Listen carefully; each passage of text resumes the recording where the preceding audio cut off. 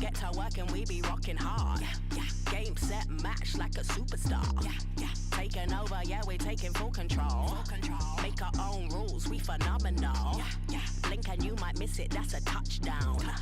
Knock it out the park, we too tough now. We ain't rolling over, but we're rolling. We ain't never stopping, but we're holding. And my game be flawless, hot like a Danis. We be playing only winners, never misses like, yeah. Super, super, super, yeah, we're supercharged.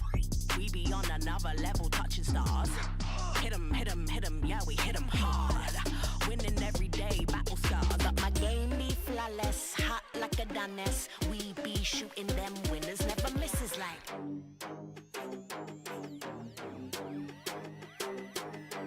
Yeah, super, super, super, yeah, we're supercharged. Switch. Flawless, flawless, flawless, flawless. Yeah, flawless. Okay. And my game be flawless, just like a goddess. We be hitting home runs, never misses like.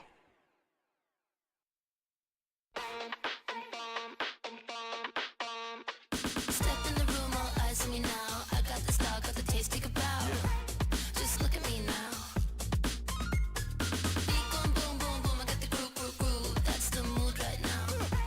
Just look at me now.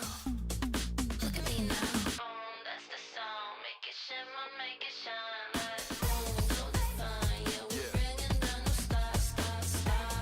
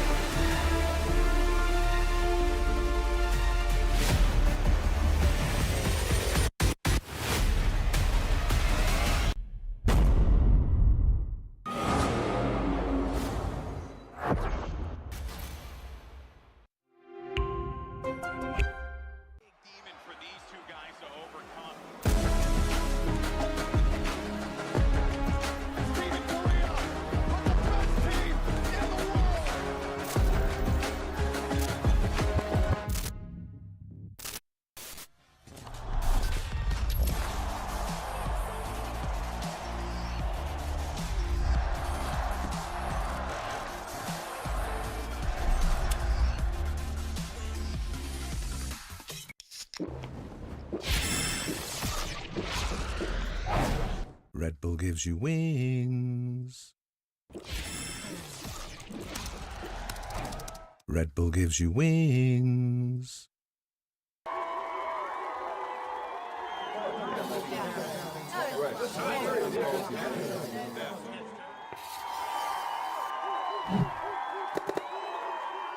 Red Bull gives you wings. そこの部分は自分が加入してうまくいってると思ってるんですか？はい。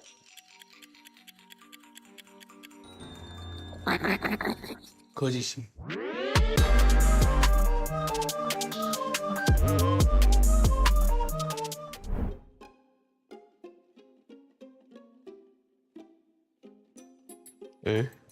何これ？おう。いい。今日何する？わかる？本格的な嘘発見器で質問コーナーをやっていこうという。 아레나 좀 잠깐 들어주시오. 어. 응. ガチでやばい。この撮影でこんな本格的だと思わなかったよ。全部バレる。全部バレる。全部バレる。 아. 또 심리적으로 또 긴장하거나 초조하거나 이래 했을 때 아. 다르잖아요. 그와 관련된 반응을. すごいねこれ。捕まえてる感じ、警察に。 당신은 지금 의자에 앉아 있습니까? 네. 진실이요. 당신은 본 검사 중 내가 묻는 각 질문들에 솔직히 대답하겠습니까? 네. 진실입니다. 읽어주면 될 것 같은데. じゃあいきますよ。DFM で一番の選手はあなたですか？いや、違います。 진실이요. でもこれはさ一番と思ってもいいんじゃない？いや、まだまだ。まあでもそれでもステージ1のパフォーマンスには絶対まあ衝撃的なプレーとかあったし。その時強かったね。 DFM はプレーオフに進出できると思いますか？はい。 좀 거짓성 발언을 赤部さいや。ちょっと待って、マジで。ん緊張が入った。緊張が入ったね。あまりいい結果じゃなくて、まあ周りの視点とか、みんなが見てる視点とか、まあそういう部分でちょっと緊張が入ったかなって感じですね。もしステージ1でペーパーレックスが DFM に負けていたらトロントに進出できなかったと思いますか？はい。 이것도 진실이라고 할 수 있어요. 僕らはおかげでマッサージ行って優勝までしてるから、ちょっと感謝して肉とかご飯とかちょっとおごりで買ってほしいですね。今年日本のチームが大会でトロフィーを持って帰ることができると思いますか？はい。 오늘 거짓. なんかちゃんとそういうところで赤が出てくるね。いや、まあもちろん持ちたい。日本チームでなんかトロフィーを持ちたいっていう気持ちはあるけど、帰れるかと言われたら、そうなんか結構なんか他のレベルとかも結構ねまあそう強いんでって感じですね。いやちょっと今回俺か。もう本当に緊張する。やばいよこれマジで。これマジでガチガチすぎてもう全部バレるよ。こっち座った瞬間になんか余裕なくなるわ。いやマジで逆にこっち座ったらめっちゃ余裕やね。いやもうやばい。なんかこれも意味あるってことだね。海あるねこれマジで。なかなか強く締めますね。あ、そう。結構強いそれ。 검사 시작합니다. あなたは今椅子に座ってますか？はい。 진실이요.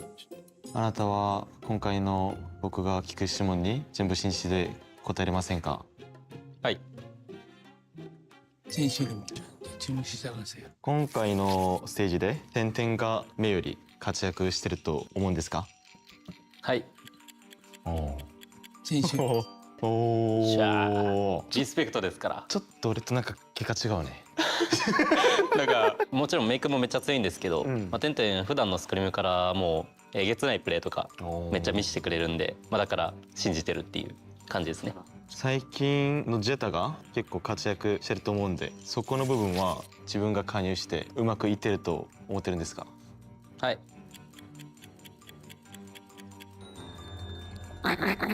거짓입니다. いやそうかな。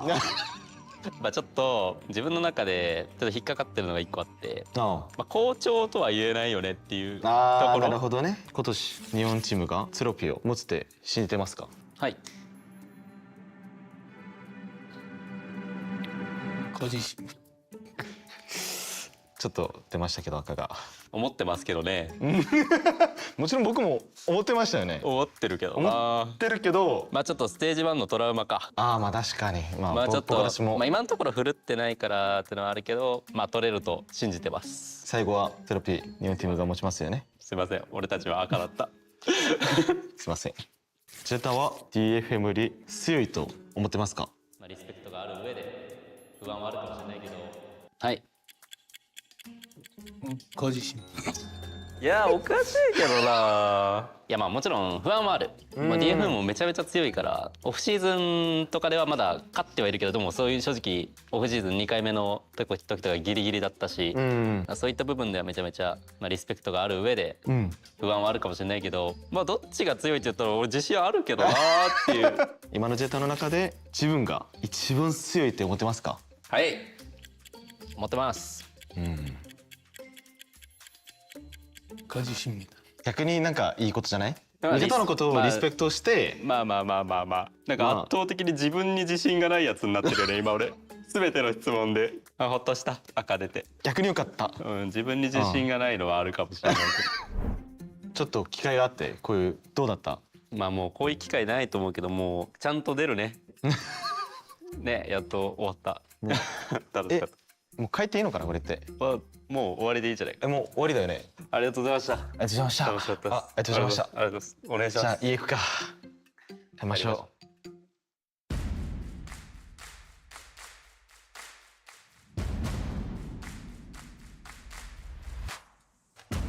VCT Pacific has returned. It's stage 1 and we have a lot to talk about. Who is the best region in the world?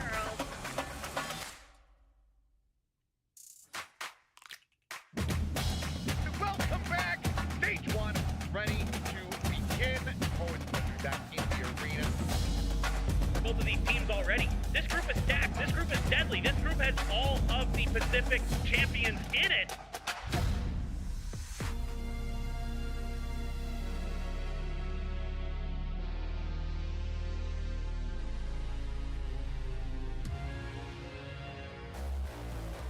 Swing on the corner, Alchemy, the last one left standing and not for long.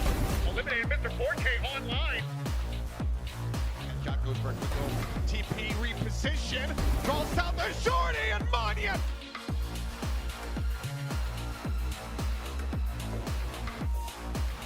Now Izu on his lonesome. One low and AC and Izu gets it done. No mercy shown. But a bit of a tap is not going to be enough. Shots on over, but look at Killua! Talon make it through to playoffs!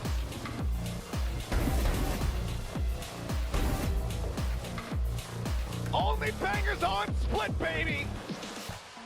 Boom Esports here, and they are the best performing SCA team so far. And I didn't think I'd be saying that at this stage in VCT Pacific, but with their performance.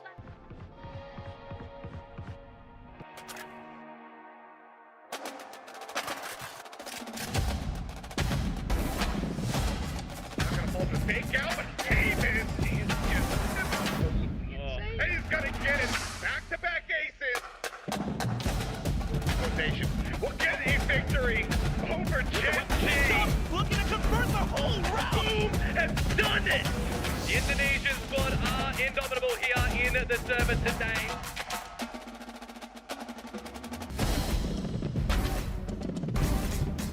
They're waiting for reinforcements. Good shot from A!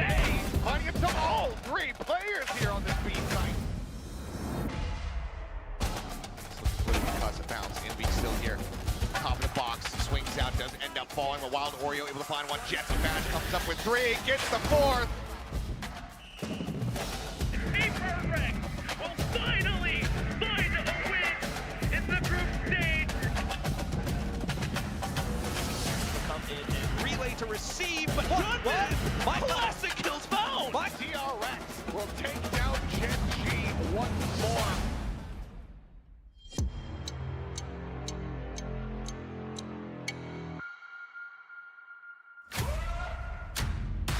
It's that time of year, of stage, of whatever you want to say again. It is the playoffs, baby. Achilles.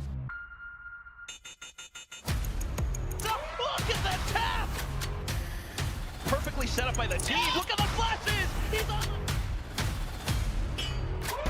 Denied in kickoff achieved here in stage 1. They are going to another grand finals here. This is the lower final. The winner of this goes on to play Gen G tomorrow to take the whole stage. The Hunt trying to flush out Forsaken at the same time. Armageddon goes in and Forsaken Spots him out, and that's gonna be the ace. Jemkin, all the way back then from when he was on. And RRQ will soar them to the grand finals against old rivals Gen G.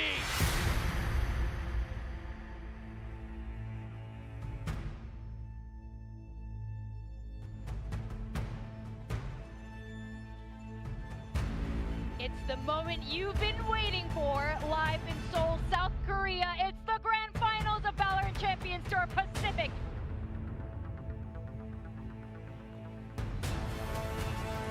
Trying to flash his way in, but Cushy now on for an ace. Taron swooping, Cushy collecting. Predator ace.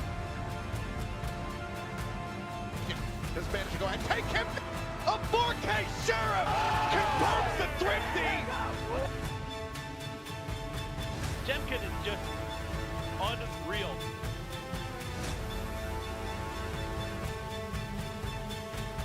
No, he strikes. Ash taken down. 3 players, 2 now remaining. Just the 1. It's all on Karon, and he cannot fight. Gets RRQ, their first ever trophy in VCT Pacific history. The King of Kings. They are your Stage 1 champions.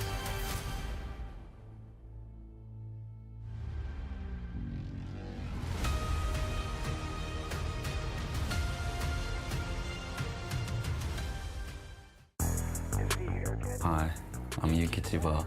New song, Shinpai Muyo, is on YouTube and Spotify. Shinpai Muyo is just don't worry. Don't worry and then just do it.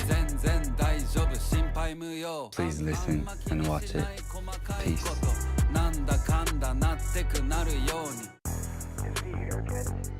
Yuki. Yuki. Yuki. 全然大丈夫心配無用あんま気にしない細かいことなんだかんだなってくなるようにどんな苦難も超えて楽勝心配無用心配無用全然大丈夫心配無用あんま気にしない細かいことなんだかんだなってくなるように別に何が起きても大丈夫どう転んでも起きて喜ぶそりゃ走り回ってりゃたまに転ぶこけるのは怖くない先を急ぐビビって何もしないなんて損だしまずは動くそっちの方が得我慢とか溜め込むのは猛毒この気持ちに素直な俺強欲不可抗力どうにもなんないリスクを取りがち取れない安牌リスクある方がうまくいく案外いつまでも平気一生安泰全然大丈夫心配無用あんま気にしない細かいことなんだかんだなってくなるようにどんな苦難も超えて楽勝心配無用心配無用全然大丈夫心配無用あんま気にしない細かいことなんだかんだなってくなるようにいつかはなくなるこの世の全部だから今しかできない経験するいい飯食ってEEX 毎回本番してない練習地元で集まるいつものメンツ心配すんなってよく言っているアトランタで友達持つみんなが厳重平和な連中自信がないとなる心配性俺自身のこと疑ったことはない一回も絶対いけるいちいち考えない失敗を全然大丈夫心配無用あんま気にしない細かいことなんだかんだなってくなるようにどんな苦難も超えて楽勝心配無用心配無用全然大丈夫心配無用あんま気にしない細かいことなんだかんだなってくなるように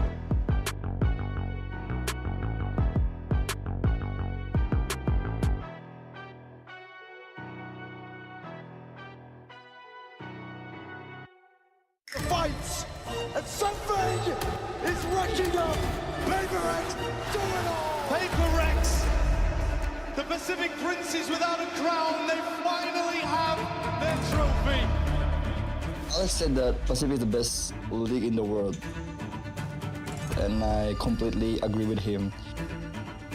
The region that has won Master 3 times in a row, it's an honor that PRX gets to continue that incredible streak. I'm looking forward to see how T1 matches up against us now. The first match between the two Masters winners is going to be epic. 이번에 PRX가 마스터즈 우승을 하고 되게 기세가 좋을 것 같다고 생각이 드는데 저희도 방콕에서 우승을 하고 전혀 꿀리지 않고 열심히 준비했기 때문에 진짜 긴장하는 게 좋을 겁니다. ステージ1は結果だけ見たら結構深刻な最悪な結果だったんですけど、なんだろうな、もう自信をなくしてそのままずるずる負けてしまうようなステージ1だったので、ステージ2はもう最初の一戦からもう本当に勝ちに行って自信取り戻して調子を戻していきたいなと思ってます。まあそうですね、初戦が DFM なのはちょっと緊張やっぱ他のチームよりしますけど、まあでも多分全勝するんでどこでも良かったんじゃないかなって思います。じゃあ DFM さん一緒に頑張りましょう。Pacific is the most competitive region this year, at least. So the high and the middle of Pacific is very not consistent. It can change anyway. It's not easy, but it's doable. I believe our group is much easier than the other one. VCT Pacific is the strongest region around all VCT, but not all teams here are strong enough to be here. Maybe Boom got locked in stage 1. I'm not sure they will perform like in stage 2. And number one team of the strongest region maybe is Thailand. ステージ1と比べたゼータは、要所要所でよりパワフルになってる、日本の会場で皆さんに会えるように頑張ります。お待たせしてすみません。ステージ2決勝、日本で会いましょう。心臓を捧げよう。 The PRX that once ruled Pacific is back. We'll give it our best and are fully expecting everyone to give us their best too. Just like that, yeah, we will make a miracle run to champion. My response will be in match. 저희가 진심으로 갖고 싶은 건 퍼시픽 트로피거든요. 이번에는 꼭 가져오겠습니다.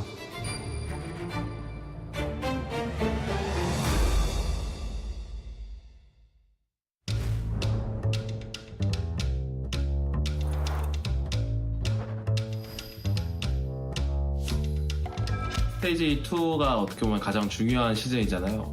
챔피언스를 가기 위한 경기이기도 하고 퍼시픽 한 해 최고의 팀은 누구였는가 우승팀을 가리는 순간이기도 하기 때문에 저희를 끝까지 믿어주시면 좋겠고 보여드릴 수 있도록 노력하겠습니다. 지금 발로란트 시대에서는 팀들이 다 똑같다고 생각해요. 그래서 저는 딱히 경쟁은 안 하고 있고 킥오프보다 더 강력한 멤버가 된 것 같아가지고 잘할 것 같고 네, 챔스 진출할 것 같습니다.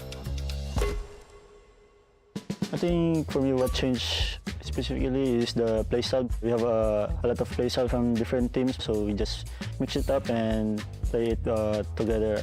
Due to some roster changes, some people is underrating us. I think we can surprise them this season. 큰 틀이나 아니면 뭐 조합적인 거나 게임을 어떻게 운영하고 싶은지에 대해서는 기존의 코어 멤버들과 이제 감코진이 가지고 있었던 그런 비전 같은 것들이 있어요. 그 비전을 이제 따라가되 그 안에서 부족한 디테일 같은 것들 아니면은 다른 시각을 제시하는 쪽으로 이제 계속해서 열심히 일하고 있는 것 같습니다. 제가 함께하는 농심은 공격적이면서도 수비적으로 할 수 있는 밸런스 구도를 많이 갖추고 있을 것 같아요. 저희가 이번에 스테이지 2 리그에서 프로별 진출을 못하면 강등을 하게 되더라고요. 플레이오프를 진출할 수 있는 건 너무 확신이 들어요. 어느 팀을 만나든 저희가 자신감으로 다 무너뜨릴 수 있을 것 같습니다. We know what we play for. We don't play to prove to anyone. We just want to win many as possible. So now is the time to refocus and put everything we have again to fight for the champion slot in stage 2. If anyone wants to take the spot, We happy to fight with them. This upcoming stage 2 and stage 2. 이번 스테이지 2에서 스테이지 2에서 농심은 생존하겠습니다. 에펠탑을 보러 가도록 하겠습니다. eventually win and take the trophy. We will surprise everyone. 광자를 유지할 수 있도록 우승하겠습니다. In stage 2, we're gonna be Korean Slayer.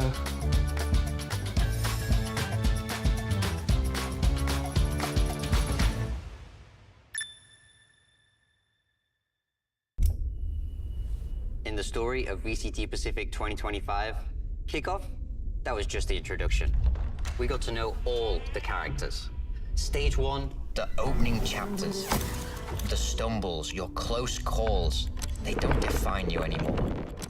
And if you were on top, you'd better stay sharp. What you did back then won't mean a thing if you blow it now. Because stage 2 is where we find out whose story this is. 12 teams, and everyone thinks that they're the main character. Honing their strategies, their aim, their toughness, and plotting their revenge. Anything they can to gain an edge, but there can only be one.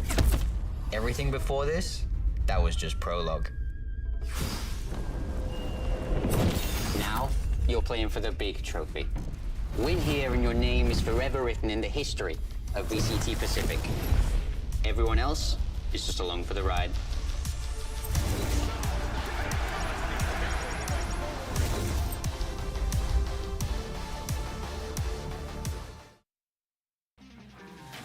Dangerous. It's getting dangerous. It's getting dangerous. It's getting dangerous. Getting dangerous. There's danger in your eyes. It's tempting blessing in disguise. Oh, I'm falling for your lies. Welcome to paradise. There's danger in your eyes. It's tempting blessing in disguise. Oh, I'm falling for your lies. Welcome to paradise. There's paradise waiting for you. It all comes soon enough. Let's go for it.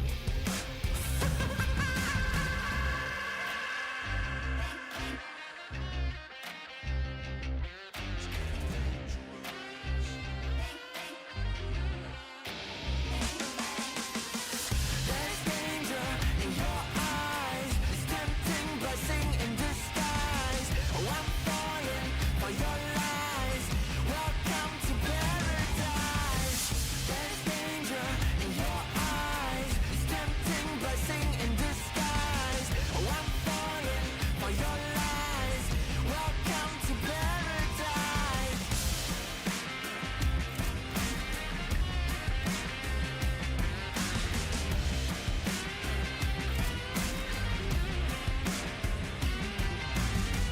There's danger in your eyes. It's tempting blessing. You are watching VCT Pacific on this hot, humid, and rainy Seoul afternoon. It's been like this the whole week, but hey, Shinpai mo yon, no worries. We can just hang back and watch some good Valorant. We'll be saying that phrase quite a lot as we head over to Tokyo for our grand finals.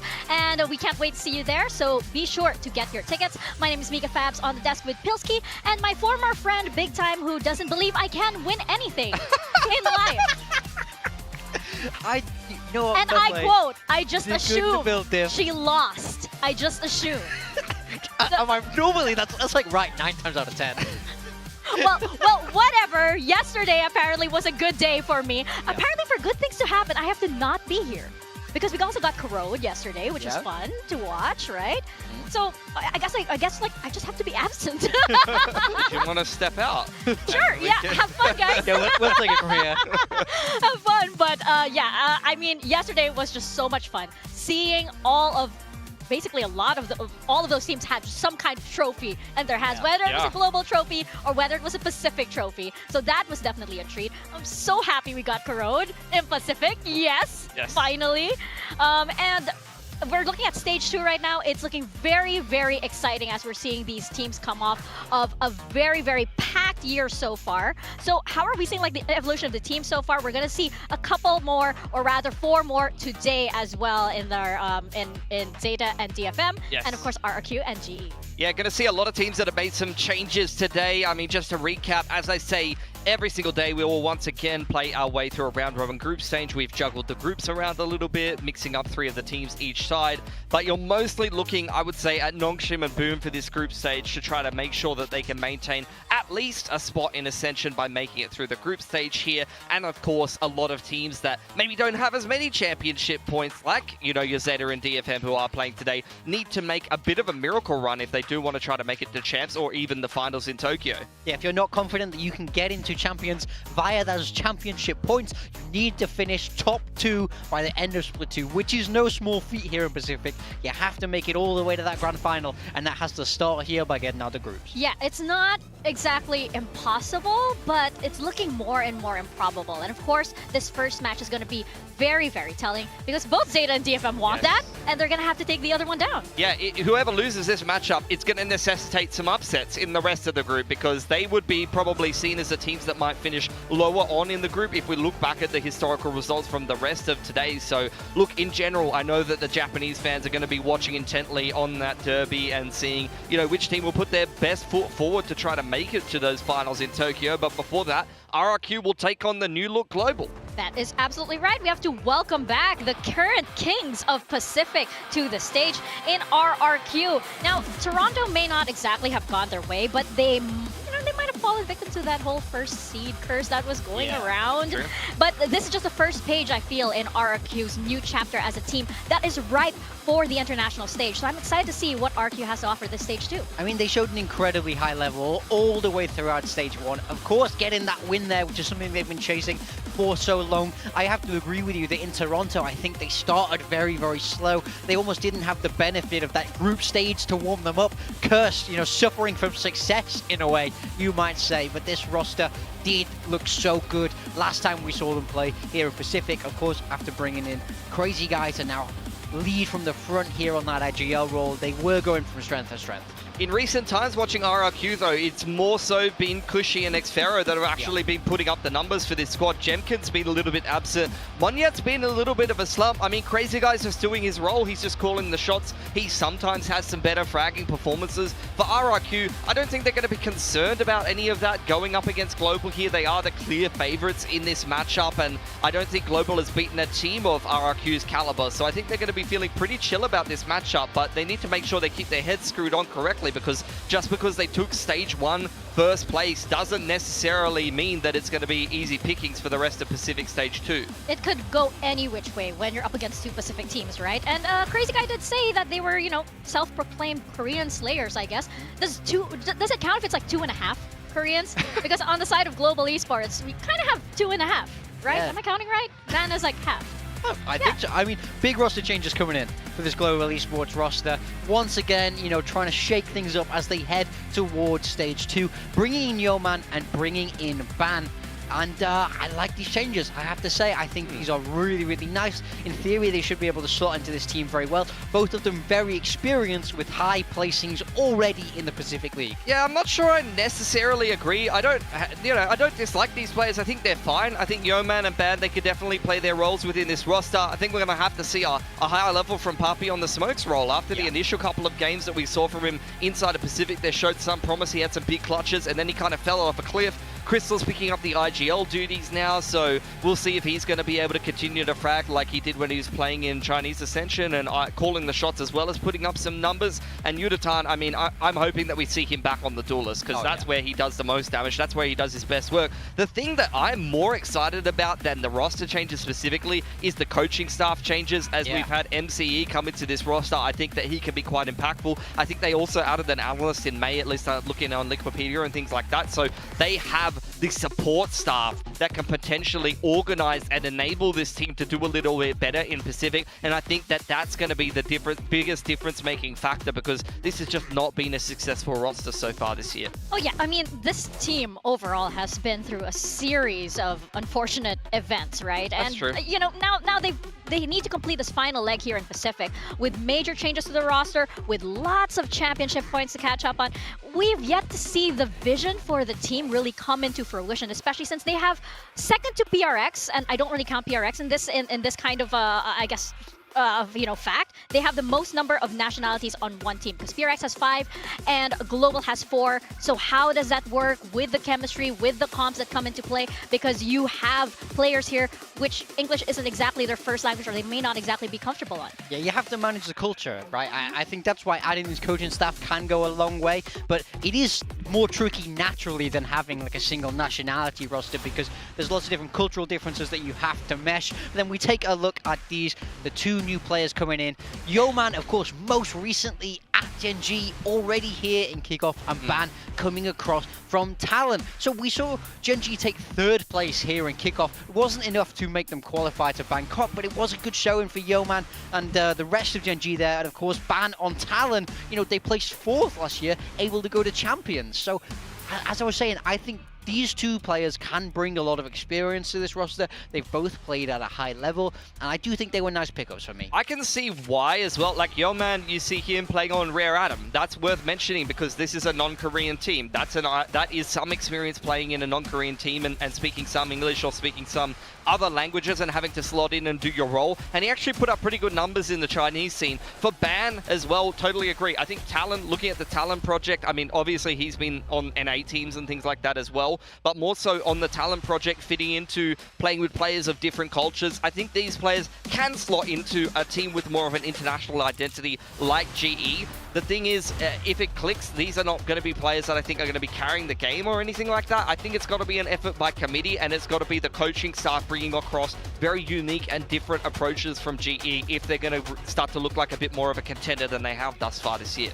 That's the thing. We already know at this point that superstar power alone, individual firepower alone, isn't enough to take a game off, especially not here in this region, right? And I just don't necessarily think the team has it. Like, I was expecting it from Papi coming in from, Naus and seeing him in Ascension putting up numbers there. Even Crystal in China's Ascension. Same thing for Yeoman coming into Gen G. I remember watching him some of these Chinese matches and seeing them put up insane numbers. But since coming into Pacific from Tier 2, I feel like a lot of these players have stepped down a little bit firepower-wise and not necessarily put up these insane fragging performances. So I'm not expecting it from the Gen G players from the games that we've watched, but I'm eager to be proven wrong and see these players actually step up to a new level and show the potential that they've done in the past. Speaking of which, by the way, we have Jemkin and Crazy Guy on one team, and then we have Darion and Crystal on another team. Is this Ascension 2023? Hello?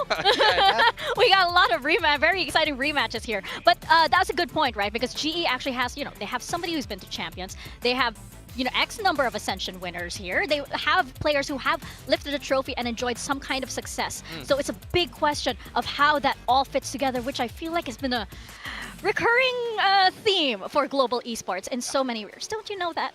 You don't have to tell me. I know all about that. But very much so, I do think it is a difficult thing to do, is to try and merge all of these different cultures, all of these different players, to get them on the same page. So, I think it's about how successful they've been and how they will have managed to do that, because they've had more time than some of these other teams that have had to travel to Toronto, etc. But overall, they've not had a lot of time together with this roster in the grand scheme of things, right? So it's about how quickly can you integrate them, get them familiar with your systems, your protocols. So yeah, I think that's the real test for the coaching staff. But I got to say, I like the coaching staff changes that they made, so I do think they can do this today.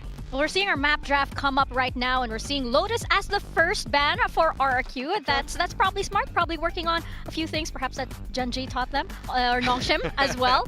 And we're seeing Haven come up first. Yeah, GE got to ban out Sunset. In the meanwhile, it's not a map that was present in Stage 1 of Pacific, so they haven't had as much chance to play it as some of the teams that have been abroad internationally. RRQ recently beating Fnatic on Haven with the Neon comp, and there you go. This is exactly what we want to see from GE. We want to see GE be the underdog team that will take risks in this veto, take risks on the comps, and try to catch a team like RRQ off guard, because RRQ has nothing but quality. We know we're going to see a decent level from them unless they bring the international level back to Pacific, but I'm thinking at least here in Pacific, they're going to be playing at a very high level. So I like that GE have taken Corrode, and then, like you said, GE had the choice between the last two maps, and they chose Bind over Ascent. Yeah, I like it. They're clearly making a priority to play the maps that have not been in the pool. They're trying to catch RRQ out because they know RRQ haven't had a lot of time. They know relative, they've had a lot more. I love this veto, G. I think this is the perfect way to take it, and I think you have to use your advantageous prep time. I think that a lot of the time, underdogs in Pacific play it way too safe, play it way too standard with the veto. I would like to see more teams get tricky with the veto. So I'm a big fan of what you're seeing from GE. I hope that the coaching staff have got their heads screwed on right. Picking Corrode, we saw DRX picking Corrode yesterday. That looked woeful, I'm not going to lie. Bind as a decider. You haven't seen either of these teams play it this year. Even in kickoff when it was in the pool, neither of them played it. I think it was February last year. You might have been on bloody GE the last time that this all played Bind, mate. Very possibly. You might have been playing a solo Viper as a controller as well. Oh, I imagine they picked that today. We remember. Perhaps like your note was still on the board or something and somewhere in the boot camp. Maybe. But yeah, I absolutely agree. You know, there's no better blank slate at this moment than Corrode, so why not just put it in there, right? What do they have to lose at this point? We're going into Haven first, though. And is this something that you think GE would be comfortable on, especially since it's a 3-side map? You need a lot of coordination here for something to work. I mean, it's the bread and butter of the map pool. They're going to have an approach. They're going to know how to play it. They've been swapping their comp around quite a lot. They were playing kind of the standard meta comp. You can see them playing a little bit of ISO Yoru as well. That was kind of the flavor of the month comp. So one of these games is with Patrick Hu, I believe, as well, where I don't know if he was comfortable playing the Yoru when they switched over to the Jet. For RRQ, more recently, we've seen them swap away from the Yoru and towards the Neon, which is the comp they kind of smash Fnatic with over in Toronto. Yeah, I mean, I wouldn't really expect a change from RRQ here just because they've not had a ton of time. And I didn't mind it. I quite like Yoru Neon for that roster. You know, you can move Monyet around. Monyet gets to go a little bit crazy on the duelist. You know, release some energy. You know, he has so much. I mean, Jemkin on ISO was fine, but I just think he plays Yoru better than ISO. And also, I think Monyet is going to play the Neon better than either of those agents. So it makes sense composition-wise for RRQ. And it adds a lot of pace to the game. The ISO is such a slow agent. Yes, you can snowball those ults, but I think you want like a little bit more of like a slower player like a Meteor on the ISO to get the most out of it, whereas I just really love the Jemkin Yoru. I mean, we saw him playing Waylay lately, and that was just not it. I've seen a lot of Waylay from RRQ lately as well, by the way, and yeah, I don't know. I mean, you know, they might. It's stage 2. It's a new page. Why not, right? But you're absolutely right. I love it when Monyet is on Neon and he can just like, get it and cause chaos. Will I pick him as a duelist? Probably not today. As we head on over to our build dip, we brought out our board with Victoria's team. She has a Jemkin and a Dep. Welcome back, by the way. We have Akame, we have Papi, and we have Kushi as the flex. She's allowed to put Dep as Enid, but I'm not allowed to put Dep as my controller. Excuse me. I'm seeing a little bit of favoritism going on right now, but like, I'm not going to say anything. It's okay, to be fair, the Dep Sova was quite memorable. So yeah, she picked a Senti. I think swap Dep and Akame. Yeah. Okay. Oh, and that makes more sense. That's okay. Now let's see who the reigning champ has gone with. Yeah. Okay. Go ahead. The reigning champ as of 24 hours ago. I have Jemkin as my duelist. I have Akame as my initiator as well. I have, is this correct? Let me just make sure I have that right. I have Van over here. Okay. I'm thinking he's going to play Sentinel. Yeah, at some point. I think that could possibly. He could also flex the duelist and -5 you, but that's okay. I think we're getting a Sugar Hero today. Nice. And we have Xpharaoh over here in the flex. I think that's a reasonable team. I like that. My team is looking quite similar to, who am I? I think I'm literally the same as Vic for the most part, except I got Sugar Zero on smokes. So maybe put who have I got? I got Crystal in Enid. Yep, put me over Victoria, please. Yeah, okay. Crystal's in Crystal's my Enid. I've got Sugar Zero in smokes. So you can steal that from Mika. Yep, Mika. I've got to steal that from Mika. Take Papi out. Sorry, Papi. I mean, earlier this year at kickoff, I would have picked him. He and then instead of Dep, yeah, he did. Instead of Dep, I do have, who do I have as Senti? I have Akame. I have Akame as my Senti because he does play a little bit of chamber. He does play chamber. His chamber, His chamber is amazing. That's quite a nice little workaround you got going there. Yeah, I tried to put Dep on smokes. I was told that one game of Viper is not enough to clarify as a smoke player. How about two? That's right. How about two? That's fine. Mika, you're losing today. Yeah, I'm here. I'm getting rid of everyone you have on this team. Morgan doesn't believe in me. No, in I life. don't. well, apparently. From today, I'm taking over. I'm going with May. I'm shocked no one else is going for May. Bro. That seems insane to me. Go look at the numbers from stage 1. I'm not putting May on my team, but you believe in the May resurgence today? Of course I do. Okay. I think he has shown great potential the on the whole way Idiot. throughout the year. Yurutan on Senti, Sugazu. I don't mind your team. I can see that working. I could definitely see that working. Taking a bit of a different route, but you know, we remember Yurutan on that Senti play. That I do think he might play some Duelist today, but that's a risk I'm going to take. Yeah. And I think Xfero, Kushi have been the two popping off on RRQ. I think if they do win today, those are the ones I really want on my team. This is I think we all have like little interesting bits in our teams, but you know, correct me if I'm wrong, but I did have a bit of trouble in the Sentinel and Controller role for today. That's fair. It was a bit difficult to see like who would be shifting around and everything, especially since we are anticipating a lot of role swaps today for several teams, I think. But yeah, those are our teams for today, and hey, whoever wins for stage 2 is going to get another laptop. This time we get to unleash the AI-powered gaming and productivity with the Predator Helios Neo 16 SAI Ultra Slim gaming laptop engineered for the Relentless. That's my middle name, by the way. Mika Relentless. Fabs. Yes, that is my middle name. Did you not see my ID? Okay, Paper Thin and Achilles, Tencent, don't mind that. Tencent, Akame, Xfero, Puppy, Crystal. Puppy? Puppy and Crystal. I mean, and Crystal. They're really believing GE is going to be putting up numbers. We got a couple of Puppy believers. So we got big time saying May's going to be back. Yep, he's back. And then we've got both Victoria and the casters thinking Puppy's going to be having a day today. Wow, that would be a great return to form for both of those players. I mean, I'm very curious how this is going to go. I think the casters might be straight up trolling, and I think this is a free win for me today. But I do say that every day, and then I never win. So it's hard to know. I wouldn't put it past them. Look at their faces. They do troll us quite a lot. Look at that face. That's a very trolly face. Seth doesn't even know what's going on. He probably didn't even know what he was picking, players for. Boo. This is just But so looks like a paper I don't know. team to me. I agree. I definitely agree. But for today, of course, we have our first match, RRQ and GE. And let's bring up our predictions here. Because... Oh my god, this guy's Global unbelievable. esports time. This guy is unbelievable. Thank you for that production. Yeah, you wanna... I think time is on their side. That's the biggest thing I have going into this. The veto works out so nicely for them. I think their changes are strong. I think the coaching staff changes are strong. Who's that guy? Who's that handsome man? Got the jersey. But yeah, I really do think they can make this work today. RRQ's form did not look good in Toronto. Post-Teo, they have not looked good. I think GE have made strong changes, and I think the coaching staff changes will really help them.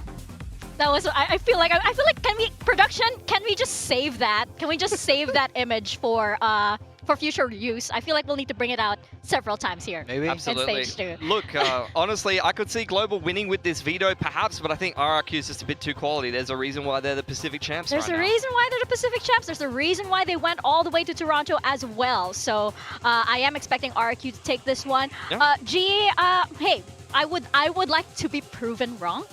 I would like to be proven wrong. I want to see how this works. But we won't have to wait any longer because we are going to send it to the stage for our first series of the day, RRQ and GE for VCT Pacific Day number 3.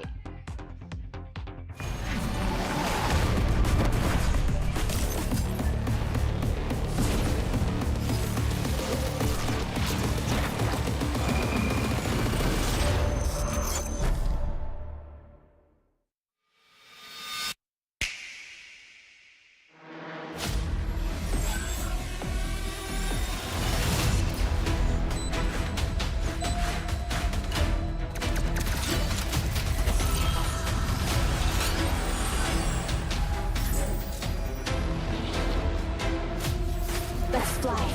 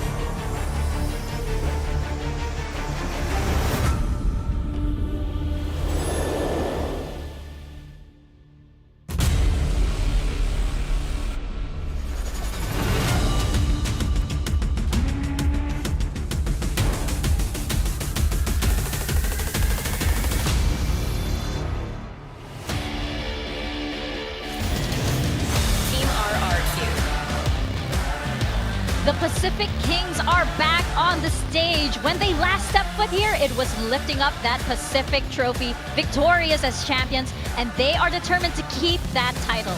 Can the King of Kings dominate once again all the way to the finals road to Tokyo? They may have struggled internationally lately, but here in Pacific, they are the big dogs, and you are expecting them to have another stellar run straight through the group stage and throw their hat in the ring for a spot at champs.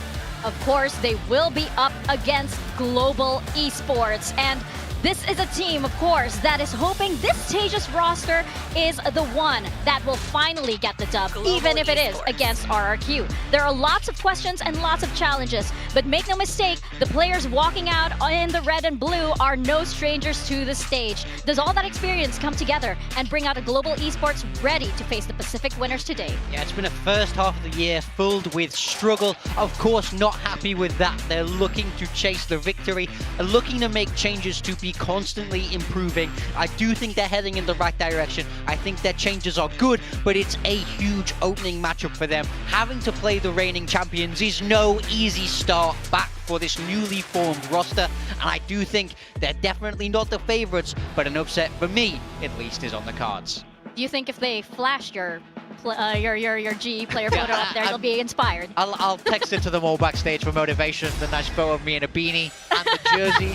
That's what they all need to see, really, to be inspired. But I think it's so doable, especially when we look at this veto. I think they've played the veto perfectly. They've lent towards the new maps where RRQ will not have had the time that they have had. I think opening on Haven, I do think that could be a little bit rougher because RRQ have looked good there. But heading into map 2 and map 3, personally, I have to give the edge to GE.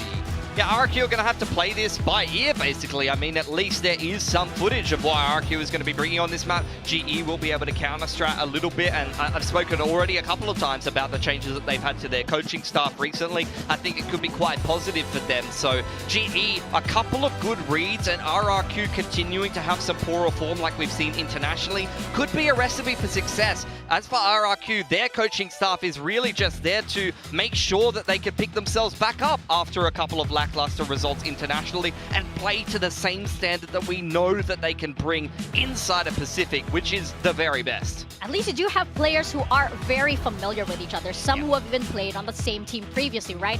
Does that even come into play here, especially since, you know, you have GE basically starting on a blank slate. This is going to be their first biggest showing here on the Pacific stage, and they need to make sure that this debut is going to be, you know, a statement for them. Yeah, they just haven't really taken wins off of any of the bigger name teams here. Most of the closer games or the wins that they've been taking have been against some of the other teams that have also been struggling in Pacific. So look, we'll see what they're going to be bringing. Haven is going to be a map that you should be feeling very confident RRQ will be picking up. They recently took a win off of Fnatic with exactly this comp. Jemkin on the Yoru, Monya on Neon. Crazy Guy, since his debut on Omen in Pacific, has been pretty comfortable on this agent, and Cushy on his signature Sova. GE mixing things up here. This is a composition we don't really see, leading away from the meta that is more double duelist to bring in this deadlock. Now, I do think there's a lot of nice options there. There should be some good combos. The only thing is, it's kind of hard to stop a double duelist with that kind of double senti because they have so much space. You know, we think about the Yoru TPs to get past all this stuff, the Omen TPs, how fast Neon is. I think they need to slow down this double duelist, and I think there's a lot of pressure on Crystal's shoulders here on this deadlock to show us why they're willing to go off meta and give us something new here. We're also getting a couple of answers about the roles. Yeoman on the scan in it, so Crystal will be the one to make some room, but we've recently also seen Yeoman be a little bit more flexible in terms of his role going onto the Viper and some of these other secondary sentis. So we'll keep an eye if GE keeps the roles pretty consistent. Ban on the senti and Yudotan. I can't wait to see this guy cook on the duelist since he did in stage 1, just filling in. Well, we're going to see all of those role shifts, all of those questions will be answered as we step into Haven, our first map of the day. We're going to toss it on over to your casters, Achilleos and Paperthin. That's right, we're back. It's time for another day of VCT Pacific action. This time, Global going up against RRQ. RRQ not having the best time internationally as of late, but Global Esports making a multitude of changes, and I think trending in the right direction. Yudotan, duelist. It's the thing that we wanted the entire time. That has looked very, very good for them overall, but in addition, some coaching changes. Absolutely. I mean, you know, you've got MCE coming into this squad, a historically great coach, you know, helping out as kind of the analyst coach or sub-coach role, whereas you have Elevated, who's fully stepped into that head coach role, so you would expect things to be really well prepared. The fundamentals should look good for GE, and that could be troublesome for RRQ, who look really shaky, like you were talking about internationally. I mean, immediately my eyes turned to Monyet. Yes, when they were playing double duelist comps, that's when they looked their best, especially against NRG at Toronto. But when Monyet was asked to switch over to the controller, he got absolutely destroyed against Team Heretics. So players like that I'm looking at. There's a lot of cool storylines here with players who played with each other. Hold the phone. Speaking of getting destroyed. He got a little bit there. I mean, it's not just him either. Look at the damage across the board here. Oh, yeah. Suffered from RRQ. Crazy guy at 50. Sparrow down to 80. This is a bit of a rocky start. Question, of course, that we have to ask is, what sided map is Haven today? As Jemkin similarly tagged down to 10, trying to make his exit. Yudotan now kind of pinned in. They look to flush him out, but they've lined up. And the guided missile himself is able to go ahead and collect 4 kills. And Crazy guy at 50, the spike. Still dropped at Sewer. They won't hand over the ace. Poppy will go ahead and get himself on the board, but Global take the opening pistol. Yeah, that's a scary one there for RRQ. That opening damage they take really hurts them trying to clear out Yudotan. You know, they send 2, they have Jemkin up in a garden, and they still can't get the job done. He's able to isolate the 2 and get the quick kills, and then Jemkin's just left trying to win a 1v1. And Jemkin, another player who struggled internationally, you know, was so good in stage 1. The best player we had, I think, in Pacific overall. You know, when you look at the stats and the way that he was playing, and he was the one leading the charge for RRQ, I think it's hard to argue otherwise. But since then, it's been a struggle, and it's been a team struggle. They're just going to try for a fast hit. Poppy up over the top at Ban. He's layering in some shots here from the Guardian. Jemkin does manage to find 1, but quickly the trade up comes through as Xpero finds 2, eats a good amount of damage, but brings it into a 2v2 where Cushy can also go ahead and recover a weapon. Flank going to be coming in. Hey, Cam gets toggled. We'll be able to get the spot out here on Yudotan, who does have that Marshal here at range. For now, the toggle just coming in, but doesn't get the spot in time. Tiny bit of damage. Cushy backpedals into that one there, but still managing to tuck into the corner just outside of Garage. Yo, man, on the hunt. The recon sent. Cushy finding the first. Yudotan tries to get it done, but he cannot. It's a Red Bull clutch from Cushy to get RRQ quickly on the board. Just what the doctor ordered here, and it's the guy who was playing extremely well for RRQ internationally. It's Cushy coming up big. Xpharaoh as well. Really consistent on that Sentinel roll, and he finds a gap. You know, Poppy here from up top, but then it's Xpharaoh using that Cypher Cage to get in and find some great damage with the classics. So what a bounce back here on the eco for RRQ. Just kind of a classic C rush, just go fast, and immediately GE wants to maybe take a timeout, unless it's not anybody's timeout. Oh no. Nope. It was a different. It was the different music. Sorry. Tony, you gotta get those ears checked. I should. Well, let's go to Costco. They have that hearing aid thing, and it's like really. Is it free? Yeah. Sick. Yeah, you get like a free test. I mean, obviously you have to buy the aid after that, but yeah. I mean, that's fine. I probably could use it. Can get free tests. That's true. Looks like a little bit of a tech pause. Yesterday went smoothly, was right as rain, so hopefully just a quick little gear check. Somebody got hyped up after the Red Bull clutch. Keyboard came unplugged. Yeah, I don't understand. We don't have any EMEA teams here, so where are the tech pauses coming from? I'm not sure. Yeah. Usually I can just blame them. Yeah. But alas, seems like it is. So we were having a decent little streak of not really encountering too many. I mean, granted, we did have that super long one at Toronto. Well, that was, yeah. So that was outside of pretty much anybody's control. Yeah, exactly. I mean, that was kicked. Right. I mean, that's nobody's fault. That's just one of those like acts of God.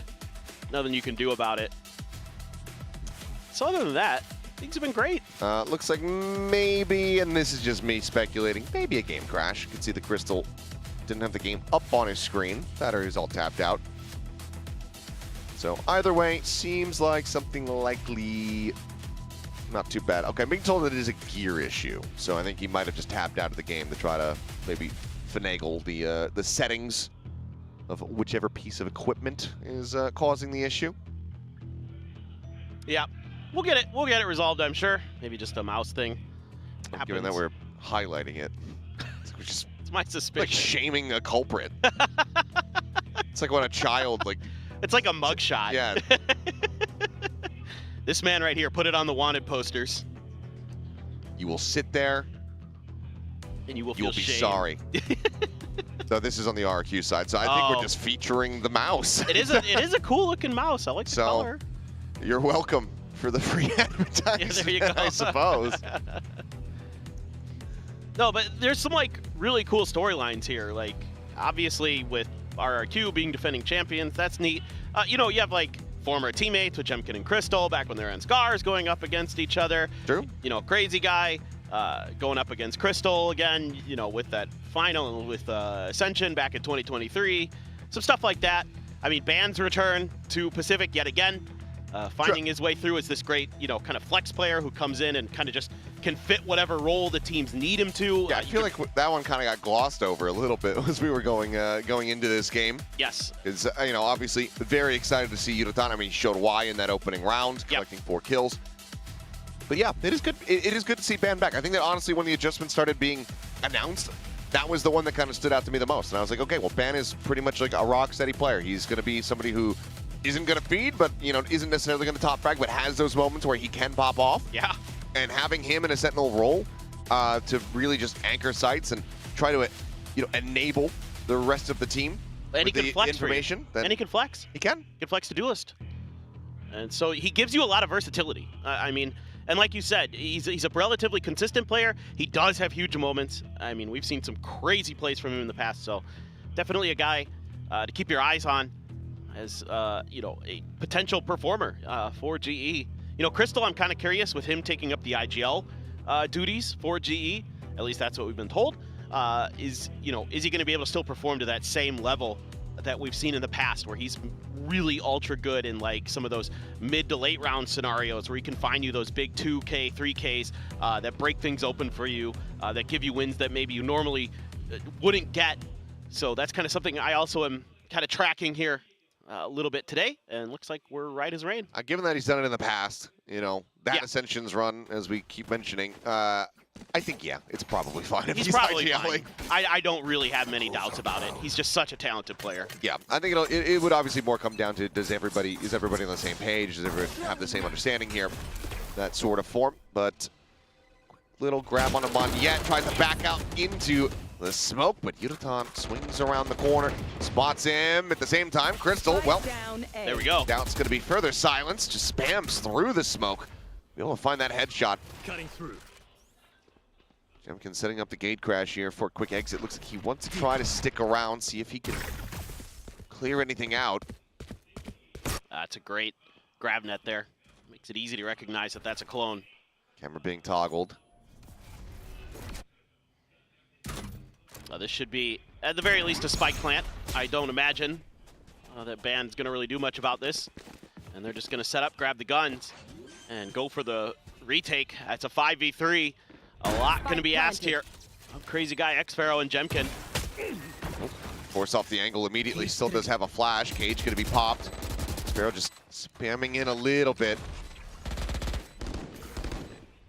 Jemkin pretty much just needing to hold his ground. Finds the first, looks for the second, but Yeoman just bounds forward, right-click kills.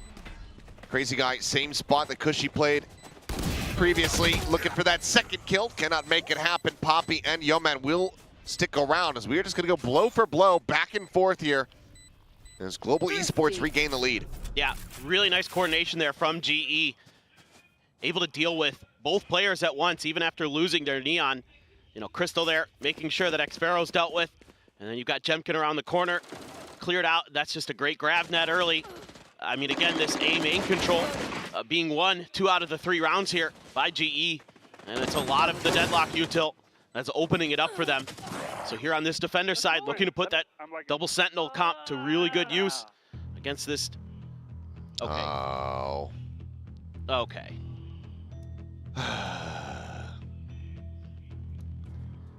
Well, having an interesting start. As I don't like that. Well, they're hauling a PC out onto the stage, so I think we might be doing a swap. Might have a little bit of time. We do, I think. We'll get as we get confirmations, we'll go ahead and keep you guys updated. Did you watch any of EMEA? No. Good. I fell asleep. Honestly, I got home last night, and I was, even though it was kind of a fast day, still a little jet lagged, and I was like laying in bed, and I'm like, I'll just put it on, and then I didn't even make it to the analyst desk. I was out. No, there's some interesting results. Got to see Kuroda over there. Okay. Was it Mega Defender sided like it was here? I don't remember. You can look. But yeah, Na'Vi able to come out with the win was a little. God bless Angel. Oh. And then Giant X took down Vitality 2-0. Oh, okay. That's sick to watch. That's a thing. Yeah. Wow. They played really well. That's great in a way. I mean, I feel a little bad for Vitality, but not like that much. I don't have any real big horse in that game. No, it was just really well coordinated from them. I was very surprised to see. I mean, how Durko was popping off too. looking. But yeah, that's concerning there. I mean, obviously Vitality's had some shakeups, so yeah. It looks so good at the beginning of the year.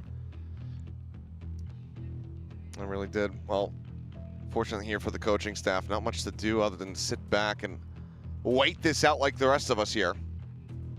Of course, did get to see MCE previously there in the booth.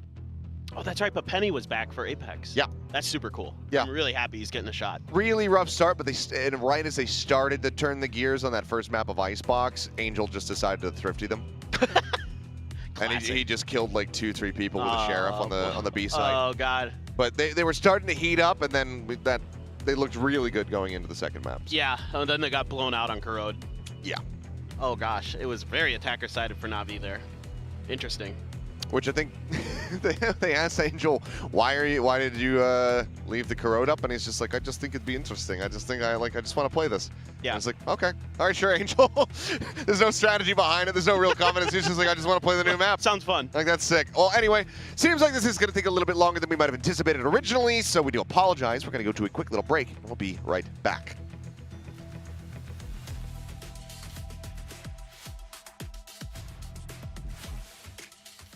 So この部分は自分が加入してうまくいってると思ってるんですか？はい。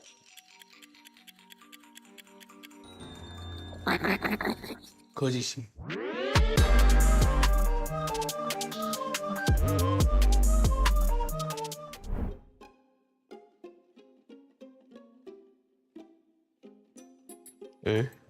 何これ？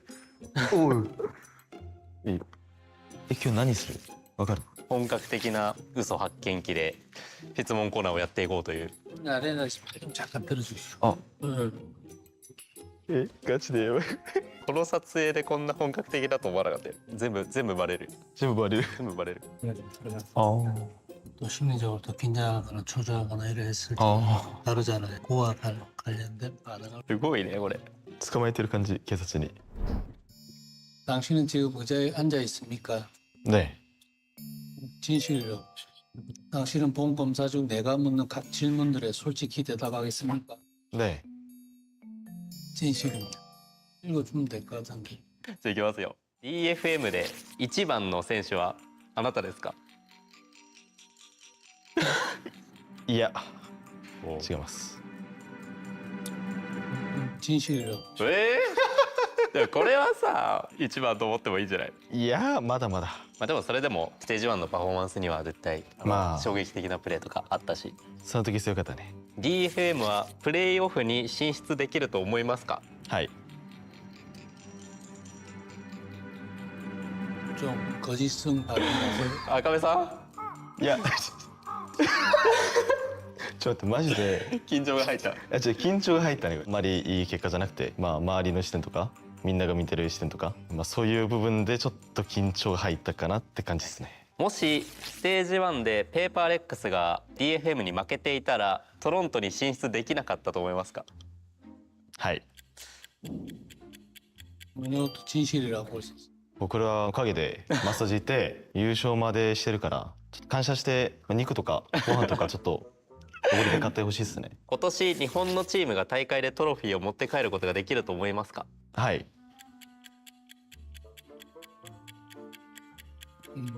거짓なんかちゃんとそういうところで赤が出てくるね。いやまあもちろん持ちたい。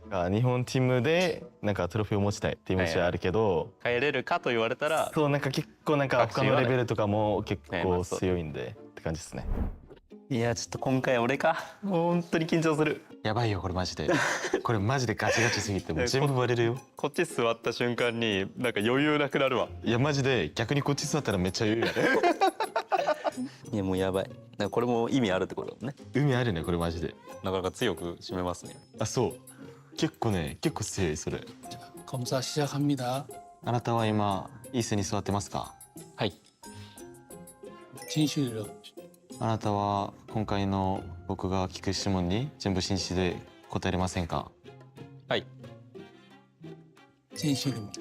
질문 시작하세요. 今回のステージで点々が目より活躍してると思うんですか？はい。진실.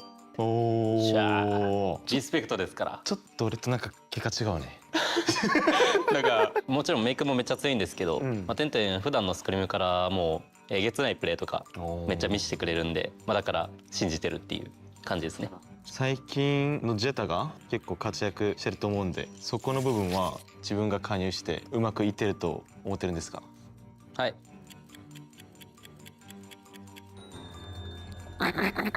거짓입니다. いやそうかな。ちょっと自分の中でちょっと引っかかってるのが一個あって、好調とは言えないよねっていうところ。なるほどね。今年日本チームがトロフィーを持つって信じてますか？はい。거짓입니다. ちょっと出ましたけど赤が。思ってますけどね。もちろん僕も思ってましたよね。思ってるけどな。思ってるけど、ちょっとステージ1のトラウマか。確かに。ちょっと今のところ振るってないからっていうのはあるけど、取れると信じてます。最後はトロフィー日本チームが持ちますよね。すいません、俺たちは赤だった。すいません。ジェタは DFM より強いと思ってますか？リスペクトがある上で不安はあるかもしれないけど、はい。거짓입니다. いやおかしいけどな。いやもちろん不安はある。DFM もめちゃめちゃ強いから、オフシーズンとかではまだ勝ってはいるけれども、そういう正直オフシーズン2回目の時とかギリギリだったし、そういった部分ではめちゃめちゃリスペクトがある上で不安はあるかもしれないけど、どっちが強いって言ったら俺自信あるけどなっていう。今のジェタの中で自分が一番強いって思ってますか？はい、思ってます。거짓입니다. 逆になんかいいことじゃない？ジェタのことをリスペクトして、なんか圧倒的に自分に自信がないやつになってるよね今俺。全ての質問でほっとした赤出て。逆によかった。自分に自信がないのはあるかもしれないけど。ちょっと機会があってこういうどうだった？もうこういう機会ないと思うけど、もうちゃんと出るね。ね、やっと終わった。楽しかった。もう帰っていいのかなこれって？もう終わりでいいじゃないか。もう終わりだよね。ありがとうございました。ありがとうございました。楽しかったです。ありがとうございました。ありがとうございます。お願いします。じゃあ家行くか。食べましょう。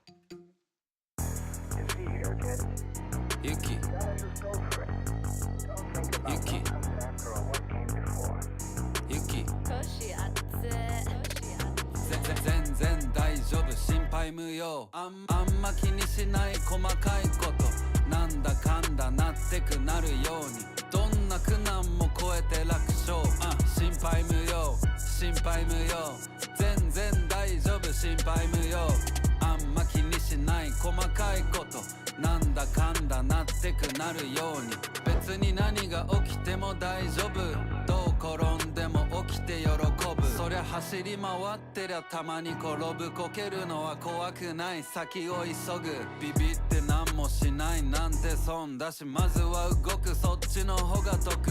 我慢とか溜め込むのは猛毒。この気持ちに素直な俺強欲不可抗力どうにもなんないリスクを取りがち取れない安牌リスクある方がうまくいく案外いつまでも平気一生安泰全然大丈夫心配無用あんま気にしない細かいことなんだかんだなってくなるようにどんな苦難も超えて楽勝心配無用心配無用全然大丈夫心配無用あんま気にしない細かいことなんだかんだなってくなるようにいつかはなくなるこの世の全部だから今しかできない経験するいい飯食っていいセックス毎回本番してない練習地元で集まるいつものメンツ心配すんなってよく言っているアトランタで友達持つみんなが厳重平和な連中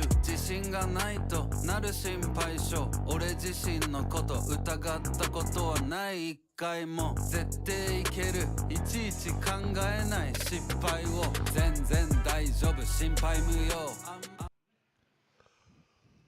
We are back, and we are ready to go back into the game here. Apologies for the issues, but hopefully all will be well for the remainder of this match and day. 2-1 the scoreline. We've done nothing but go back and forth here between the two squads thus far. Let's see if RRQ can maintain the trend, as we see just a hero rifle here in the hands of Cushy, otherwise Sheriffs and Stingers. Looking to try to find a way to open up into the site, but Crystal goes out the wall. Does, but still a couple people out in front of this one. As it does end up getting cleared. Some hot shots being sent, and Jemkin says, well, distract the tracers. And managing to find that. Quick shot from Yudotan, swapping over the weapon. Immediately peeks and finds Jemkin with a headshot. What in the hell is that? Gets himself a third, because why not? Yudotan is just right now operating on a different plane of existence. Ping reveal on a crazy guy trying to counter spam. Yudotan once again with a 4K, this time now going to be looking for the ace, and he will have it. Welcome back from the break. The guided missile has struck. 3-1. Global Esports now going to be in the lead. That is outrageous stuff from Yudotan. I mean, holding the line there with an outlaw, okay, one shot, one kill, but that peek around the corner, that is as fast as it gets. He's 11-2-1. He's kind of frying. Like, okay, yeah, good, nice shot, Jemkin, good one. But the no scope, there's the re-peek. We don't actually have the Jemkin shot back on camera here, but good lord, Yudotan. That is so disgusting. Yeah, he's on another level. And immediately a timeout call. This one for real though. That is the correct music. As yeah, RRQ gonna have to pump the brakes here. Gonna have to figure something out. It's been pretty tough. I mean, a lot of these setups that GE has are just, you know, punishing through smokes, punishing at the early part of the game. And the coaching staff for GE, get the mic up just a little bit so they can hear you there. And I mean, it's looked really solid so far. A lot of that double controller util early was providing value. Yudotan just being himself, being one of the better duelists we have out there. And now you're going to need somebody from RRQ to start stepping up. You're going to need some answers there for that A lobby control. Probably just going to have to take a pause in the early part of the round. I mean, you don't have nearly as much deep util on the side of RRQ to contest that A lobby. So you need to wait it out and then make your move after that. You know, maybe use Cushy's util to kind of get a little bit of info before you start pushing out or push some deep smokes here down A long. Again. Net forward, this time Yudotan going to be taken down off the rip. Great shots from Crazy Guy to be able to find that. Annihilation sent forward, but Monyet still fighting. Managing to come away with 2 quick kills. Clear out everybody alive, basically unscathed. It's only Monyet taking a tiny little bit of damage. It's bad. Will be out to the open and struck down. Very nice little pivot here from the side of RRQ. Just great shots coming in. Very quickly counteract the aggression from Global Esports. Yeah, going to use that Hunter's Fury to great effect there. They're going to put X-Vero just a little bit past, use the TP from Crazy Guy. He gets the opener. Monyet able to get ahead of the deadlock util. Find that kill onto Crystal in the corner. And then Jemkin for the finisher. So the duelists stepping up when they need to here. for RRQ, and they found a way past that early A lobby util. So find a good moment to get some work done. Yudotan gonna go for that operator with the regen shield. Crazy guy goes on a scouting mission. Back to the rest of his team as they are just, again, looking out for that push out from long A. You can see the TP set up for Jemkin over towards the other side of the map. With some noise made, Yudotan ends up swinging back onto this angle. Was actually staring over towards defender's spawn after that ult usage, but with noise made, jiggles out, Cushy dead on the floor. Very nice punish to be found. RQ, though, swinging across the map wisely. Sort of investigating over towards this A site, but looks like they're going to split up a little bit. A TP back from Jemkin. You know, trying to get some info, trying to figure out what's going on. That's going to lean GE over towards B with that spot onto the Yoru.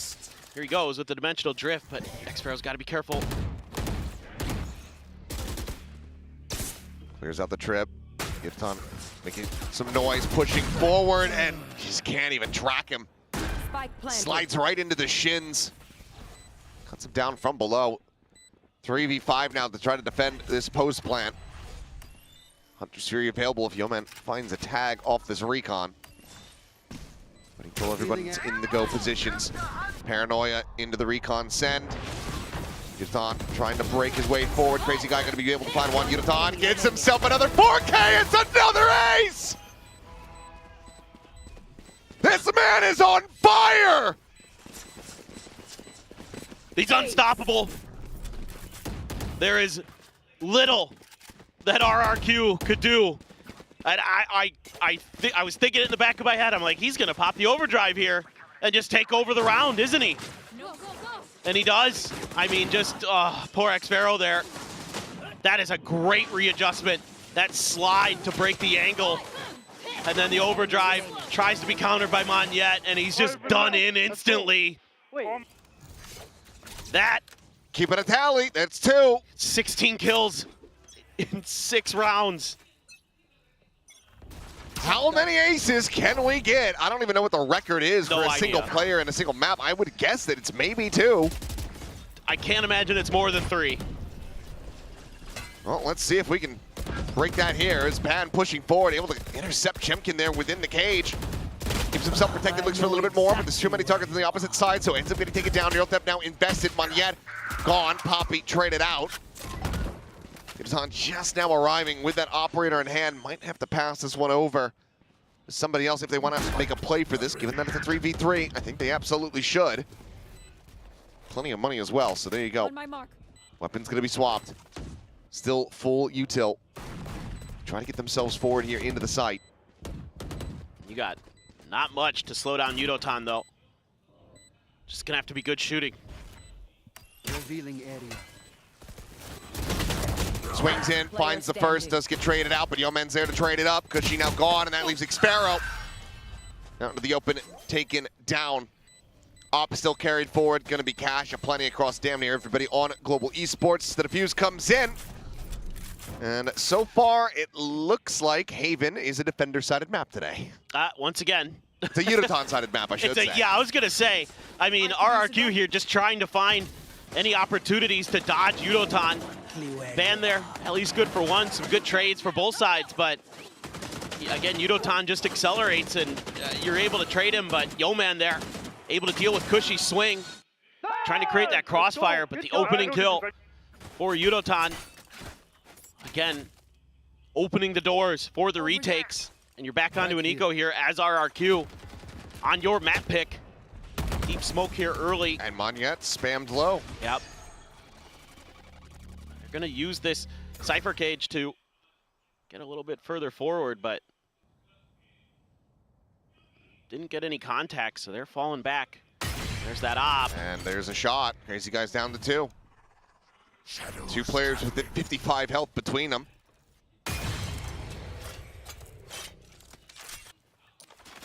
I'd love to find a way to maybe convince GE that you've gone the other side again, but not much you can do here except just send out the Paranoia, get onto site, try to avoid this op. Shot going wide. RRQ, this does allow them to try to push forward, get into some more aggressive positions to try to utilize these stingers. Jemkin still with the bandle, could certainly do some damage. Swing in, Yutan able to find one. Monyet going to be taken down by the AWP. Recon getting the ping. Swing off of that one. Xvero looking for some damage to jump forward there into the tripwire. Trade back comes in as Yeoman does get taken down, but still the numbers advantage is very much in the hand here of Global Esports. 2 kills and a plant, but nothing more. Global very quickly getting themselves up to 6-round wins. Yeah, I love the coordination that we're seeing from Global Esports today. You know, using Yudotan as bait to swing with Poppy. You know, Ban doing a really solid job. It's kind of would be expected with a veteran. Just kind of knows where he needs to be to get that impact kill, but Yudotan with the operator. Not afraid to swing that corner. Tripwire. It does catch onto Crystal, but outside of that, wasn't too much of a problem for Global Esports. And this is starting to get very worrisome for RRQ. You got to get this round to go, because Economy's going to be in the bin again. If you can't get this one through, they're going to disrespect the smoke this time. Just pushing further forward. And that gives you a ton of info. And you would love for the RRQ boys to lean into this B site with all that Sentinel util. Or Trip is there, but no way to play off of it. Didn't quite have the angle. Cam gets a spot. Yudotan trying to push their way forward here out of the A lobby. Try to get a bit of a surrounding formation here onto the players of RRQ. Oh, look at this wall. Walled them off. Nice shot there from Jemkin. The re-peek, however, Yudotan has the angle. Takes him down. Do they expect the second layer in the cubby is going to be the question. Paranoia going to be sent out, but that's going to connect on to absolutely nobody. It seems like they are suspicious of this as the recon does come through, but Cushy able to hold his own. Finds the kill there. Crystal answering one back, scaling forward, finding Cushy. Yeoman trying to push his way in, and Crystal has to do it all! He's an absolute behemoth! The fuse is there, and a lead is secured at the half. All is well. Global Esports is just fired up. They're going to recover the op to boot. Hero play after hero play, and RRQ can just not answer back enough. This round looked like maybe they were going to get it done.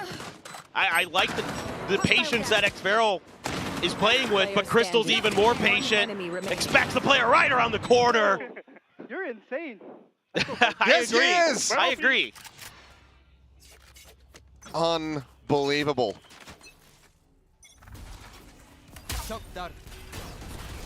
Once again, shock dart forward, this time widely avoided.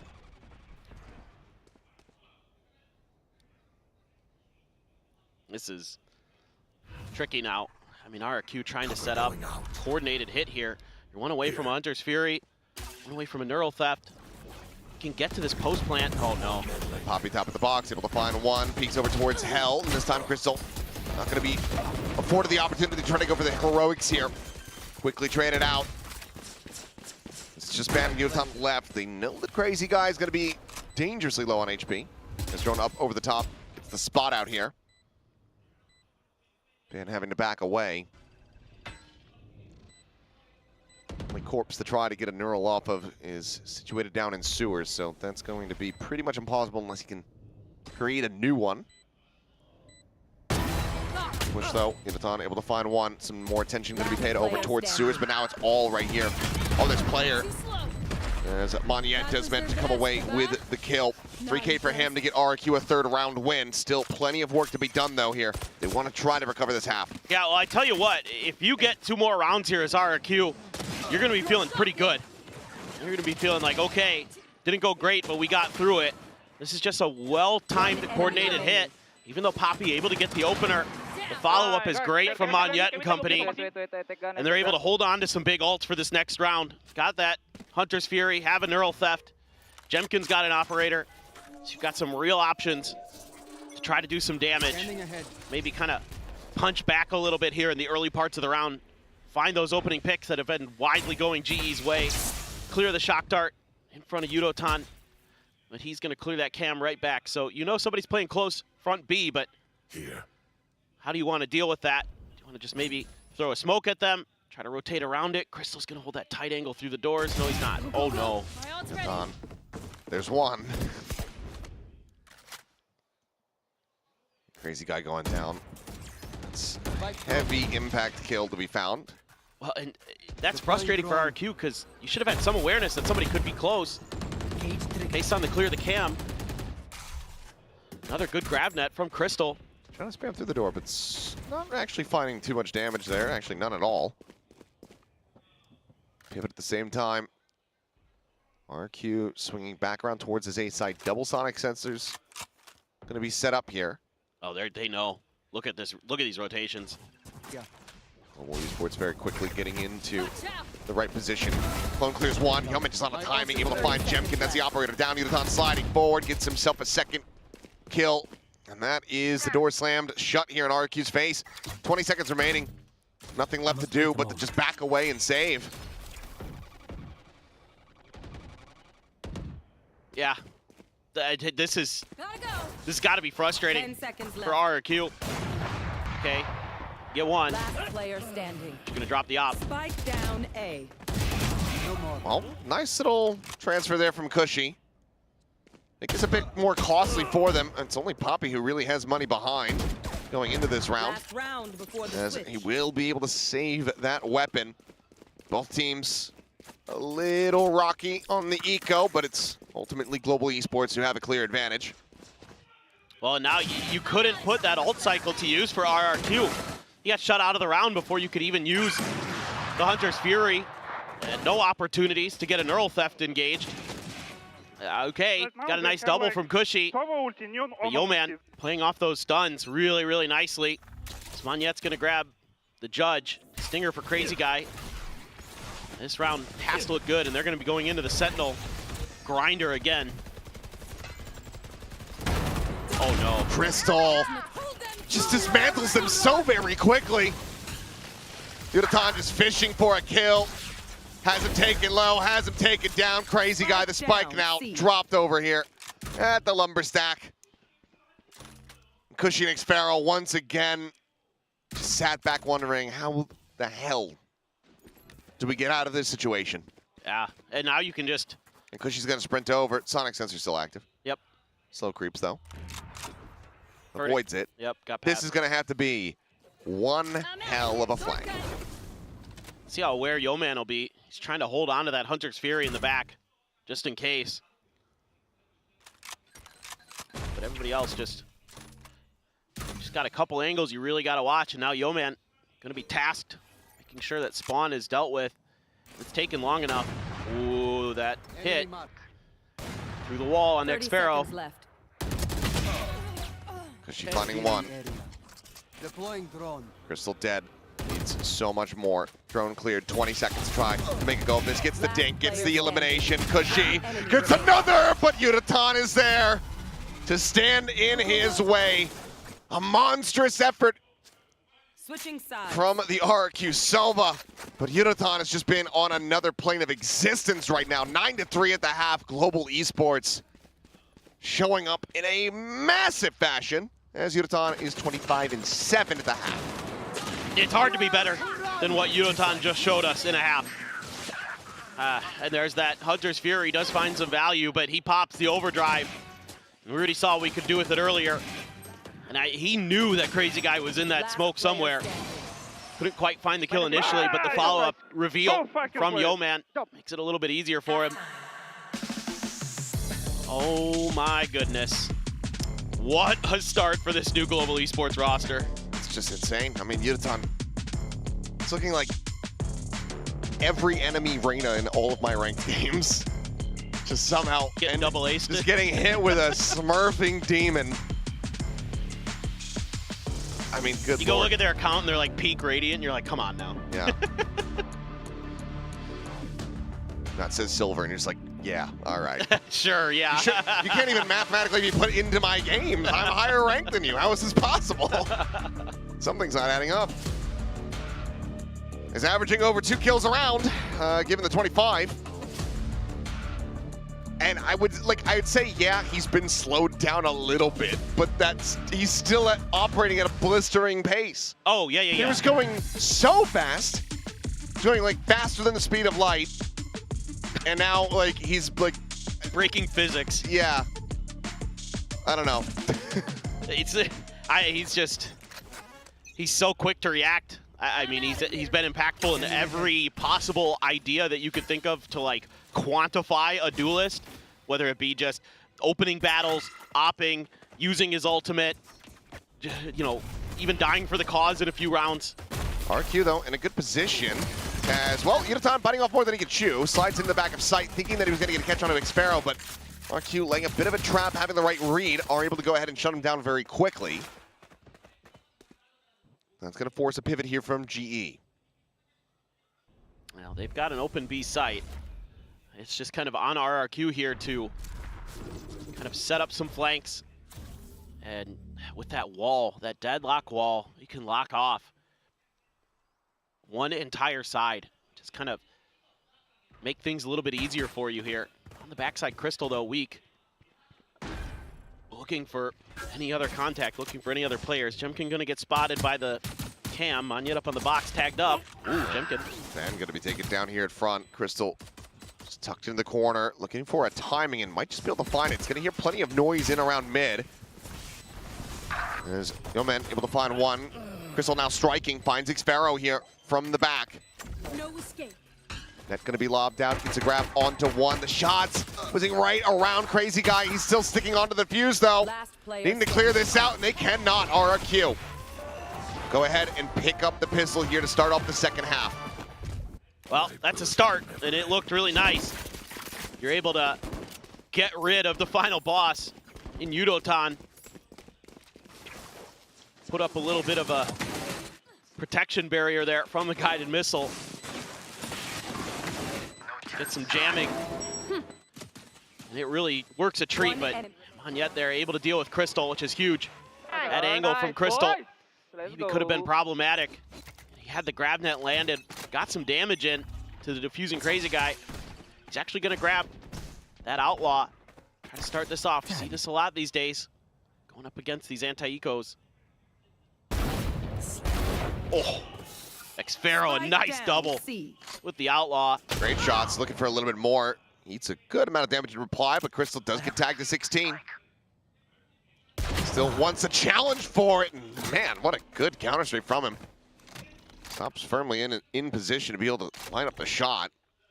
Impressive from the mechanical standpoint, but still is Global Esports in a very rough position here in the eco attempt. Over there. RRQ's gonna cede a lot of space onto A for now. See if they have a timing in mind for when they maybe want to lean back into that other direction, or if they just assume that for GE it's gonna be just a re-hit, trying to use that Outlaw to get another kill over on C. As we can see, the Global Esports forces trying to meander their way over to A, and now Cushy getting an idea of it. Jemkin as well. 30 seconds left. Good timing. Good senses. Can they really make sure that there's not too much more damage done? Standing ahead. Revealed off that. Cushy, the random spray eventually going to be rewarded with the elimination. Ban going to be struck down. Poppy now with nothing more to do than to die. It's going to be the pop flash in. Jemkin collects it. 3 charges now towards that dimensional drift. 4 rounds separating RRQ. Start off the half 2-0. Yeah, gonna have that Outlaw. Looks like Monyet wants to go for the Bucky. As Crystal does already have an Annihilation online, though. As he has had a great start. Some decent work there. God, what a swing and what a little flick down there from Crystal. Need to get Jemkin going as well. I think Should be, you know, him kind of starting to match maybe what Yudotan was able to do on the other side. Aggressive push. Look at the crunch. It is a decent amount of damage dealt here. Poppy down to 50, it's rather 70. Let's look at the credits for a second. 70 hit for Crystal. My room, I have them now. As, okay, there's the pull forward, and there is no real bailing out of Monyet. Crazy Guy wants to just try to play this as quietly as possible to find some surprise impact. Multiple eyes staring in this position, though. That's his smoke, so. They are very suspicious. Yeah. As, okay, well, now he's just going to be flushed out. We get enough of the Spectre barrel spotted, because she's going to slide down. Look to try to intercept Poppy with eyes on the angle, but loses his head. There's Yuratan tucking in alongside the wall. Double face forward. Hits the one tap with that Phantom. Pushing out, down. Jemkin and Xfero both in position, but no one playing in towards this Outlaw. Playing back into sight with that in hand from Seward could prove to be a little bit difficult. He's going to get a target here after all. As Yuratan sliding forward, and it's going to be Pan from off screen to go ahead and collect the kill. Jemkin now with everything to do. Gotta clear that wall. Still a lot of util. Who knows with Jemkin? A couple flashes in hand, but gets revealed as well. Just trying to go for the timing shots. Segment down, able to try to scale forward. Finds the first. Yuratan down on the floor. Jemkin gets himself a third. 2 bullets remaining. And Ban will quickly dispatch him. Very good damage dealt, though. Given that this is the second half bonus for RRQ. GE deny the conversion, but they still lose quite a bit. Yeah, and this is exactly what you need here for RRQ. Jemkin coming online. Okay, they use an ult, they get a free kill. That is actually what ends up being the difference maker in this round. Nice little push out there from Cushy, but I'm liking some of the coordination that we're seeing from Global Esports already with this new team. Seeing a lot of good, 1, 2, 3 moments where they go together, they swing together, or they wrap around the box together, things like that that are really well coordinated so far. That's an encouraging sign for a team that got put together for this stage. Net avoided Poppy up over the top. The first shot able to connect. Yuratan going to be put down, and that's going to be a critical target to be found, but just as important, one found on the opposite side as Jemkin gives his life for that pick. Monyet hovering nearby. Cushy tucked there just outside of Sewer. This seems to be A all the way for Global. They're gonna stack up and try to bully their way through. That paranoia. A little bit of Yeoman util. Taps there as Monyet sending out the relay bolt. Just to hold them back. Cushy swinging forward, but Ban winning that fight. Crazy Guy immediately dead. Monyet now. So much weight on his shoulders. Tries to go for the transfer to get the third. Can't make it happen. Xfero in position now to try to pull off a 1v2. Pushing, finding the timing. Cancel the drone. 5 bullets. And Yeoman just a little bit too healthy, a little bit faster. Finds the kill as Global Esports move up to 11. Absolutely brutal that Global Esports is able to win a couple of those opening battles on the site. I mean, I think this is a pretty decent read. You get the trade early, okay, but Ban winning against Cushy there is brutal. Monyet, good idea here. Almost hits the transfer. Yeoman able to stand tall just in time and ends up winning the 1v1. And another timeout from RRQ.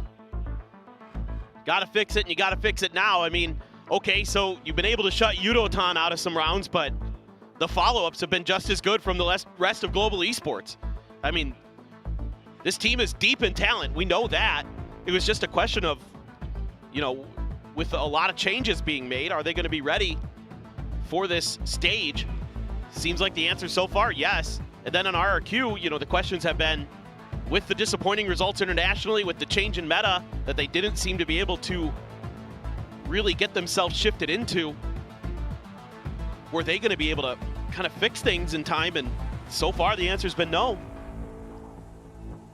And it just looks a little less coordinated at times from RRQ. I mean, that's, again, I'm going to keep hounding that point for Global. They've looked really in form in terms of their teamwork.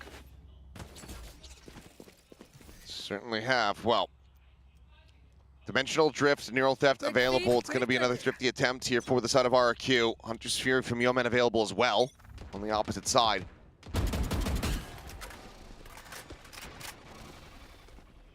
Quick early little maneuver there from Poppy.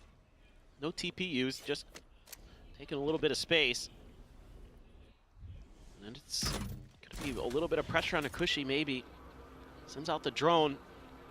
Just gonna get the info that Poppy's there, but that doesn't give you too much in terms of what the actual plan is for Global, because a lot of times Omens will kind of take that corner by themselves, just looking to play a little counter lurk, or just trying to get a little bit of info on what the defense is trying to do. And drone spotting, ping coming down. Kushi pushing forward, and Yeoman reading it decently well, but it's a great shot. And the one tag going to be suffered there as Kushi comes away with a very nice one. There. Hunter's Fury in the round, no longer a concern as Kushi looks for a little bit more. Does well to find a second as Crystal now on the floor. Relay bolt going to be sent, push forward here into the smoke. Yudotan with that Guardian in hand, able to find one as Jemkin does get struck down. Damage on the Monyet has him at 37 Yudotan. Finding Crazy Guy to boot. Xpharaoh now dropped. And there's the quick cleanup. Timeout not going to lead to a thrifty. Can it lead to the start of a run back? 7 rounds in a row needed here for RRQ, the reigning Stage 1 champions, as they try to get this into overtime. And you're giving yourself a great chance because of Kushi's individual play there. Reading the push-outs from Global Esports off the back of that drone really nicely. Kind of gets the formation kind of correctly guessed in terms of where he could take some fights, get some picks. He does a ton of damage, even gets a shot onto a third player, but nobody from RRQ is able to follow up well enough. Quick clear of the dart. Shock dart out, doesn't actually get into this tripwire. It's pretty far back, on the back of the boxes even, across towards Plat. So it's a nice little tricky setup that Xpharaoh has, but seems like Global Esports is just fishing for info. Looking to make some kind of move.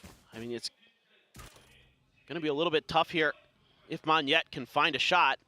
Nope, Crystal swings past it. Now he's in trouble.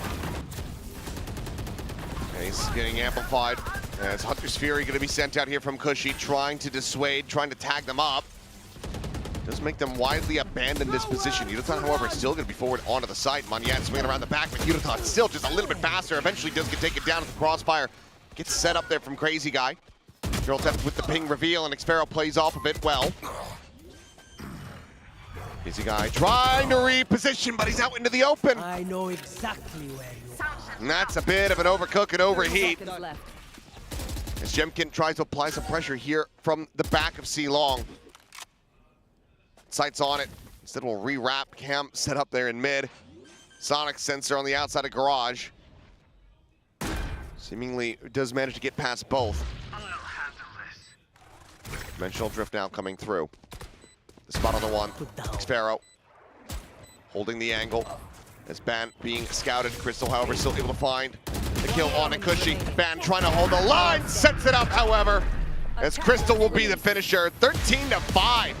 Global Esports, welcome back to the stage. It's been a long time, but this is a sight for sore eyes.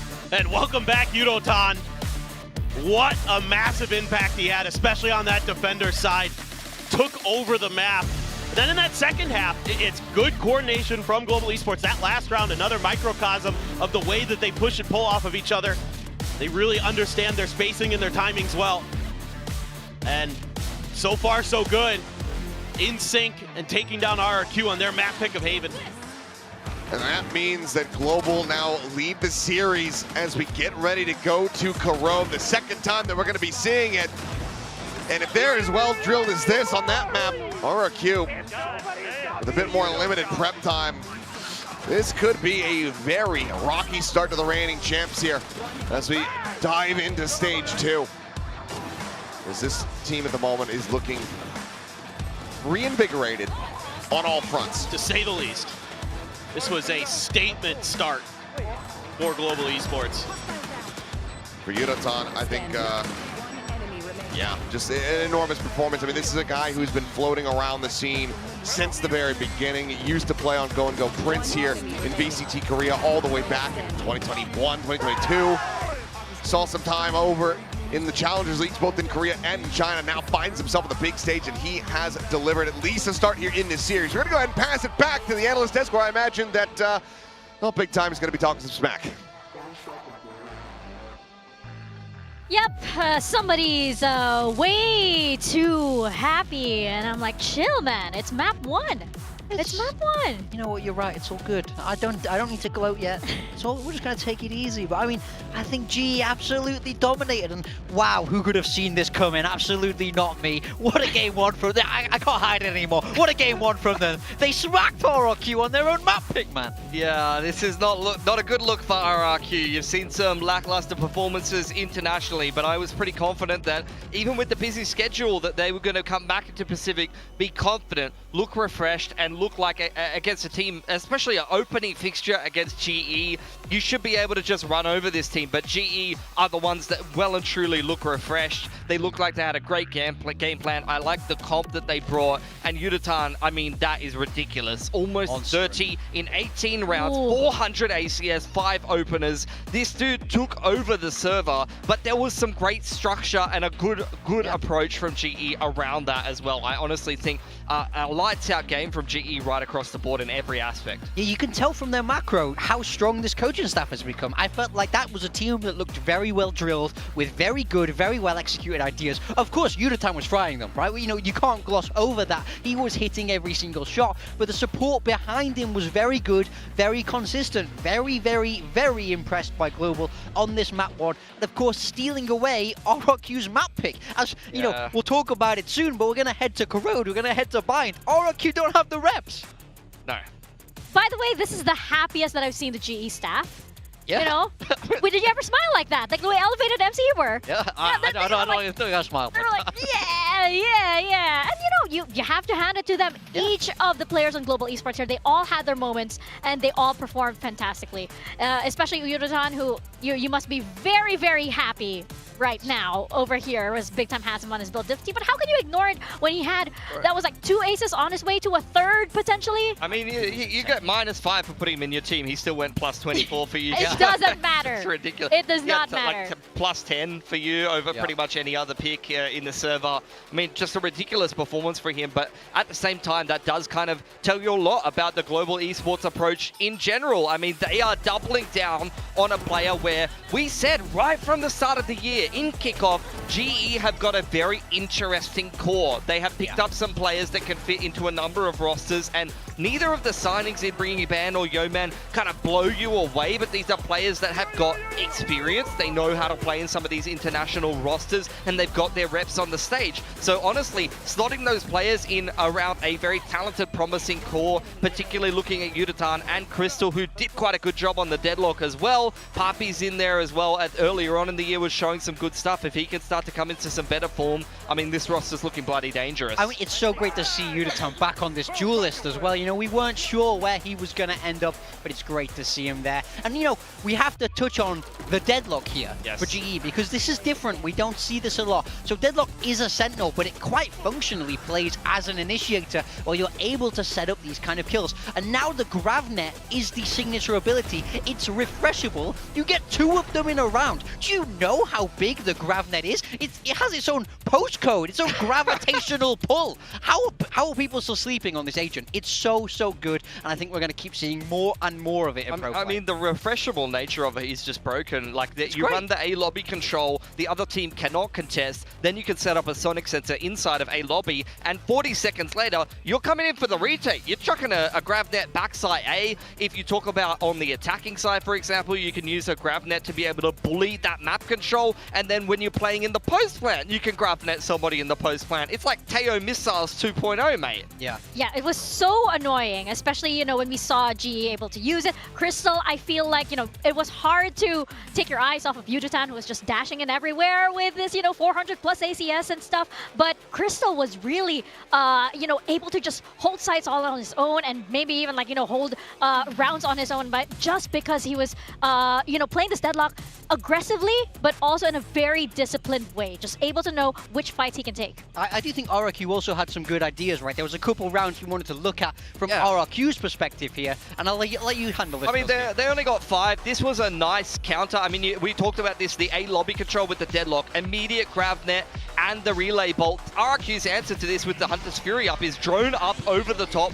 Kushi instantly rips the Hunter's Fury, and then there's just way too much pace for GE to deal with. You get the TP out, Shrouded Step from Crazy Guy. Monya is already way too far up for them to be able to deal with the speed of the Neon. And the Annihilation, although it does hit, immediately gets broken because you have all of RRQ just playing as a death ball. This also was a really nice A execute on the half buy. You can see just how strong the Neon and the Yoru as a combo are. You throw up the fast lane, and then you're able to actually throw in either your clone through one side of the wall to be able to break any Sonic sensors or any Sentinel utility, and then you can flash on through with the combo of that. So that was a really nice setup.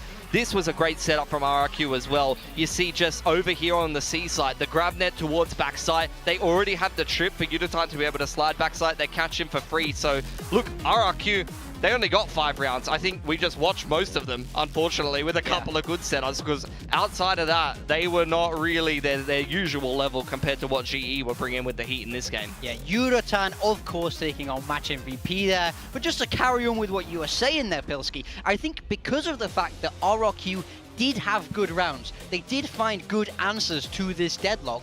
In my mind, that means they didn't get cheesed by a comp. This wasn't a cheese composition designed to steal a map.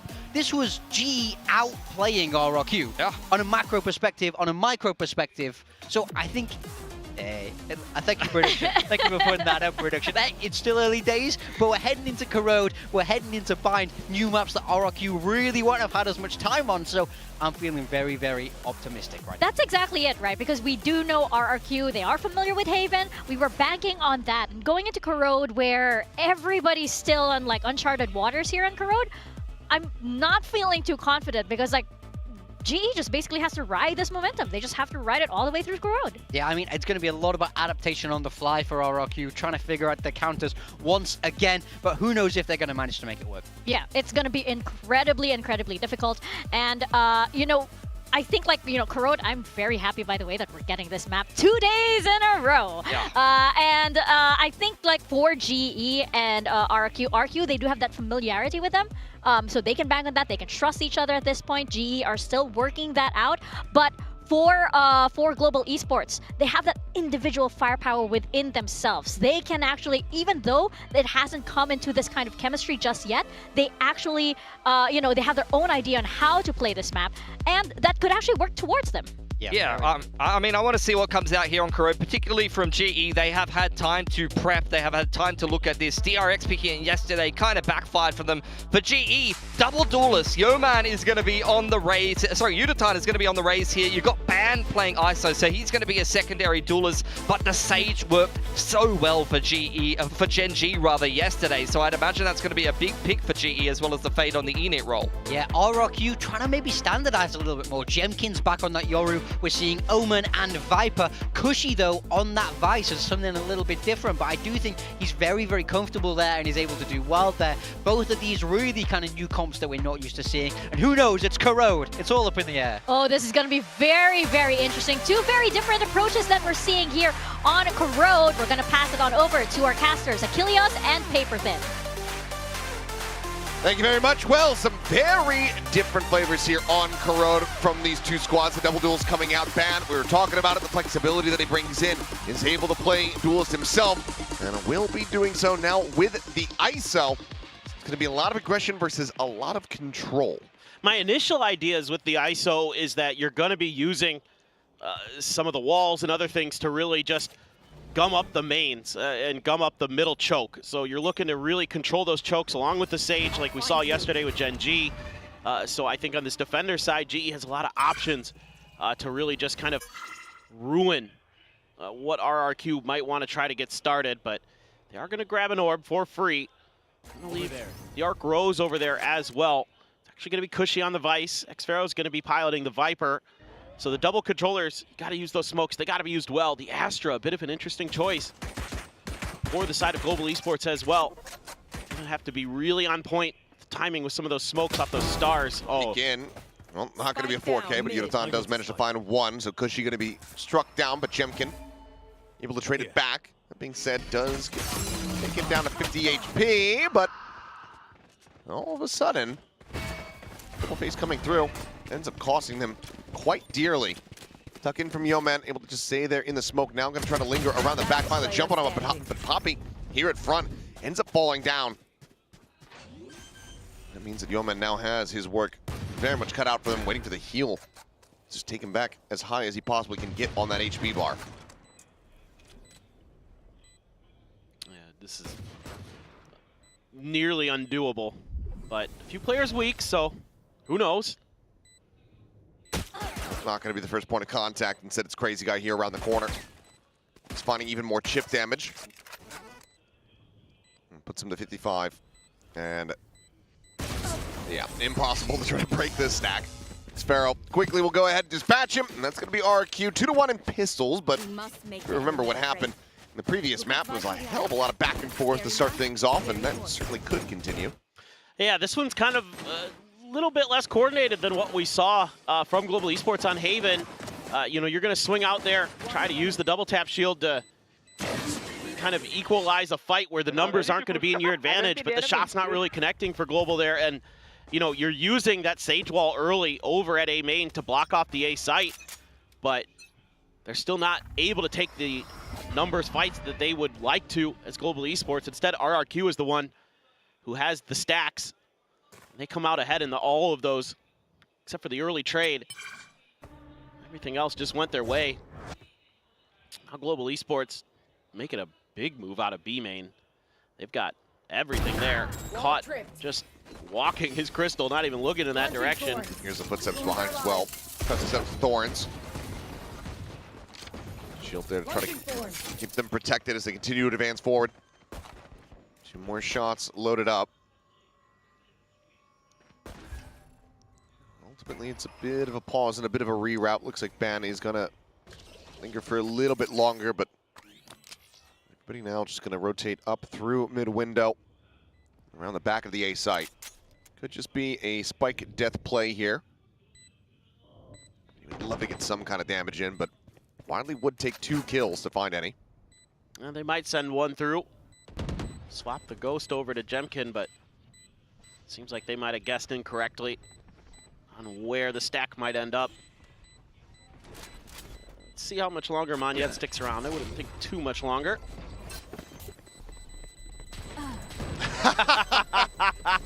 Cheeky. Good little anti-ninja setup there through the wall. As RRQ flawless in the 2-0 start. Clean up the anti-eco. Yeah, a lot of people talk about that A site being kind of a high pen gun user's dream.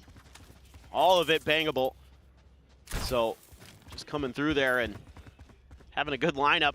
Cheeky attempt on an ninja fuse. I kind of like that, honestly. At least keep them you know, in place and see if you can get something out of it. But see what they can do. RRQ, nice bonus. They're going to be able to carry over, though. Yudotan, once again, going to be the one tasked with trying to take the early mid control, but stacks coming through for RRQ. That's an early kill there, spamming through the smokes. That it is. Nobody else taking any damage but Cushy. 1 to the head.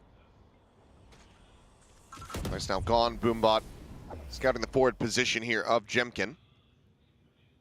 Van holding from yard at the same time. Dropping spike. Just a pass over here onto the spike. The Crazy Guy's gonna try to push, but that time from Yudotan, it draws all the attention back towards him, and Ban is able to swoop in. Global Esports looking to pull off a flawless anti-bonus here.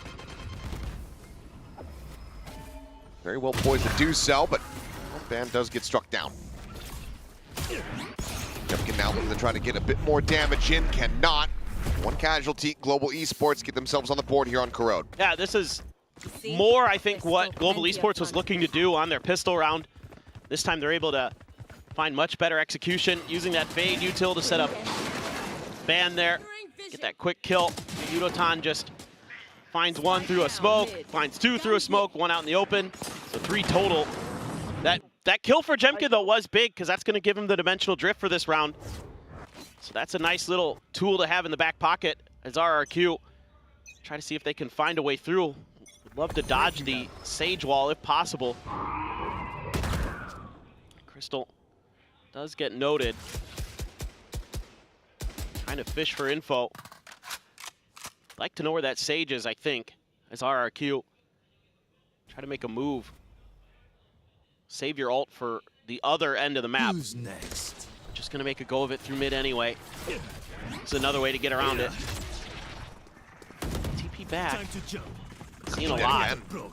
He's seeing a lot, but oh, he got paranoia. Out of it, and oh my god, that timing on the smoke. He's still able to find a kill. Jimkin does, but Poppy coming alive. Cleans up 3, runs out of bullets, but Yudotan is there watching the exit here on that Sage wall. There's no ambiguity about this. They know exactly where Crazy Guy is at. And he might just have to try to drift away from this position, try to stay alive. Could grab the orb, but doesn't even want to make a peep. Kind of curious if that was an intentional idea there, if the paranoia was just late from Monyet. 30 seconds left. That's, I mean, it's good on Jemkin to get something out of that position, but things just falling apart as Ban cleans up the final kill in the round. Kind of just doesn't still look like RRQ is all there on the same page. Coordination lacking. Concealment. Satchel out. Poppy Satchel out. having a big round as the Astra. Able to get that kill. Ban good for another one at the end. So the mid control, very well established. RRQ tries to use the Yoru ult to find a way through, but just isn't quite there to get it done. And Global is now ahead, both economically as well as on the ult cycle. 2 away from the showstopper. 2 away from the kill contract. They are in a very good position to try to snowball this, especially as Ban, well, gets the headshot, quickly just backing away. Looks to dissuade, sends out the undercut, and now can just hold this even deeper, even safer angle. Well, if you want to find a silver lining for RRQ, you got that double tap popped. You can wait it out a little bit. Avoiding the Prowler as well. Yudotan still suspicious behind this toxic screen, and he's right to beat, but the boom bot goes right on by Xpharaoh. Fires before it hits the wall, so no rebound confirmation, but given how they've been reading the map so far, Global should still be very suspicious, and Yudotan is. Pushes up off camera. Gets the peek, gets that shot through. Monyet, I mean, what do you really meant to try to do? Just going to be a TP forward, but there's so many eyes on this site. 3 players here. Flawless fashions, Global Esports establish the lead now 3-2. Might just be seeing an early timeout call again from RRQ. Yeah, I mean, again, though, the coordination, so nice from Global Esports. And great play here from Ban to get the one and recognize they were going to try to use some util to see if they could flush him out. And he instantly backpedals to dodge it. Great reads from Poppy. Yo, man, there right through the smoke for the final. And in cruise control again, our Global Esports. And they're going to have Ban's ultimate. Try to snag someone. Make it a little bit more difficult for RRQ to get their executes rolling. Get the coordination there. See how he can do in the kill contract, but Yo Man ready with the wall. Let's see if we can find the timing there. There was a footstep heard. He's actually going to back off of that. Oh. Big crash going to be seen. Destroys it right as the flash comes flying through, so no chance to try to TP, and even if you had, it would have been dead. So better to not have the opportunity. Double tap coming in as Ban having to send the ultimate. Does manage to get a grab here onto Xpharaoh. Got the spot out, gets the headshot, gets the reset. Snaps back to safety, and now can just go ahead and continue to try to peek down mid. Set up these tabs where Monyet is getting absolutely wrecked. 5 health now here on this Omen. You've gotten into Link, though. There's hope here. And it's being misread by GE. They went over to B. 30 seconds left. A little bit. Yudotan sliding down, getting into a position potentially to have the jump here onto the enemy Vice as Observer. Hello. All right, it's okay. Free SCT toggle back. Do see Yudotan get taken down at the same time. Ban does manage to find the punish, and now you've got a 3v2. Looking for the retake with Mon yet at 5 health. Crazy Guy has a Nightfall. He's going to send it, but he's sending it too early. They're not even there. That might tell him that they're actually on the approach from main and yard. Only one of those is correct. This is actually so tough for RRQ. Oh, the timing is just brutal. Oh, that's painful to see.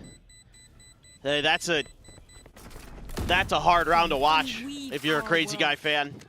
I think you have to call the timeout now. And yeah, oh, of course, yeah, pick up the Odin. You have 6,500 credits. You don't need to. I hate this gun. It's kind of good on this map, though. Yep. One enemy remaining. Yeah, it is. But this is frustrating. It's just some missed timings from Crazy Guy, where he pulls the trigger a little too early on the Nightfall and then turns right at the wrong moment. It's a good read from RRQ. They outguessed Global Esports in a couple key moments. You know, with Xfero winning the battle outside of B lobby, and then the sneak up through A link to get the plant in. That's all well done. That's kind of the things you need to be doing on this attacker side on this map, but they have not much info otherwise. And the pressure getting to Crazy Guy there. Just maybe feeling like he has to make a play, given how things have been going. And it's all just for naught. That's a big ultimate that you whiff in that round. You know, and Ban's able to convert on his kill contract. That's a big pickup for Global Esports. So still everything going their way. And to make matters worse, you've got the showstopper for Yudotan, who's also going to grab an outlaw against these half-armor buys that RRQ is going to be bringing every player's one tap. Whole cluster here at A. It looks like this might just be a rush. Bring them down. Well, I think the Odin might have something to say about that, potentially. Well, an attempted rush. It's a slow rush. It's like speed walking. Yeah. Bring them down. Oh, Prowler confirming some presence, and already the call for these rotations starting to come through. Double tap shield's going to be popped. Sheriff here in hand is okay. Ban does get struck down. Push around the corner with a shorty, and that's going to be Crystal just delivering himself unto death as Chimkin finds the elimination. Swing in. And he's been able to get two. Maybe Yudotan could make a pretty serious go of this. Sees the weapon, grabs it up. Crazy Guy obviously noting that. Sends out a couple warning shots, but for now they have full information on this race's position with the Paranoia ready to fly. Sends it out. Rotate around the back. Xfero should be able to suss this pretty quick. Actually, maybe not. No, he does not. Okay, well, could have done him dirty, could have gone for the knife. Opposite, just go ahead, pick him off. Make this a little bit more costly here for RRQ. His money is still a bit rocky. The money will collect that Vandal. As it will be RRQ bringing this deficit back just a touch. I mean, that's a big momentum shift, though, for RRQ. The Steel Garden works. You don't have to worry about much else. The round is over before Yudotan can even get there with the showstopper. Like you said, Yeoman finds two. He gets the res online. Who knows? Could be a very different round, but end of the day, Crystal still having a laugh, though. The energy good, of course, for Global Esports. Now you've got the op for Ban. Odin still being invested by Crystal, and you have all the ults except for the kill contract on the side of the South Asian team. And let's see what Yeoman can do. He's been tasked with managing the front of B main, and he's done a really nice job of it so far. Let's see if he wants to put up an early wall or not. Hasn't done it too much on this side of the map, but just an orb grab and a TP out over towards this operator. Are you going to remember this position? Same one as he had with the Outlaw almost. Oh, he's pushing forward, though. Man is getting so aggressive here. He's going to find a timing to get one, but Monyet quickly swings the corner, finds the trade. IGL down, TP On the back, Monyet actually sticks this, and Yudotan cannot win the fight. Monyet, a huge duel to be won as Crystal blinded up here into the corner. Just doesn't know what the hell is happening around him. Great call coming through here from RRQ as they look to tie things up 4-4. Again, hope for Yeoman if he can win a battle cleanly. Well, gets straightened out, but Poppy does manage to find 2 quick kills. He's going to commit to this one. Comes with a Vide, but has to just disrespect the bite, the jump out, and Poppy has them! What a play! What a miracle! Clutch. And what a Red Bull clutch! Poppy's absence was felt a bit in stage 1, but my God, does he look back! And that's the player you've been looking for. That was so well known in the Filipino scene for being a clutch god. And that right there is one of them. Last player standing. Miracle is right. That is ridiculous. One enemy And he just remaining. outguesses him there. They had no idea that he would just disrespect the snake bite, push past the molly, eat the damage. What a genius maneuver. That is exactly what we want to see from Poppy. And why everyone was begging to see him in Tier 1. Ooh. A little bit of damage done there on that Odin spray. Oh, okay. Sure. Why not? Nightfall through, Crystal still just, yep, spamming him down. Odin in play, double swing out, Yudotan does end up falling, but Crystal just coming away with kills with the Odin. Monyet now. And just swinging forward, Poppy gonna be res back in.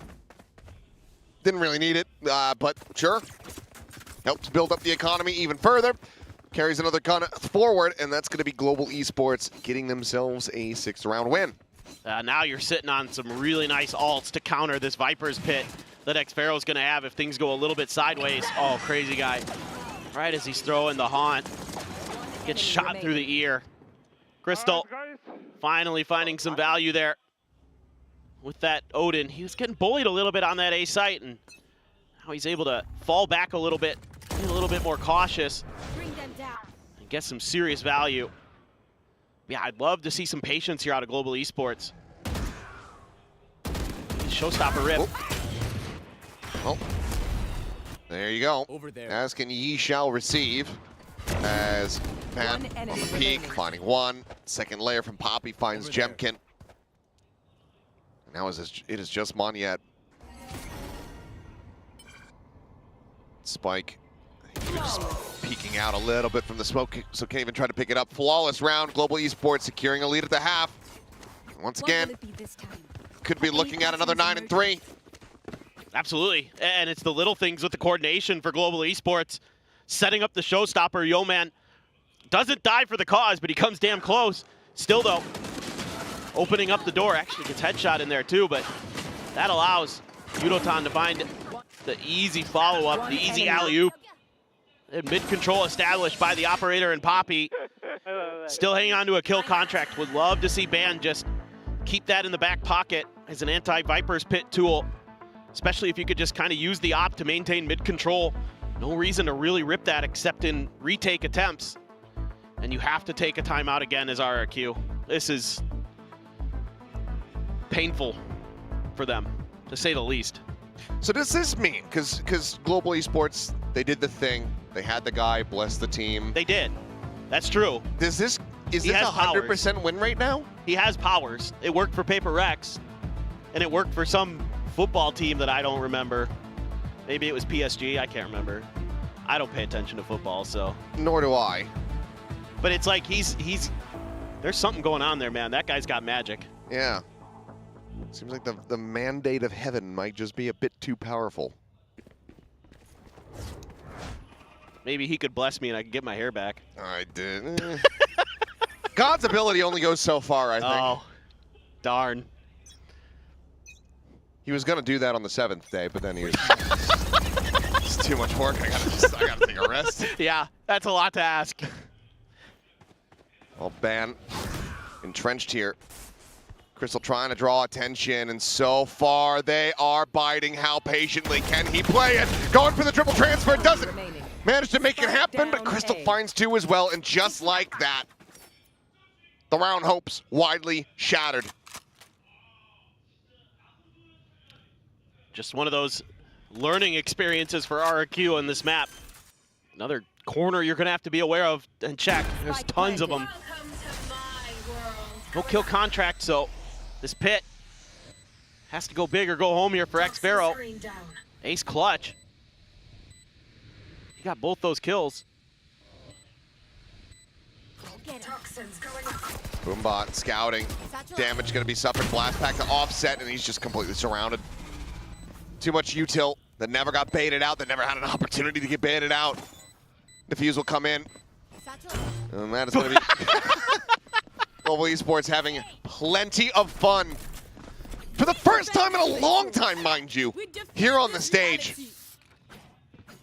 Oh, it's great to watch.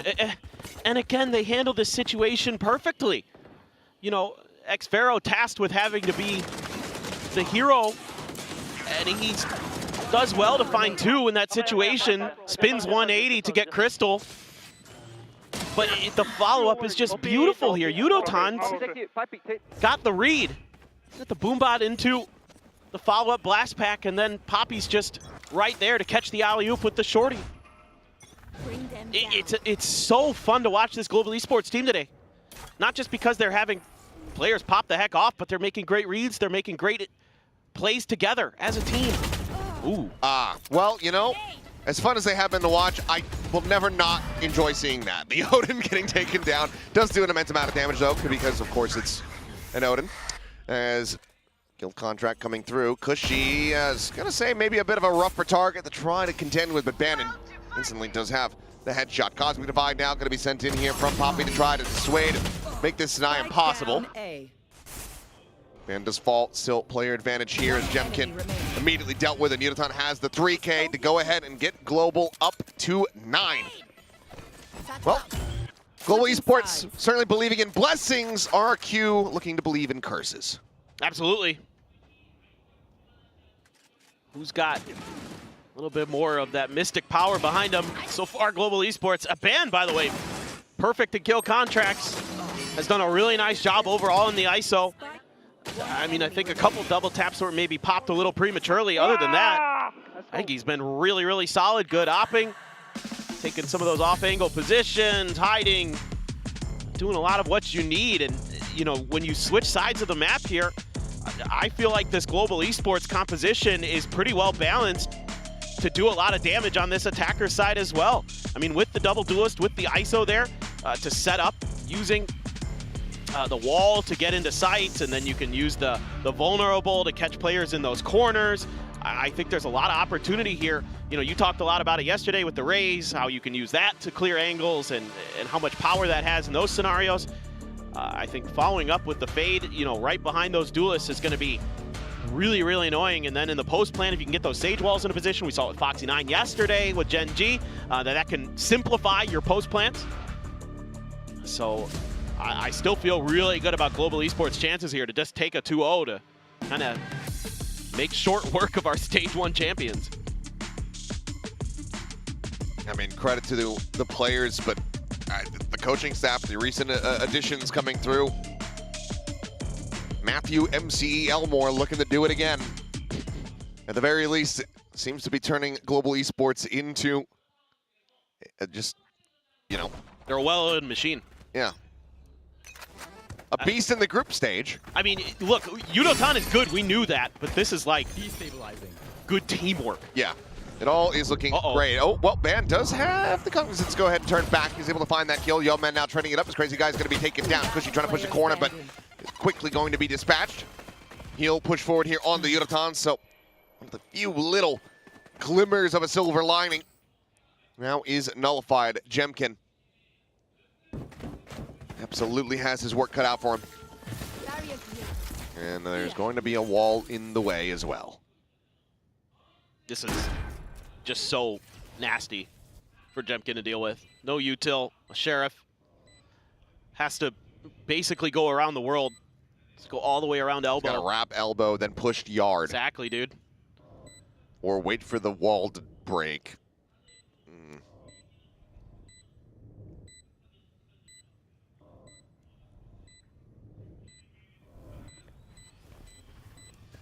Just watching to see what ends up happening because the round is widely over. As there you go. Crystal will bring it to a bit of a swifter conclusion. 2-2 in pistols, though it doesn't feel like it at all. No, it does not. Look at Band there on the ISO. Some people might, kind of wonder, Global Esports, Band's been kind of a journeyman here in VCT Pacific, but you can see why teams are so high on him. Yeah, he won the Talent Global. Yeah, look, he's steady. And he can flex for you on these double duos, which have become so popular in this meta. Makes a lot of sense to me. And you're seeing why, folks. He has had a tremendous corrode.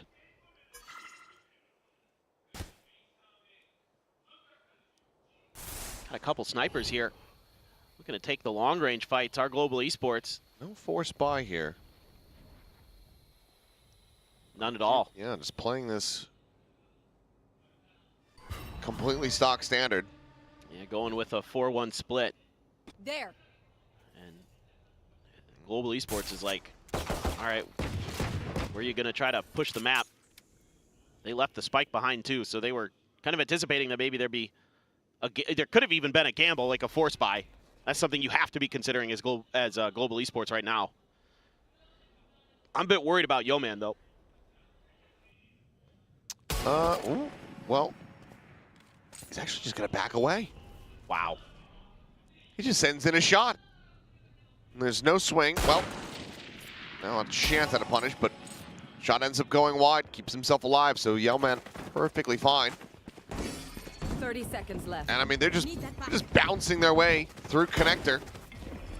This is scary. Jemkin on a hard angle, sees nade up and over the top. Yudotan blinded, finds Monyet, and Jemkin can't get a damn thing done. Another paint shell immediately sent forward. Xfero narrowly gets away from that one and around the corner.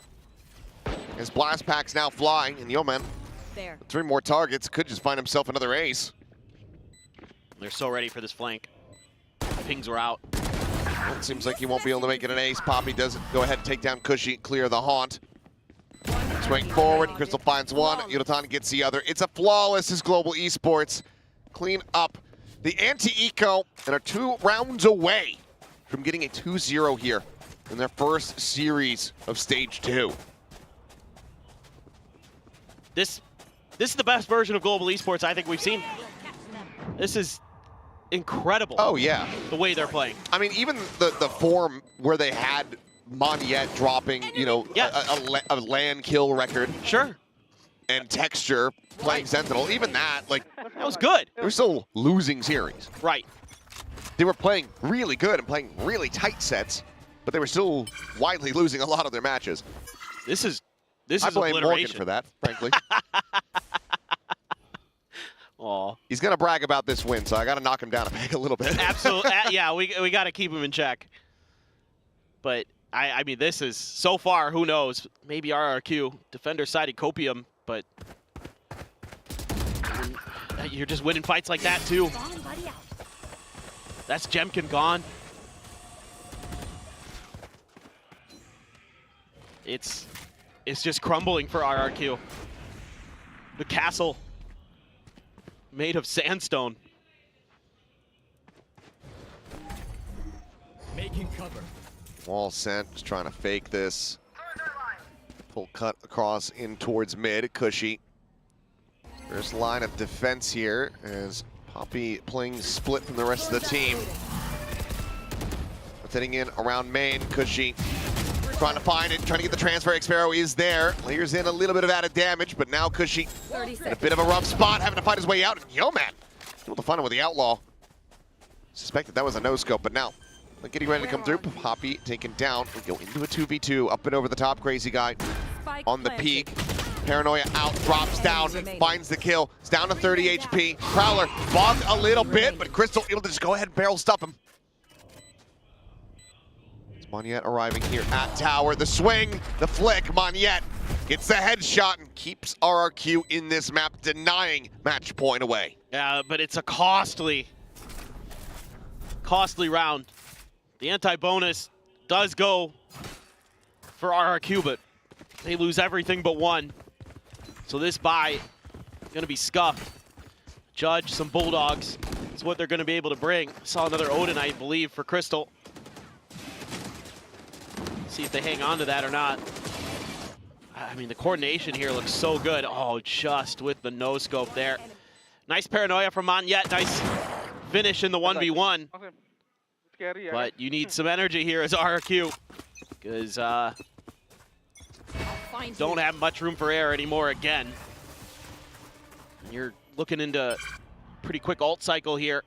You can get the res, you're a couple away from Crystal's Nightfall, one away from Band's kill contract.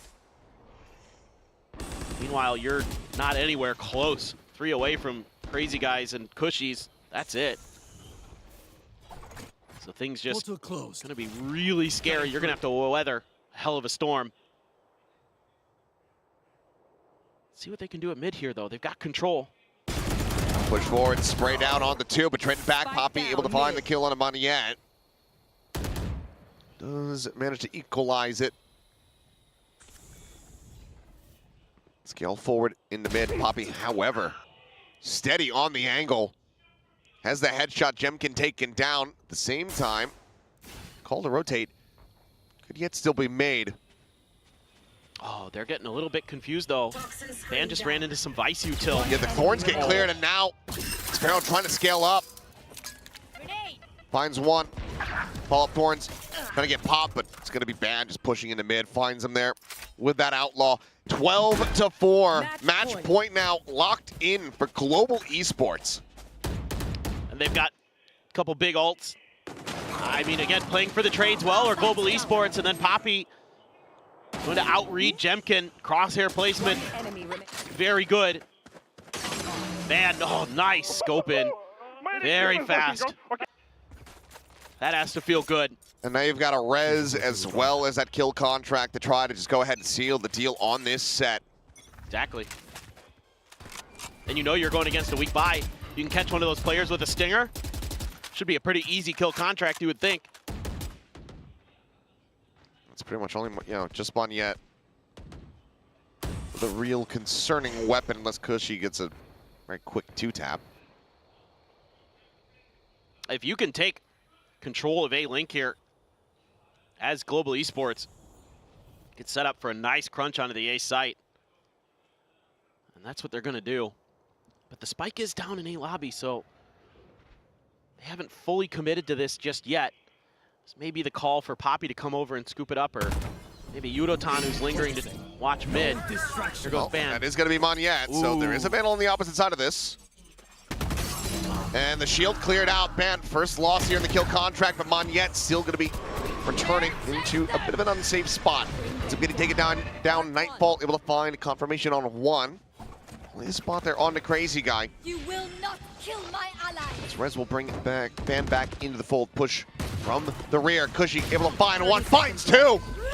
Massive shots flying out is now Seal Garden going to be invested. Poppy trying to hound him down. The swap to the Classic, however, Crazy Guy a little bit faster on the draw. Does manage to keep RRQ in this. Barely holding on to this series, needing 7 rounds in a row. You just need to take it step by step. Yeah, this is, as far as like looking into this round, you know, with a crystal ball, this is about as good as it goes for RRQ in terms of who gets caught by the ultimate, able to find the punish on the res with just a Sheriff. And just kind of, again, they get lucky this time with the timing when Yeoman pulls off the angle with the Outlaw. Otherwise, Cushy probably can't convert there. So finally, a little bit of luck going RRQ's way, but gonna need even more, it feels like, to get this into overtime.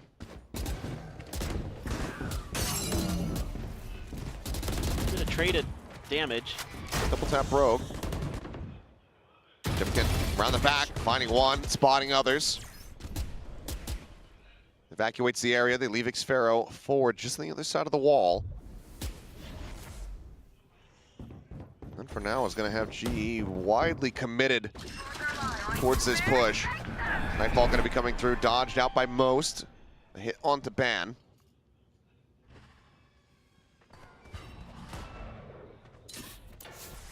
Just got to leave Yudotan there to watch Link. Have the wall for the post plant. Spike planted. Quickly cleared though. Couple segments going to be broken. Caps are there. Ban swinging, trying to go on the fight. Anya able to swat him aside. Crystal, however, finding one more. Now a 2v4. Yudotan still in a rough position as the flank gets ready to come through here from Cushy. Turns from the flash, peeks, finds one, cannot get another. And Death will find that showstopper. Young Man now with everything to do, goes for the fake out, and that costs him dearly. The fuse will come in. RRQ halfway to overtime. Okay, they're starting to get a good read on things. Being really patient here against Global Esports. Just playing very slow, cautious. I love that Jemkin gets the one kill. Doesn't overcommit. Some good trades now for RRQ. And popping the clone there. That's just a feels bad man for Yo Man. We can do it, guys. And now you put Global Esports onto an eco. You do have a couple alts to toy with. I mean, I'm just thinking about it. Like, if that actually was Jemkin and he was just Blair Witching the corner to try to bait him, that would actually be so funny. Next level Yoru tech. One day we'll get there.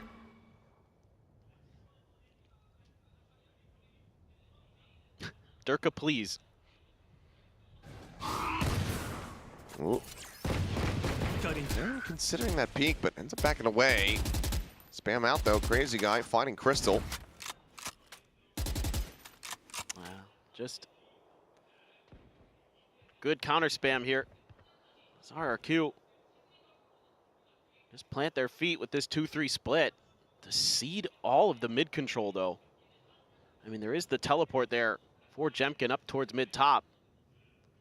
But again, starting to get good reads on the tendencies of Global Esports. They really want to go for Link, but can go a little bit further this time. Global Esports wants to show a different look. Ooh. Oh. Show me a target. Okay, well. You are divided. Shield raise, Cosmic Divide. To try to segment this B side. Showstopper now going to be coming through. Quick exit into the Dimensional Drift here from Jemkin. Keeps himself alive, and the Showstopper not going to find anything at all. Crazy guy does manage to take down Yudotan. Is Poppy able to collect the gun?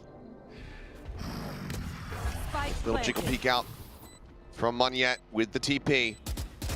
Cushy smashes Poppy.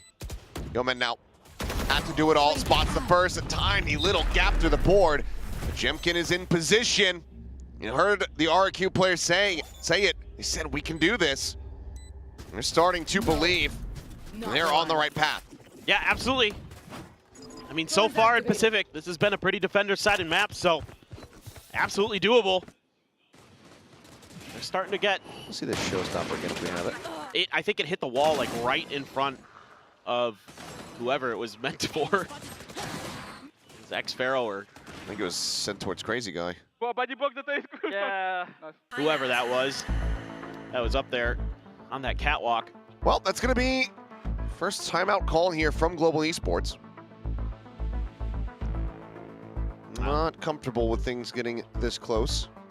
No, and the ideas initially I really like from Global Esports. Like they're taking some mid control, they're pushing through the links, but the site holds have been just really, really nice from RRQ.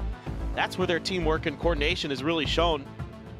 They've been able to find some good moments, find those early picks, some good push and pull.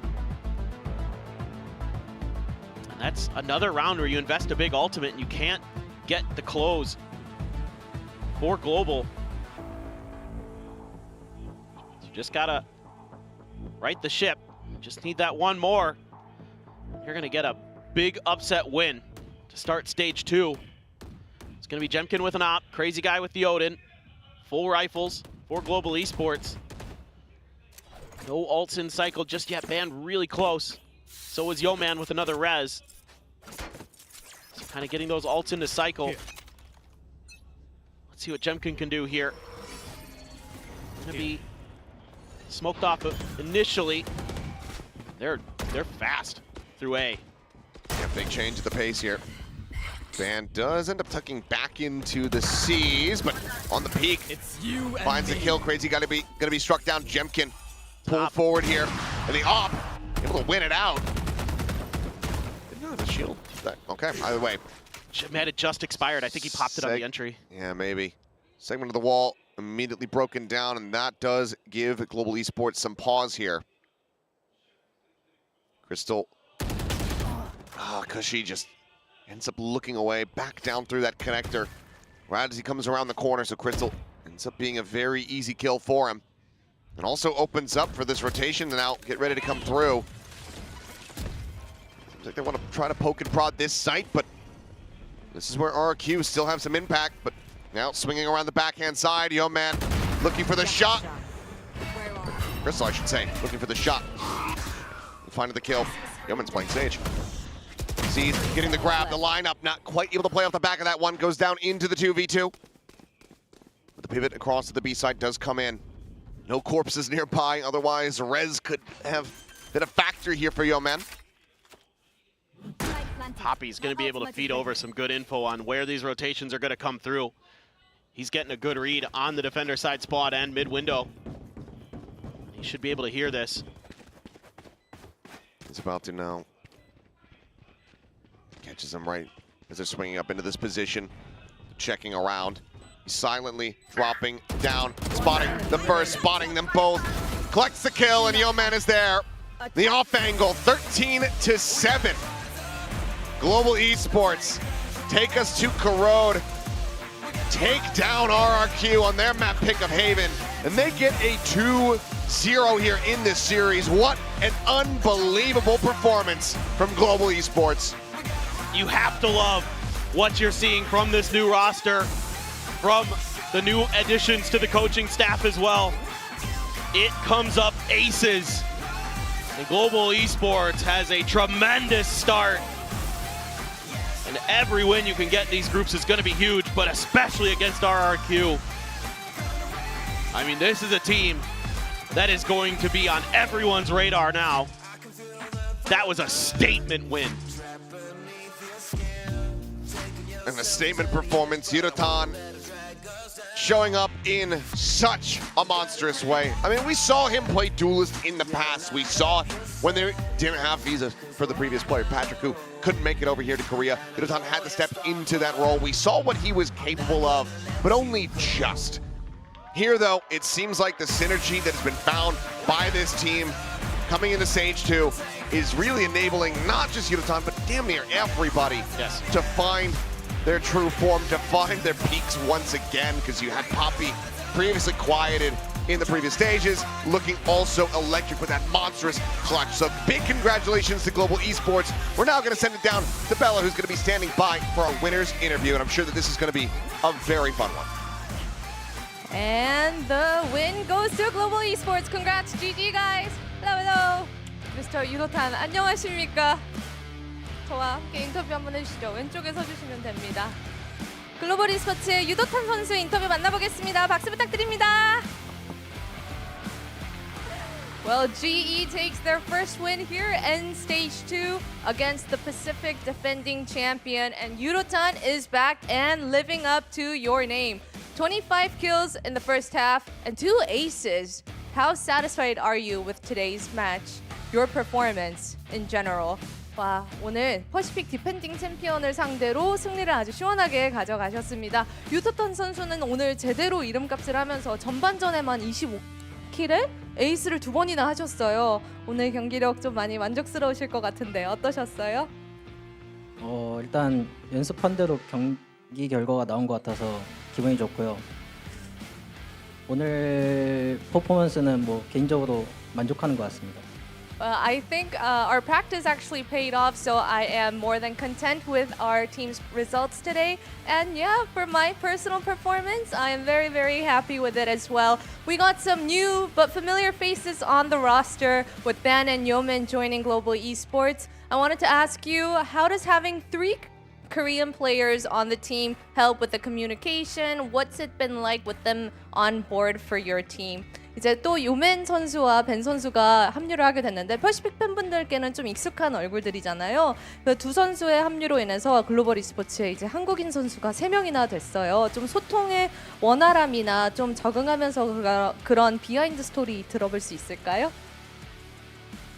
일단 저는 처음에 벤 선수를 몰랐는데 벤 선수가 들어오고 나서 저는 사실 한국말 잘 못할 줄 알았거든요. 근데 한국어 되게 잘해서 일단 한국어도 소통이 되니까 되게 편한 것 같고요. 피드백할 때나 요맨 선수나 벤 선수가 되게 적극적으로 도와줘가지고 게임 하는데 되게 편한 것 같습니다. Well, I actually didn't know how fluent Ban was in Korean, but he was very, very well spoken than I had expected. And with Yeoman and Ban both being very proactive on their feedbacks, it definitely helps with the language barrier overall with our team strats as well. Well, stage 2 is off to a good start for Global Esports. I wanted to ask you, what is your personal goal for this season and about the team's goal for this season as well? 스테이지 2 시작이 아주 좋습니다. 유도탄 선수의 좀 이번 시즌 개인적인 목표나 글로벌 e스포츠가 어디까지를 노리고 있는지 한번 들어볼 수 있을까요? 사실 저는 개인적인 목표는 플레이오프까지만 가고는 싶다고 생각하는데 팀적으로 봤을 땐 챔피언스를 가는 게 좋은 것 같습니다. 꿈은 크게 꿔야죠. 맞지 않습니까? 맞긴 한데 일단 플레이오프부터 가보도록 하겠습니다. 알겠습니다. Well, he said for my personal goal, I would say I'd be happy if we made it to the playoffs, but for the team champions it is. And I asked him, hey, what do you think about, dreaming big? But he said, well, that's true, but for me, one step at a time, playoffs it is. All right, thank you, Yudo-tan. That was a great game from Global Esports, and we'll be back after match 2. 유도-tan 선수 감사합니다. 감사합니다. 네.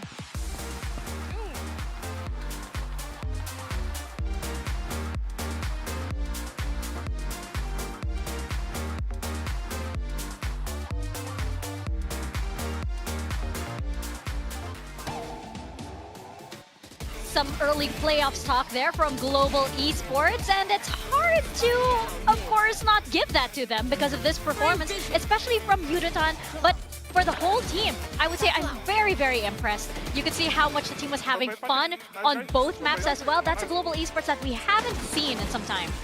Such a big win for them today. Really, really massive, especially in this group stage.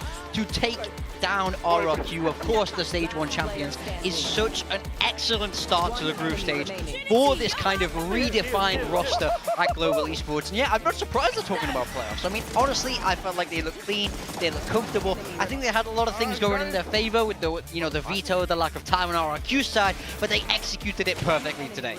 Yeah, I totally agree. This is the first big win that Global has had in the 2025 season over an elite team in Pacific, so you've got to give credit where credit's due. No excuses for RRQ. I mean, they smashed them on Haven. I mean, that should have been one of RRQ's better maps. They're playing a comp they're very comfortable with, that they beat one of the best teams in the world on recently at an international event. So Global being able to put together a very big win there is very impressive. And then the Corrode obviously taking advantage of RRQ's lack of practice, but at the same time, RRQ could have banned that out. They could have been playing something more familiar, playing a little bit of bind or anything like that. I think RRQ didn't really take any risks with their own comp. Like, by the same token, if you're going to leave it in the map pool, I know that RRQ is a team that likes to play very standard, very safe, kind of stable comps. I would have just liked to see them run something crazy and chuck a throwaway comp in there and try to throw GE off as much as GE are trying to throw them off. But they didn't do that, and unfortunately, they were left wanting today. And that is big, big question marks now for RRQ at this point, because I was saying, like, yeah, okay, sure, they haven't performed internationally, but here in Pacific, they're the reigning champs. They should be a team that you can rely on to perform. They didn't show up to this series at all. GE completely outplayed them and out-firepowered them in the server as well. Yeah, I think that we didn't expect RRQ to be on top form today, of course, with everything that they've been through in the past few weeks, but I don't think we expected this.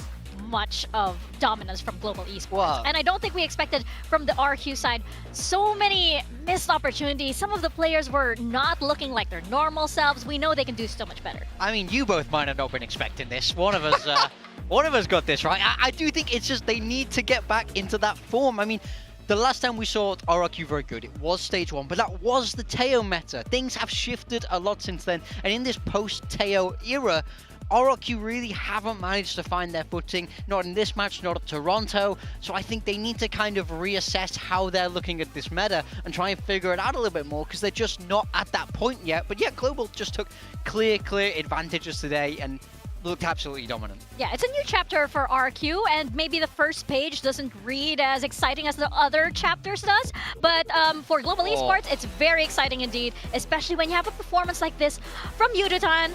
We are definitely going to be watching him very, very closely this stage too. What an amazing statement match. Look at his numbers, like against RRQ as well. I mean, this guy is going to be a hot prospect. He was originally meant to play Sentinel in this team, but he was forced to play Duelist due to some visa issues initially, and he wowed everyone with how well he can play Duelist in the Tier 1 level. And I was saying, when they put him back on the Sentinel, I'm like, why have you done this? Yeah. Like, you are just holding man's back. Imagine. He's been let off the leash once again, and he is looking bloody rabid. Imagine Global Esports putting another Duelist on Sentinel. That's smart to me. I don't know what you're talking about. I have to say, I don't know if I'm allowed to say this, but do not sell this man. He's so good. This guy could be a franchise player for UGE. Bro, there's no way they're not going to sell him. Like, he's Don't Korean. sell him. Don't sell him. Korean in Pacific. He's putting up numbers. There you go. Whoa. Who's that guy? He's back. Woo! Like, production, please keep this image. Please keep this image. I feel like we're gonna need it in the days to come. Can we talk about the real reason, though, that GE won? The real reason. Because big time predictive for them. I mean, look, honestly, brand ambassador, guys. All right, look, GE. Sign me. Look, GE management. I don't know. You know, you could put it in his Twitter. He could be your influencer. He could be your brand ambassador. Yeah, there's this guy. Plus, you know, the mandate of heaven. Apparently, True. yeah. Oh my God, I forgot about that. Yes. I'm a believer. Oh, I gotta get one of those. What do you mean? You ordered it, right? That was you. That was you. That was you. Anyway, we're gonna take a quick break, but when we come back, we're gonna have Zeta versus DFM, a very exciting match indeed. So don't go anywhere. We'll be right back.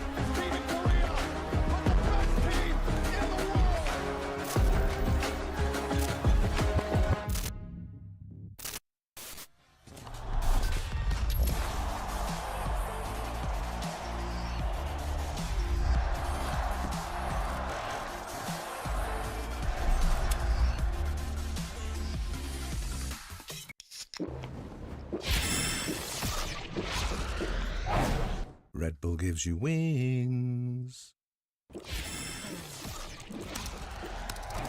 Red Bull gives you wings.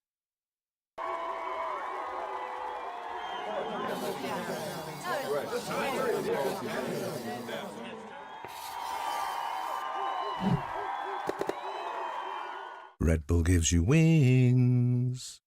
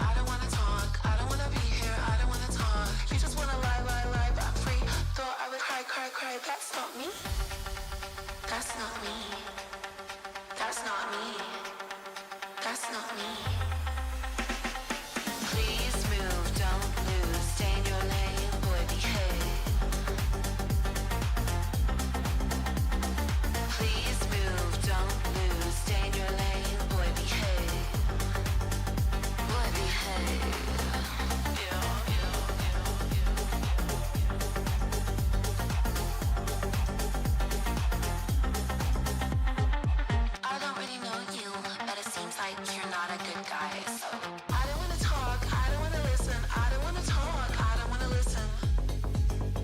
Baby, hey.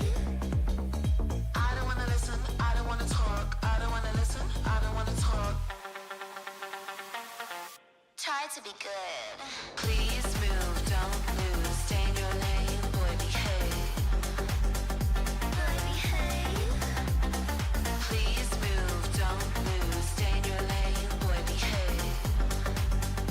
Boy, behave.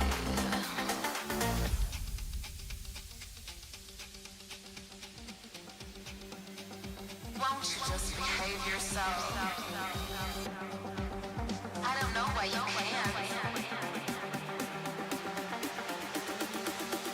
Please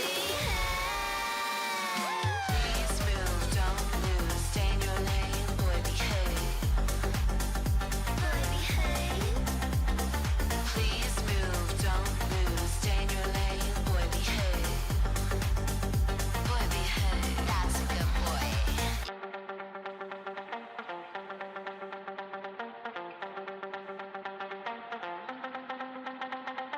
I don't wanna talk, I don't wanna listen, I don't wanna talk, I don't wanna listen.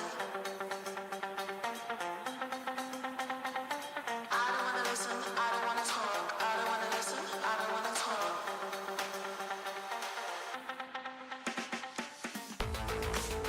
Welcome back to VCT Pacific Stage 2. You are just in time for our second match of the day, the Japanese Derby. It's been more than a year since we've had a Japanese team versus another Japanese team on the Pacific stage. Both teams also want to play on home soil in that grand finals in Tokyo, so this is going to be very, very important.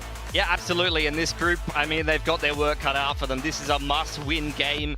When you talk about the context of both Zeta and DFM having a bit of a struggle this year, they should be some of the, in theory, weaker teams in this group, although they've had a little bit of time to work on things, but especially with Talon looking red hot in this group. You've both got both of the Masters winners in this group, T1 as well as Paper X. You have definitely got to be winning this game. And for Zeta Division, some small changes that we've seen peeped a little bit. 10-10 back in the roster. We got Sugar Zero again here, and Depp obviously having a bit of an injury, but he's back and ready to play. So I want to see what they've been working on, and I also want to see what are these guys going to do with their roles. They got two duelists. Yeah, that's the big thing, but it is so nice to see Depp back in this roster. A true staple of Pacific Valorant, of Japanese Valorant, a real hero there. So I'm really happy to see him back and ready to play. I just realized as well, at some point we're going to see 10-10 play his brother. So that's going to be... Oh, yeah. Exactly. That is something to look forward to indeed. And you're absolutely right. The role shifts are going to be very interesting. But of course, we do have DFM also, and everybody remembers how pivotal they were to Stage 1. That PRX match was, that was a fork in the sacred timeline of VCT Pacific, I believe. And the fact that they were able to give such a close match, PRX of all teams. Granted, it was a PRX of a different mentality, I guess, but still, that was a very exciting match. I do hope we see that kind of DFM today. A strange year for DFM, you know. Pre-season, yeah, everybody's hyping them up, saying how fantastic they're going to be. They go into kickoff, they get good wins, but then Stage 1 was just not there for this DFM team. Of course, everybody talks about Mei on this team, but Akame also having massive performances. We are seeing a roster change here as well. Sess coming back into the roster from that kind of six-man substitute role, and I think I'm definitely looking forward to watching him play as well. A lot of potential there.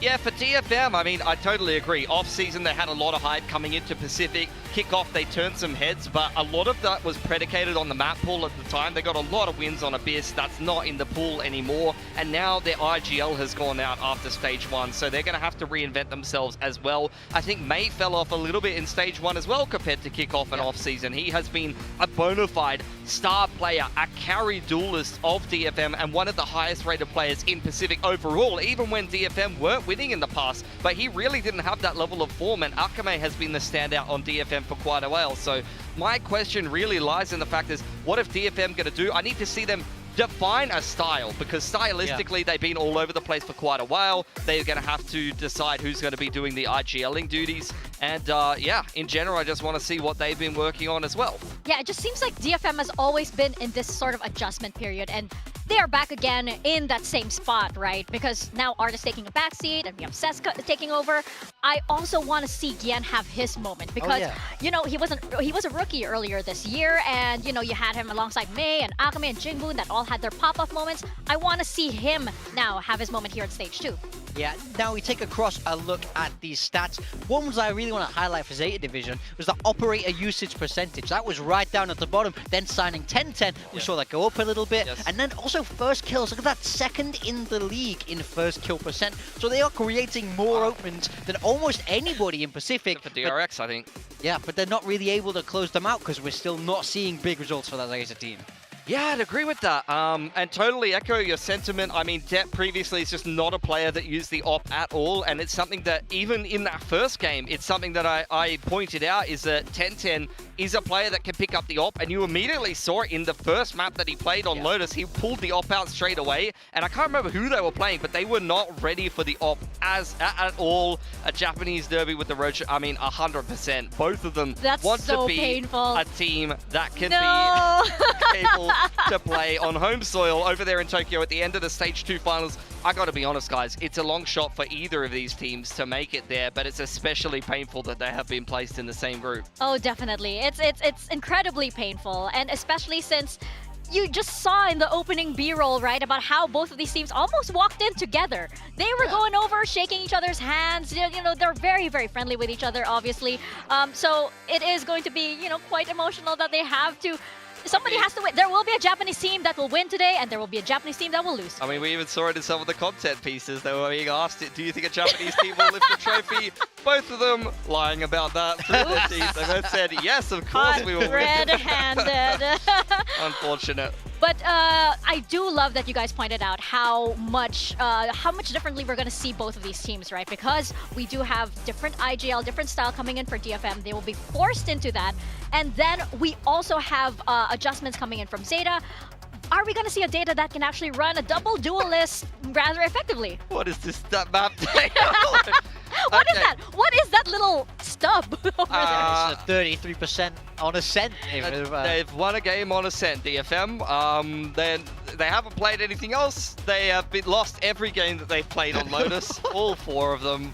I mean, this just looks grim. To be honest, for both teams, there's just been minimal reps for both of these teams on a lot of these maps in Pacific specifically. Off-season, I mean, Haven is a map that both of them played a little bit. You have seen them play things like Ascent and Icebox in the off-season. But guys, we're talking about over 6 months ago. Like, it's over 6 months since these teams have played some of these maps. So this is going to be not only a completely different look because it's just been such a long time, but also because they've shuffled up rosters. Like, everything is up in the air. There's very little to go off, but the teams will have some familiarity with each other, at least being from the same region and not being placed in the same group. I'm sure they would have been practice partners to some degree as well. Yeah, for sure, but it's still entirely different once you step on that stage, right? It's that familiarity, and of course, you know, mistakes come out when you get on that stage that don't come out. It's scrims and everything. It's that kind of repetition, that kind of pressure that definitely makes our players on another level, right? And I just hope that these two teams are able to do that even without as much repetition as the other teams have. Yeah, very much so. And I mean, I think for me, that's been the story of DFM, right, in a way, where they do have a lot of potential, but that execution on the stage isn't quite there. We saw statistically, they had like a sub 23% pistol win rate. You know, you're not even winning 1 in 4 pistols. Oh. We have our Vito coming in. You just cracked it all fire. out. Yeah, let's get it out there. All right. No. Zeta's taken out Ascent there. Bind taken out by DFM. They don't want to be playing that. Haven, I mean, I'm not too surprised. And actually, if you go back to the off-season, these two teams have played Haven against each other a ton. There's going to be a lot of familiarity. I want to see if any of them will play that newer style. Lotus going to be the pick for DFM. They did lose every game of Lotus. They're 0-4 on Lotus, but they're going to pick it again. They're going to run it back, and we'll see what they're going to be bringing. Because I remember the last time we saw Zeta on Lotus, it was 10-10 running around on Neon, and that actually looked pretty good for them. And then Icebox will be the decider. I don't think we've seen either of these teams playing Icebox in quite a while, except for Zeta playing Reyna for some reason against Team Secret and getting a win there. I don't even know if I count that, to be honest. I think, unless my stats are wrong here, DFM don't have a win here in Pacific on Haven or Icebox. I mean, I don't think they've won Icebox in the post-partnership era. I think it was like 2022 when they last won a map on Icebox historically. That's across the whole organization. I mean, I know we've seen changes, but maybe it's hard to get excited, I suppose. They just in, Big Time says DFM have not won very much in Pacific. I am shocked. This is the analysis you Absolutely come here for.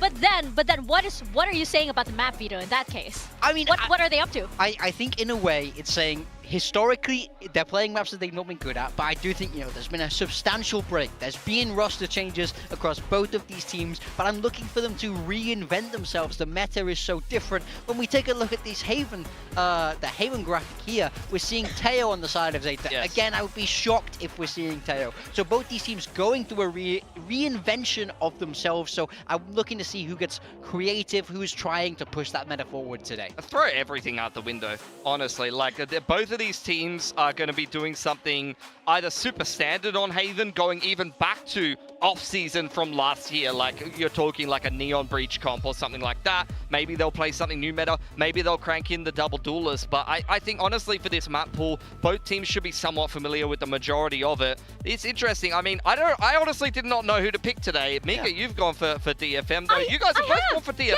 Yes. We I'm alone agree on the on setup. this. Also because Okay. as the proclaimed Victoria mentioned, I was like the DFM of the analyst desk yesterday. So I'm like, yeah, that's me. I identified with DFM now. Yeah. But yeah, no, it's also, I think, an impressive performance from them on the later half of stage 1. They just had very unlucky that everything just kept getting more and more tough as it went on. So I'm just hoping that they take off from that high point that they were on and get into this. For me, I think Zeta looks like the better team. They play with better structure, and DFM, I need to see the individuals come alive. I need to see May step up. If May hits that same level of form, I actually do believe DFM will win, but he's had one of his worst stages in stage 1 previously. Yeah, very true. For me, I just see potential in this DFM roster. I've seen them play good Valorant in the past. I just really hope they're able to realize that again today. Well, we're gonna turn that potential into a show on stage as we bring out the Japanese derby. We have Zeta Division going up against DFM. It's gonna be an exciting one for sure, and we're so ready to see all of these individual performances step up, especially with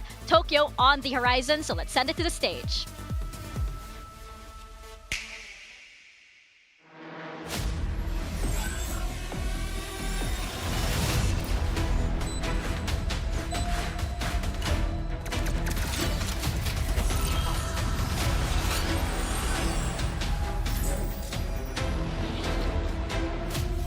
Let's fly.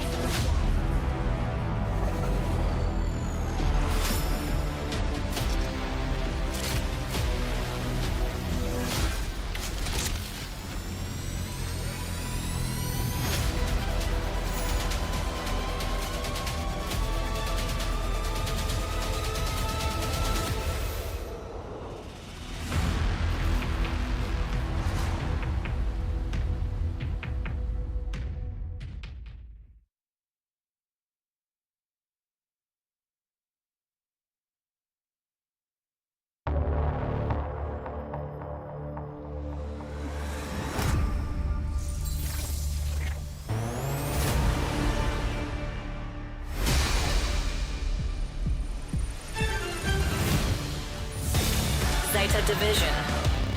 It's the two Japanese teams facing off against each other on the Pacific stage in our second match of the day, vying for a chance to get to play in front of their home crowd. The addition of 1010 to Zeta gave the team renewed energy in stage 1. Does it carry over today? There was a time when this team was on top of the world. They need to find it in themselves to get that back. Yeah, they've added some championship winning genes, and they've got a couple of the vets mixed in here. Def and Sugar Zero, very familiar with playing on the Pacific stage. You've got the Fennel core still kicking around there, still playing some of those supportive roles, and we'll see if Zeta can pick themselves up here in stage 2. That is right. Welcome back, Def. It is good to see him back for sure. But of course, DFM for the other half of this Japanese derby. Winless in stage 1, DFM for sure wants stage 2 to be a different story. With May as the team superstar, we've seen what this team can do in top form, giving even the toughest teams in Pacific a run for their money. But can they take down their brothers in Zeta? Yeah, I mean, I think we've seen such a high ceiling from this team. You know, it was a while ago. We do have to say that. But I do think there is potential here in this roster. May is an upcoming superstar. Akame has been going crazy. And then, like you say, there's a rivalry here. This match does mean a lot. Even if they're friends, they want to be able to not only secure their spot going to Tokyo, you know, with a strong group stage and playoff run, but try and deny that away from their opponents here today. Yeah, a lot of drama for sure. You saw in that graphic how the handshake had to break, and that is exactly them on the stage today as we see the coaches walk out. It's going to be very exciting to see what these two teams have prepared for us as we move into Haven as our first map. Yeah, in terms of roles, stylistically as well, what kind of approach are we going to see from these teams? Yeah. We've seen Zeta playing initially a lot of double init, but double init is the old meta now. Like, you're just really not seeing it as much, so they really need to reinvent themselves, not only in terms of the approach to the game overall and what agent comps you're running, but also role-wise in terms of what the players can actually offer to the team, because they have brought on two duelists. They've kept 1010 on the lineup after subbing him in for Dep, and then they've kept Dep in the lineup afterwards. Yeah, I think I would love to see a double duelist come out from Zeta with two really fantastic duelist players there, but I am curious how this coaching staff are going to take that. Across on the side of DFM, we have been told that Cez is apparently the IGL since joining this roster again now, so I'm curious how this team will look stylistically now compared to that last stage, because now there's a different set of brains really kind of leading the charge there. Yeah, I really do hope that these are new beginnings for both of these teams, especially since for Zeta, right, they're not playing with Zeta anymore. Ooh. And apparently, Pilski, what do we have here? I mean, Zeta on defense, 1010's going to be on the Neon. His debut in Pacific on that agent was fantastic, but interestingly enough, Dep is on Viper. Apparently, I'm not allowed to pick him as my controller, by the way. Blues, though, as the IGL, will be playing the Senti role, so he's going to have to call from the wing a little bit on attack. Yeah, that is definitely difficult. I really hope he's able to pull that off. Across on the side of DFM, playing the Yoru ISO that we've seen so much on this map, and Akame being the one to pick up that ISO. You know, we saw him play that chamber. We know he has great firepower. I like this look from DFM. Oh yeah, that's very exciting indeed. I can't wait to see if Akame has indeed the same performance that he had last time. He has to be feeling good. You can see the smile coming out from 1010 too. He's probably very excited to get into this, especially since, as we mentioned, there is potential for him to face off against a very well-known brother in the future. But for now, of course, it's just the Japanese brothers that they have to face off against. And with May, of course, a lot of expectations on his shoulders as well. So we're gonna see if expectations are indeed met from both sides as we get into Haven and we welcome back our casters, Achilles and Paperthin.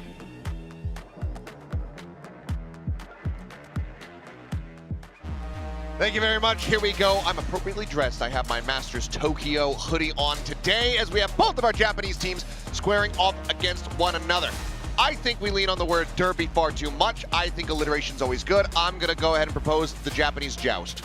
Okay, I'll allow it. That's fine with me. I'm very excited for this match. Obviously, I kind of stand this region, so I'm very curious. Really? No, yeah, who would have thought?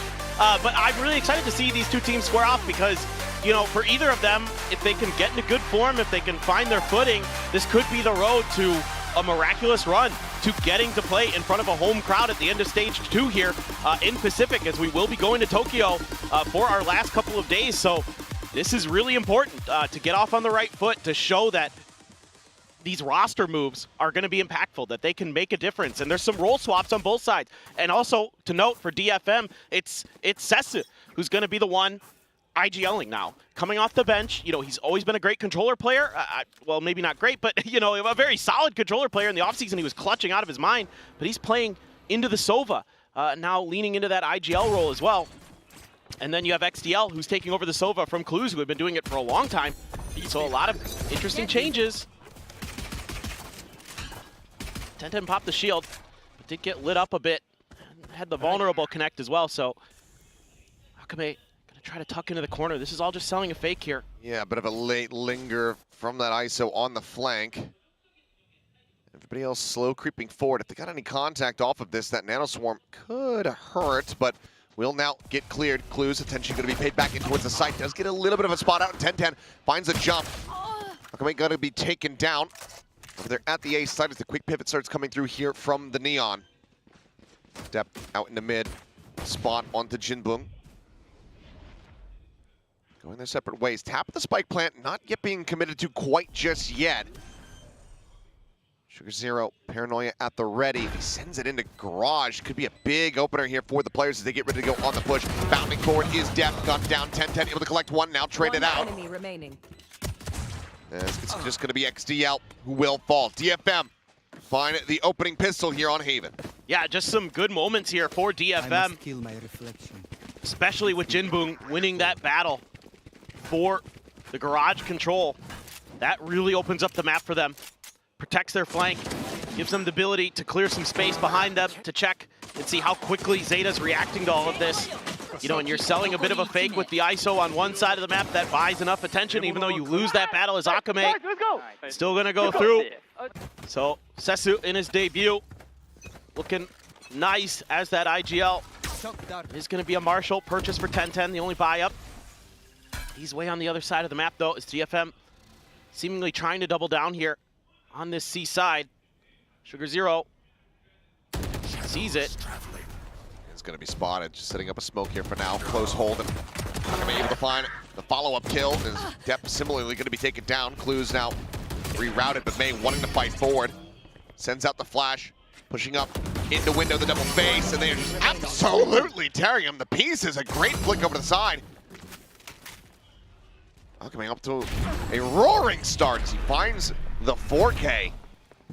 10-10 struck down, and overall a very clean anti-eco here from DFM. Yeah, I mean, it's early in the match, but you have to start to like some of what you're seeing from DFM, especially in the role swaps, especially with Akame going on the ISO.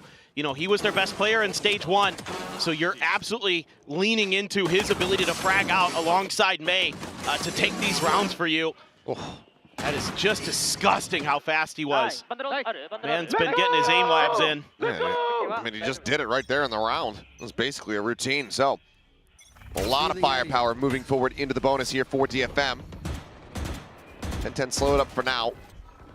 Scanning ahead. Yeah, and you'd love to just keep him at bay, because 10-10 can be explosive. We saw it in his debut.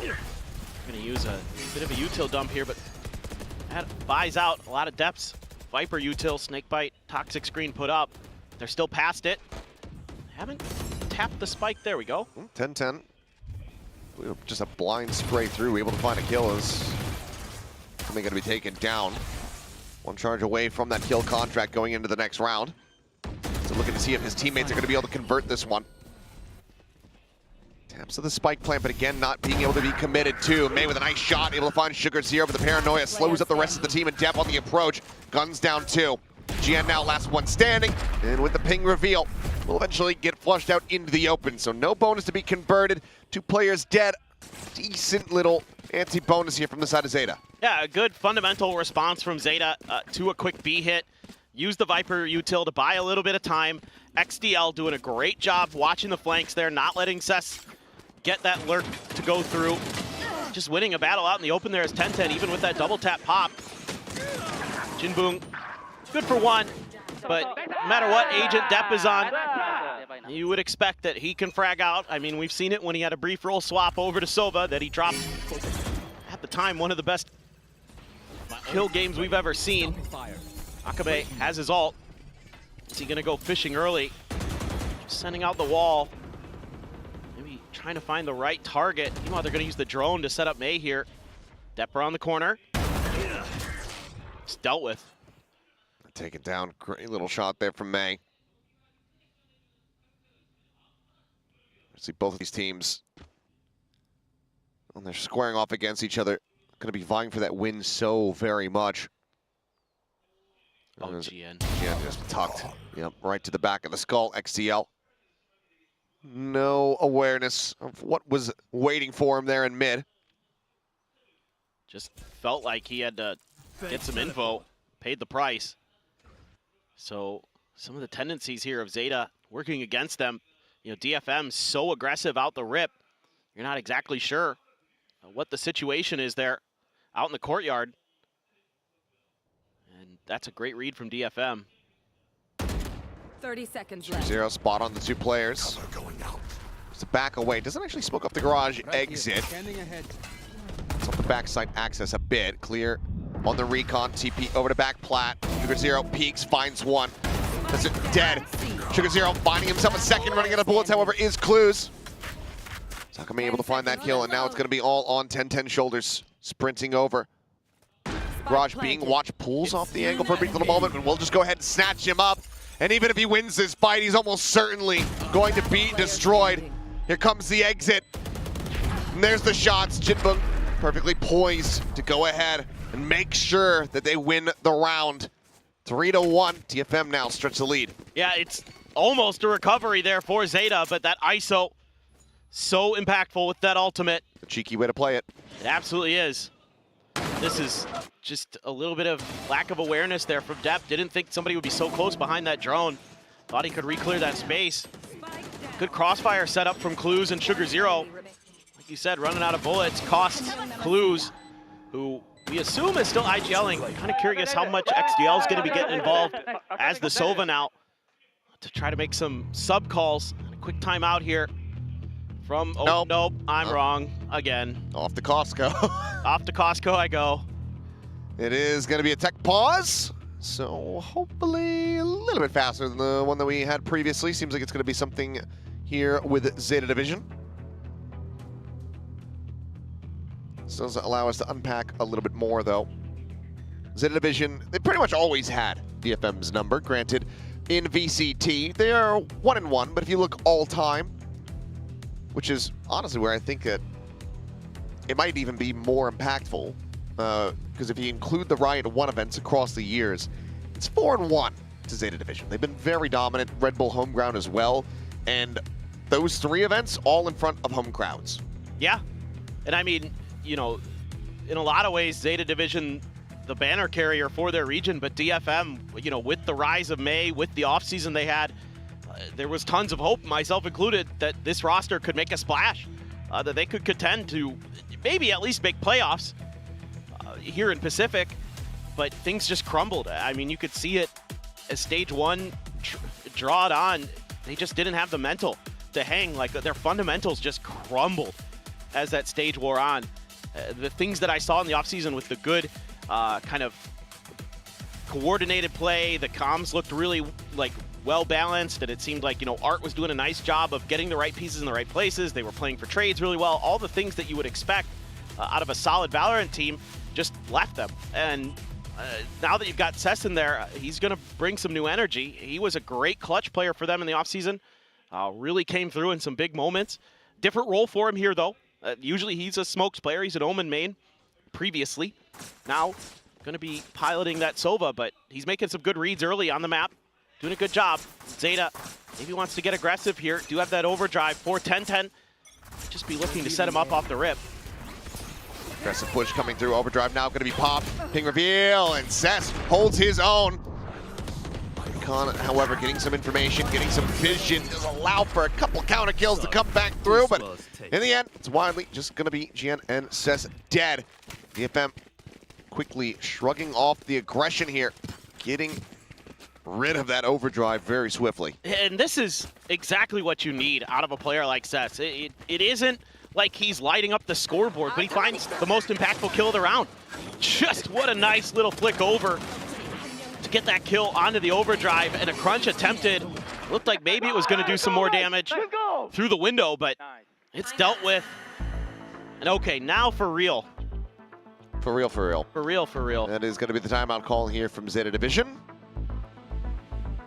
XQQ, gonna see what he can do. Because granted, I mean, this isn't the first time that we're actually seeing this roster from Zeta Division playing together. Did play this setup with Depp as well as 10-10 back over at the ACL, but only were able to stick around for a singular game. Didn't beat Trace, ended up losing to them 1-2, so got eliminated, so we didn't get to see that much. But this is a big pivot in the roles that they were playing at the time. Exactly, and I think there's going to be a little bit of shakiness with that. I mean, especially from the IGLing.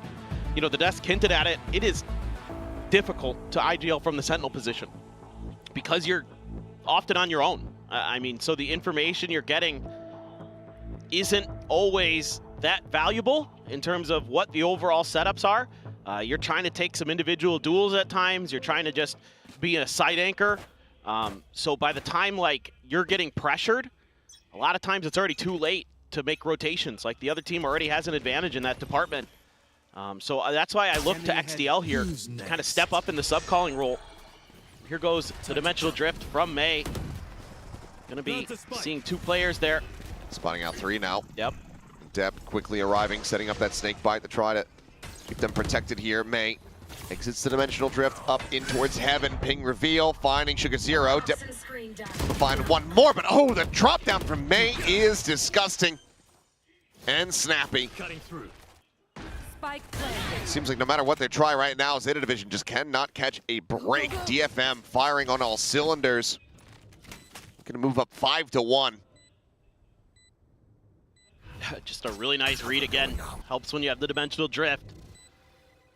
And you have to back off. Clues and 10-10 have to go for the save.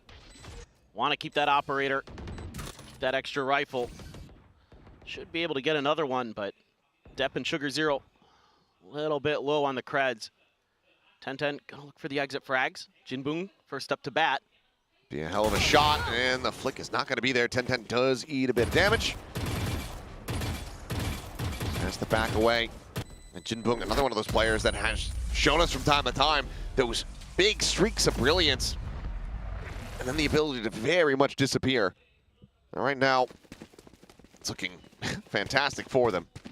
Yeah. Big part in dispatching that previous aggression in the Thrifty attempt. Oh, absolutely. I mean, when Jinbung is at his best, he was outperforming Akame.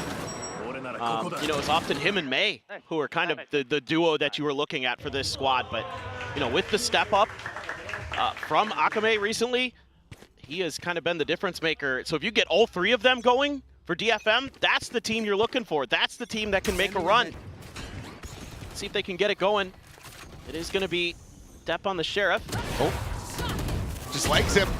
Oh, the shorty does manage to come away with the kill. He's trying to fake the exit, waits a little bit longer, avoids the shock dart, and does manage to get out basically scot-free.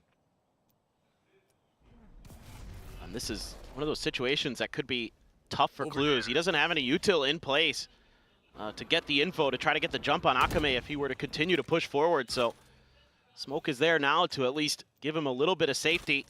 He's going to put the alarm bot down late. Like that adjustment there from Clues. 10-10 swinging out with the op. Jinbung is widely stuck. I mean, he doesn't have any cages. He'd have to just fight his way out of this, and this time he's able to find that headshot. I know exactly where. No HP not really mattering anymore after that one. And GN able to find Clues before the ping comes through. Runs out of bullets, but Cess is right there. Depp swinging, trying to find a punish. Oh, there's Sugar Zero, yeah, almost getting caught there in the head. Hunter's Fury going to be committed here. Interrupts the spike plant for a moment. Sugar Zero swinging out, instantly dealt with. The final burst of the ultimate, able to get a tag, but nothing really more to be done here by XDL. Surely we'll have to just try to save this weapon. I went for the big play there with the Hunter's Fury. Try to open up some space for Sugar Zero. That turns out to be a pretty big mistake. That's a huge ultimate that you throw into nothing. Zeta Division, their fundamentals starting to fall apart. 10-10 not able to kind of come through with those big plays that it seemed like he was going to be capable of making when you bring him onto this roster.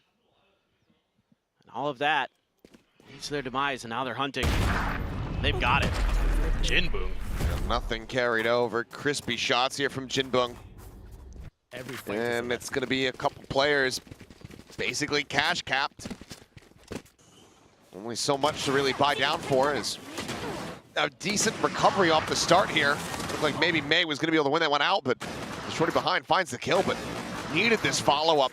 Did 10-10 and just could not get it. Yeah, and a nice follow-up from Cess behind GN. Got a good opening kill, but couldn't quite get Depp in the window. But again, that coordination, that teamwork that DFM was sorely lacking. Seems to be back in form, at least to start. Alarm bot around the corner here. Depp looking to play off of that, but TP spawn. Yeah, that's GN. Relay bolt set up. Depp wary about this, looking for the timing and finds it. Right as he tries to go for the smoke. Another first kill found. But May gets himself 2, swings the corner. Depp managing to put him down on the floor, but Jinbung approaches out from long. Player standing. As Sugar Zero is just TPing, but they just don't have the space. They've lost complete control of every single ounce of this map. So as soon as he arrives, he is struck down. Seal slots forward there along the wall, the spot on the one, anticipating the counter swing, and now is just trying to find a punish. I mean, this has to be the save. It should be, but it isn't. 16 health, Jinbung still standing, 7-1 DFM, guaranteeing a lead at the half, and we still don't yet know how big that lead is going to be, but at the moment it is looking to be massive. Yeah, you think it might go well. Def gets a good read, and then May comes to life. He's immediately traded by Jinbung, and then Akame just scaling forward. He catches Sugar Zero completely off guard. I mean, a veteran player like Sugar Zero, to get him in a situation like that, things are really falling apart for Zeta in the comms, in the decision making. And I don't know what's going on with XDL. The Hunter's Fury last round into not trying to save the rifle. I have questions. I have concerns. Because that is painful to watch.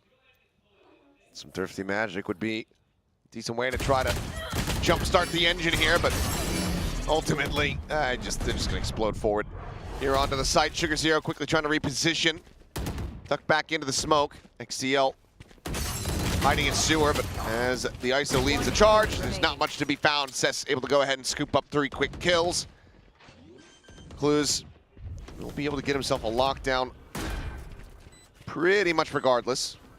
As, yeah, just can't even avoid the drone here. Tucks back around the corner, the push coming in. May able to go ahead and collect that one, as it's going to be a flawless with DFM getting to 8. Oh, now you've got big ults in the cycle for DFM.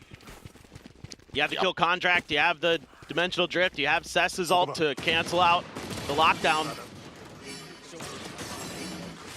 This could be a ridiculous half. I mean, 10-2, seemingly very doable at the very least for DFM. And this is just well-coordinated stuff, great individual moments. Zeta hasn't been able to punch back, along with some, frankly, fundamental mistakes. Who's next? Here goes May again. This time over towards C. He's gonna see Clues there, trying to hide Sugar Zero. Well, here's the pull. Clues brought forward. Shield gonna be broken, and Clues wins the fight. Not really in a position to try to get the punish here. As May just having to make a quick little exit. Cage popped as Jinbung does manage to go ahead, dodge any further shots. Same time, XCL now forward in position over at long. This A side of the map. GN trying to create a little bit of extra attention. 10-10 on point. Some footsteps heard. Rotate around the back, about to be a triple face, or at least a double face here in the garage. May, first one to fall. Jinbung trying to flush him out. No real way to try to apply this pressure, but Jinbung! Revealing area. He does it again. Whoa! XCL botches the dart. And just like that, the map is reopened. 30 seconds left. That's unfair. Zeta finally playing a good round. He's 13-2-2. He's dominating. I mean, they had him beat, and he just outplays them. What is going on with Korean players on Haven today? Right? Needing to win this fight, cannot. 10 seconds left. Spike can now be planted. Spike planted. One away from having the neural theft. We have the Hunter's 3v2, Fury. still the late linger.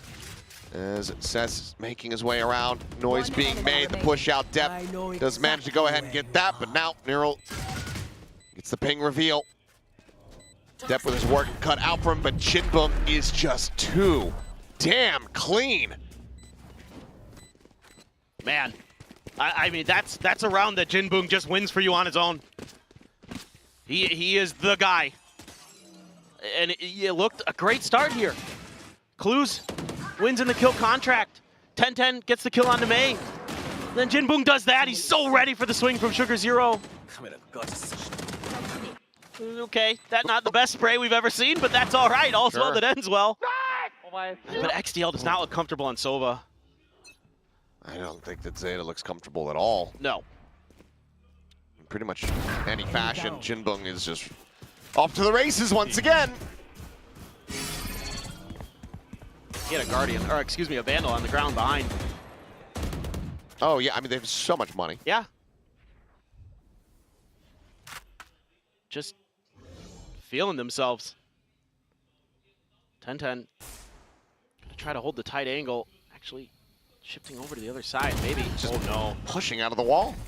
Was that a miscommunication? Did they suspect that it was going to drop, and instead he just walks through it? Not quite certain what just happened, but it's costly if nothing else. He was backing away. May, I think, a little bit of noise made. Shadows traveling. Sugar Zero, only one with a rifle here.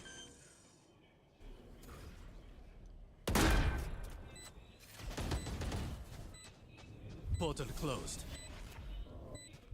Just feel like right now, basically at a loss for words. There's nothing really more to be said here. No, they're just crushing them. Gonna try to break the angle, double peek forward, but everybody else just gets involved. And of course, Jinbung finds the final shot to get himself a 3K. It's a flawless round. Zeta, one round win as we go into the last round of the half. I thought this map was supposed to be defender-sided. It's Jinbung sided. It's Jinbung sided. Just Hell like yeah. it was Yudotan sided earlier on. 18-2-2. Something about these Korean players. You know, the other have been around for the longest time that are just really starting to get their first shouts here in Tier 1. They're looking great today. Crushing, dude. I want to give a huge shout out to Cess because he is doing a really nice job backing up Jinbung. He's there to cover whenever he needs to. Alarmbot didn't get cleared. Oh, they reveal it now. Or realize it now. Couple Outlaws. Actually, a couple players on Zeta do have full armor, but 3 without. This is one of them. Clues does have the full armor, so does Sugar Zero. So here for May, would have to be 2 shots or a headshot. Just looking. But, I mean, there's not much info that Zeta really has on what's going on until just now. Until XDL gets something with the drone. I haven't seen anything here for May, so that might kind of fool DFM. Shot out. Sugar Zero clipped down to 10. Hunter's Fury sending it, trying to see if he can clear out these close corners. Keep some interest on this A side of the map as the spike slowly slinks back through the lobby. Potentially around over there. Right here to B. Love this. Selling the fake, and Zeta's biting. Yep, gets the hit there. Kame pushing forward here. Sees that this is pretty much wide open. The lockdown is well used as now they look for the kills and May finds 2 of them. The pit will never be in play, not in this half and maybe not in this map at all. DFM 11-1 on the half. Most dominant showing on the map so far here in stage 2. Granted, it's still early doors, but my goodness. What a performance from DFM across the board. This is the DFM I've been looking for, that I've been waiting to see. The confidence, the calling, the coordination, all of it amazing, and the shooting. And I mean, what do you do? And it's the last form of DFM that you wanted to see if you were a Zeta fan, not just because of this match here right now, but because you want Zeta to be that banner from Japan, to be the ones instilling hope here in the fans. But at the moment, DFM, they are absolutely pounding them into the pavement.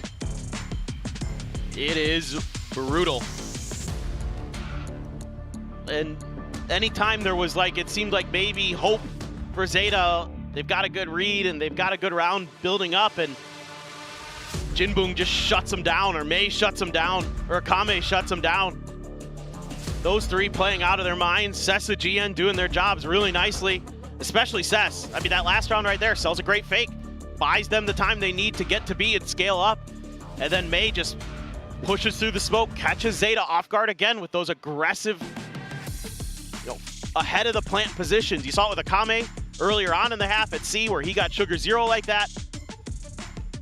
Just a new confident DFM that just built off the momentum they started at the pistol. Never let go. And now, I mean, yes, must-win pistol for Zeta, but hard to imagine that this is all but done and dusted. Dart actually lands in sight there. He's the paranoia to clear that corner for 10-10. And he gets revealed and gets taken down. Sess able to find another kill, looking for the follow-up. XCL just managed to go ahead and strike him down. Full push coming around the back here. Those 2 guns could be noted from that. And Depp loses his head. Jinbung still off to the races. Looking incredible. May trying to hold his own. Finds a headshot. Steadies the shots. Clue's going to be taken down. XCL finds another, but now finds that he is all alone. Given that Akame as well as Jinbung are both still alive. This is a very scary prospect. For now, keeps it quiet. Has the spike in hand. They might try to maybe think that he's rotated, but nope. They check all angles, pack mentality, they go on the hunt, and they are feasting tonight. Match point. Well, this is, I mean, again, a great individual play here from Sess. Getting that reveal so he can at least get the 1 before he's taken down. And then you get May all the way back. They're creating confusion all over the map here. They've got a big push out towards A lobby. Meanwhile, May, I'm not sure if he TP'd back there or what, but finds a great moment to strike. This is all DFM all the time, and yeah, it has to be a buy-up for Zeta. You know that as DFM. Good for one again. Seth's finding one, taken down. This time there's a judge here into the smoke, and now he's spamming them all out of this lobby, out of this game.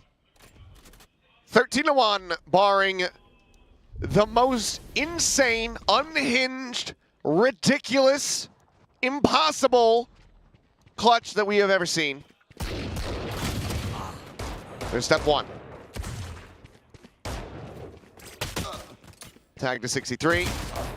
Can't find it. Jinbung steady throughout.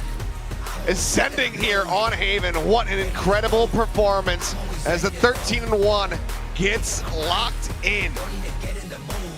This map was like watching a Formula One race from the stands. The cars zooming by before you can even tell what's going on.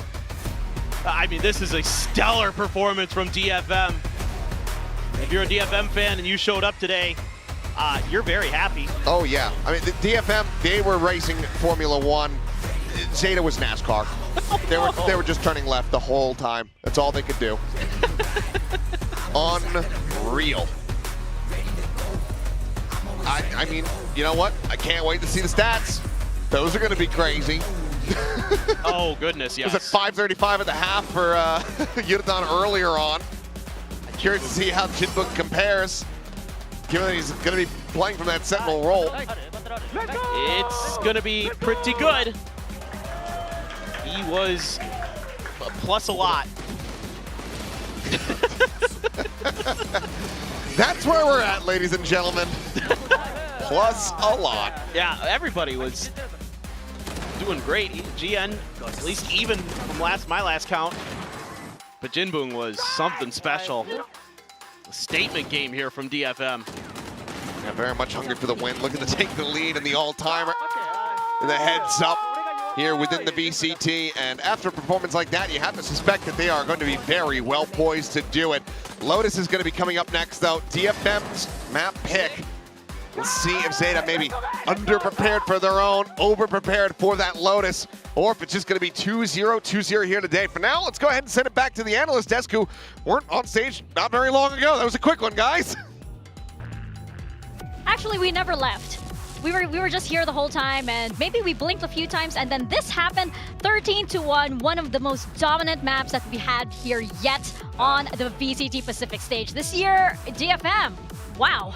Somebody check on the Zeta watch party guy. That guy's in tears. He's on the floor right now. No! That's unbelievable. I've never seen Zeta get smacked so hard. DFM, unbelievable game from them. I mean, they are rediscovering the kickoff form, and it was the big three again. Jinbong, we've seen big things from him. He had a fantastic game, but it was the 1-2 punch again of Mei and Akame to really just absolutely knock Zeta out of the server.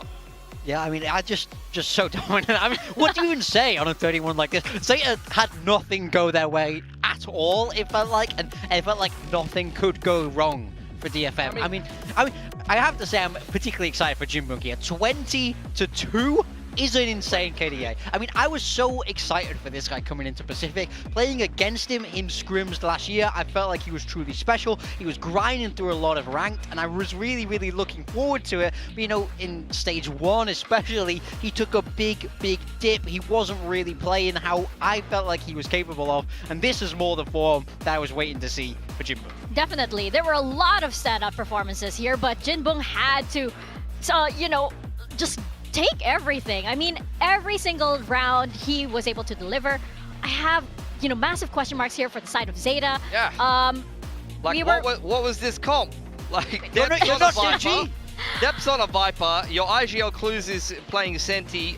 You know, XTL, who's usually on the Flash units, although he has played a little bit of some other units on the Recon unit. I mean, 10-10 on the Neon makes sense. Sugar Zero on the Omen makes sense. But there's so much better comps for this this personnel. Like, surely you just... I could see them running RRQ's comp. Chuck Depp on the Yoru, chuck 10-10 on the Neon, play double duelist. Like, what are we playing Gen G's comp for? I'm not understanding what's going on here. No, that's exactly it. Like, I feel like, are they a little bit hesitant? Are they a little bit scared to run that double duelist because they maybe aren't sure how to manage it or how it's going to go down? It's something that might be super unfamiliar to Zeta, but I feel like if you do have the skill set for it, why not run the double duelist, especially since you're up against players like Mei and Akame and Jinbong that had just had so many highlights here for the side of DFM. Absolutely. I mean, we'll look at some of those. I'm not sure if we're going Jinbong highlights first because there were a lot of them. No, I mean, we talk about running double duelists. This is the double duelist popularized by T1. We say it time and time again.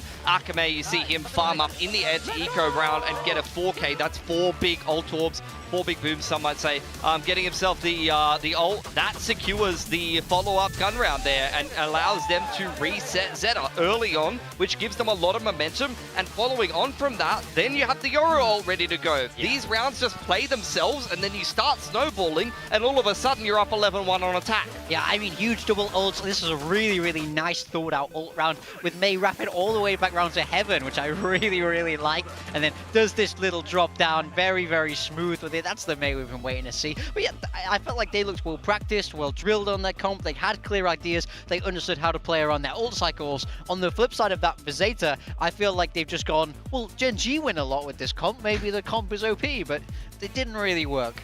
Yeah, I think that Zeta, there was a lot of, I want to say fear or a little bit of hesitancy on how to go. It didn't seem like they knew exactly what they were supposed to do, especially since you had everything on the side of DFM covered on all corners, especially since you had Jinbong up, bringing up the rear, right? Ooh. You had Mei and Akame in the front lines, and you had Jinbong here somewhere along the way, just like this. I mean, that's his best game in Pacific. 20-2 is unbelievable. That is a star-worthy performance. You're seeing these Korean players playing on various different nationality rosters and, you know, making a big accounting for themselves in Stage 2 here. Don't know if they're, you know, getting the reel going, you know, for next year. Hello, guys. I'm Korean, by the way. I'm putting up numbers here in Pacific. If you need another Korean player, you know who to call. Yeah, I mean, I wouldn't be shocked if people are going to come knocking on DFM's door after this performance on Jinbong. Like I say, I was so excited for this man to enter Pacific. I thought he was so talented, and now I finally feel like he's realizing that potential, at least in that map 1. I mean, 20-2 and 11 KDA are coming in. As a twin, though, doesn't it make you feel sad that he's left his twin behind in challenges? And with a performance like that, he's going to have the keys to DFM. He's going to hire whoever he wants after this game. They're going to be reunited together again and everything. But, you know, I also have to say, DFM, the vibes were immaculate. You saw them the moment they walked out, they were vibing, they were grooving a little bit, and on that stage, stage, you could hear them. You saw Akame, you know, Taking shouting. fodder. Yeah, and that's exactly what you want to see for a team that's performing so well, as much as they did. I mean, I feel like this team will always kind of try and bring the vibes. Even when they're losing, they try and do these fun walkouts. You can hear them how they talk to each other. They do always have fun, but it's so much easier to have fun when you win a game like that. I mean, for sure, fun comes naturally hand in hand with the winning. So it's nice to see them genuinely enjoy themselves and not have to like force too hard. But that's why you get excited about this DFM team. It's that they have the ceiling to do this. I don't think Zeta has the ceiling to smash a team 13-1 in that fashion with like the individuals really just plowing away. Like honestly, DFM, they just have such phenomenal firepower when people are on their game, and if they hit that same level, then they're going to win Lotus despite the fact that they haven't been able to get a dub on it thus far. Over on the side of Zeta, I mean, I'm looking at that ISO Neon comp. I just want to see them, or ISO Raze, for example. I just want to see them run a double duelist, honestly. I'm not really liking the fact that they tried to jam a double controller on into Haven there. I think that there could be some better looks for Zeta, and if they simplify things, it might work out a little bit better for them. Do you think that we're getting Depp perhaps, you know, giving up the duelist role fully to 10-10, or do you think he's going to flex into it occasionally? Since Senta came in, I don't think he's played a duelist. He's been on Sentis or he's been on the Viper. So that's the role he's filling within the team. When they flex into double controller, he's going to be on the Viper. Otherwise, he's going to be on the Sentinel. And he hasn't put up those star level numbers in those roles, which, to be fair, you know, he is flexing into something different. But Depp is a very good duelist in Pacific. Like, I don't see why you shouldn't be utilizing that as much as you can. I think especially in this meta where double duelist is so prevalent, it's so common across so many maps. I think if you have 2-star duelist players, to be playing one on an agent like Viper just doesn't seem like the natural fit to me. I mean, they must have tested this though. That's my only thinking here, is that they must know something we don't. They must have ran it, but I'm really not sure why it wouldn't work there. I mean, by the same token, they've had 10-10 come in and sub in for Depp, and they've kept him, and now they're not playing double duelist. It's like they could have chosen another player if they wanted to play various different comps, but we'll see what they end up coming out with at the end of the day. I'm definitely looking forward to Zeta in particular, if they are going to run this double duelist style, or whether they are. I mean, again, Clues is on the Sentinel, so Clues has played nothing but Sentinel after being on the Enix. Depp once again on the Viper here, single duelist on 10-10. After he was so great on Neon, they're actually going to be running the Raze for him. Yeah, DFM across on the other side here with that double duelist that you know, worked so well for them in map 1. May sticking with that Yoru. Akame on the Raze with a little Jingbun visor. I'm expecting big things from him here. Love this DFM comp. I think it's a great fit for them. On the flip side, for Zeta Division, I'm even a little bit more worried now than I was. If it doesn't work this map, it's got to be back to the drawing board, honestly. Well, we'll see indeed if they go back to that drawing board, or if DFM manage to take this 2-0. We're going to toss it back to our casters to take us into Lotus, over to Paper Thin and Achilles. Thank you very much. Here we go. Well, DFM looking to bring today to a very swift conclusion. Put up some very one-sided maps after witnessing what Global Esports were able to do versus RRQ just earlier. We'll see if they can have a similarly dominant start here as we do go into this one. Zeta electing to start on this attacking side. DFM so far 2-0 in pistols. This is really interesting with how good DFM looked.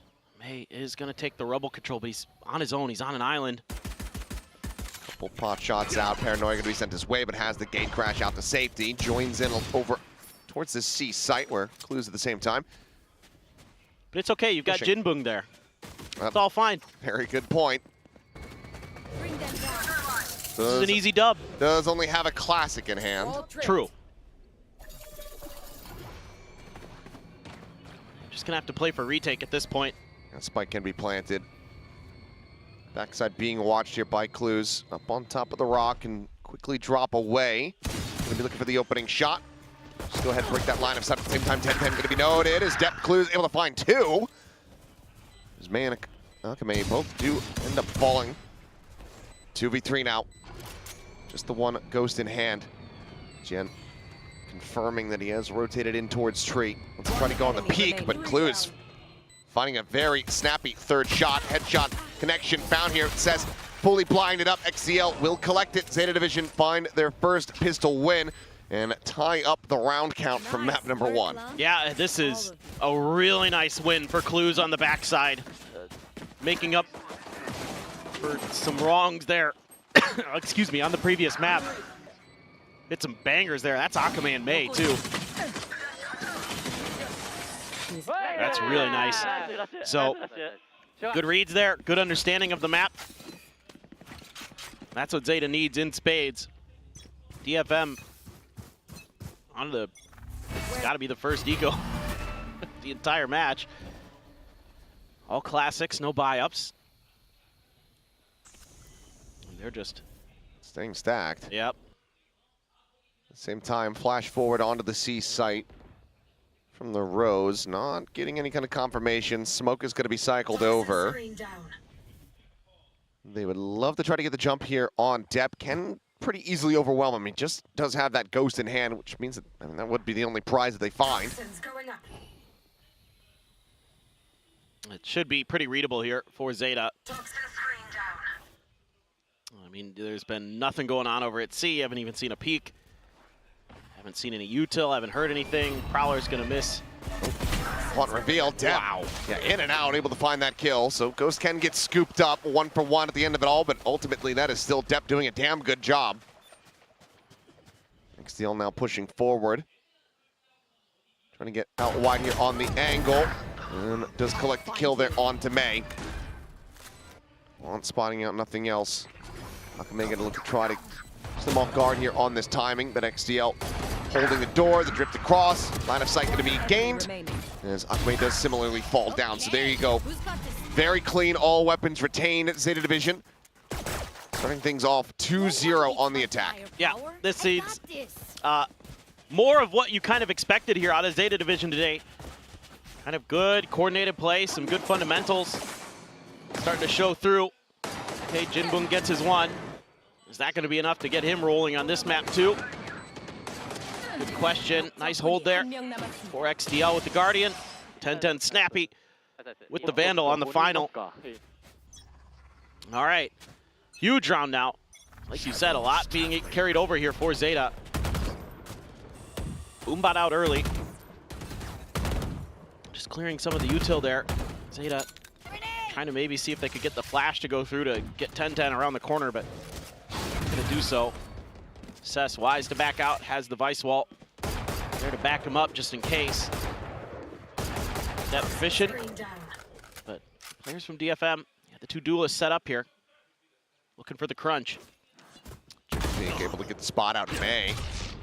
Down to 51, does have regen armor. Little bit of added HP, but ultimately has to give up the space, and that leaves A completely primed for the taking. So they're gonna triple face out of B main. Clues has him lined up just about. Where are you? Takes away 2, maintains a player advantage. And May for the moment, only one here. Tries to peek out, pushes ahead of this smoke. Trying to spam the angle, but now the swing coming in. Sugar Zero immediately is able to go ahead and shut him down. Bonus conversion basically confirmed here from Zeta. Shot does register. Seth's able to find 1, but finds himself down to 5 health. So yeah, the call to back away is going to be made. Zeta Division, a huge return to form here as they start off this map 3-0, converting this bonus. I mean, I was thinking to myself before this match started, I thought this was going 3 maps pretty much no matter what. So maybe that still could hold true even after that absolute shellacking that Zeta took on Haven. How many times do we say it? How many times the team say it? Sometimes when you just get bodied, you get mauled on a map. It's a lot easier to just bounce back. Granted, I think it does hurt a little bit more when it's your own map pick, but we've seen the exchange of maps so many times, both regionally and internationally. Seems like this might not yet be any exception to that. As it's just very nice from Clues to be able to find this much value this early on. Yeah. And where is he? Yeah! Yeah, let's go! I've been waiting for Zeta to do something so I could see Zeta guy! He's there. You wouldn't expect him to be anywhere else. Just booking it to the hub. Sees nade combo. Good for kind of the deeper push out there from Zeta Division, but Actually just being pretty patient, not overextending. The rifles are going to be in Mei and Akame's hands.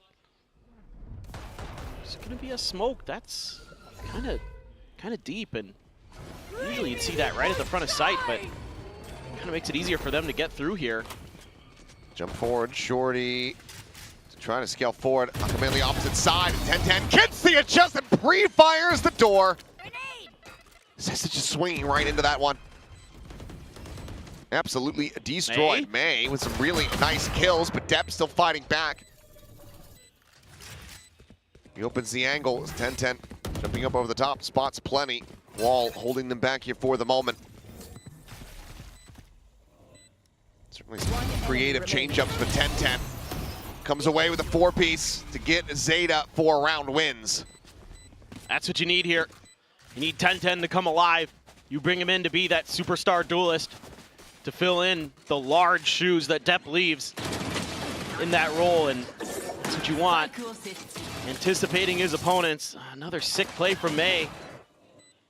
There's not much else to do at this point. Still had a flash, but didn't use it around the corner. 10-10, one away from a showstopper now. Hop in play for Mei. Odin for GN. Oh, leg shot. XCL, however, able to find Jinbung. Really slowing down. Just all of the energy, all of that momentum that Jinbung had acquired from the first map. Oh no. As 10-10 pushes out, finds the timing. Mei dead on the floor. Gets rid of the sniper and scoops it up now in hand for 10-10. And a save call is going to have to be made. Given the investment, you've already lost one critical weapon. If you lose the Odin as well, as happy as that might make me personally, it certainly would be catastrophic for DFM. That's brutal. Akame now tucked in. Attention being paid. Narrowly survives for a brief little moment, but Clues is there. That second layer. And now it is just the Odin being retained here for the moment. 10-10 still on the hunt.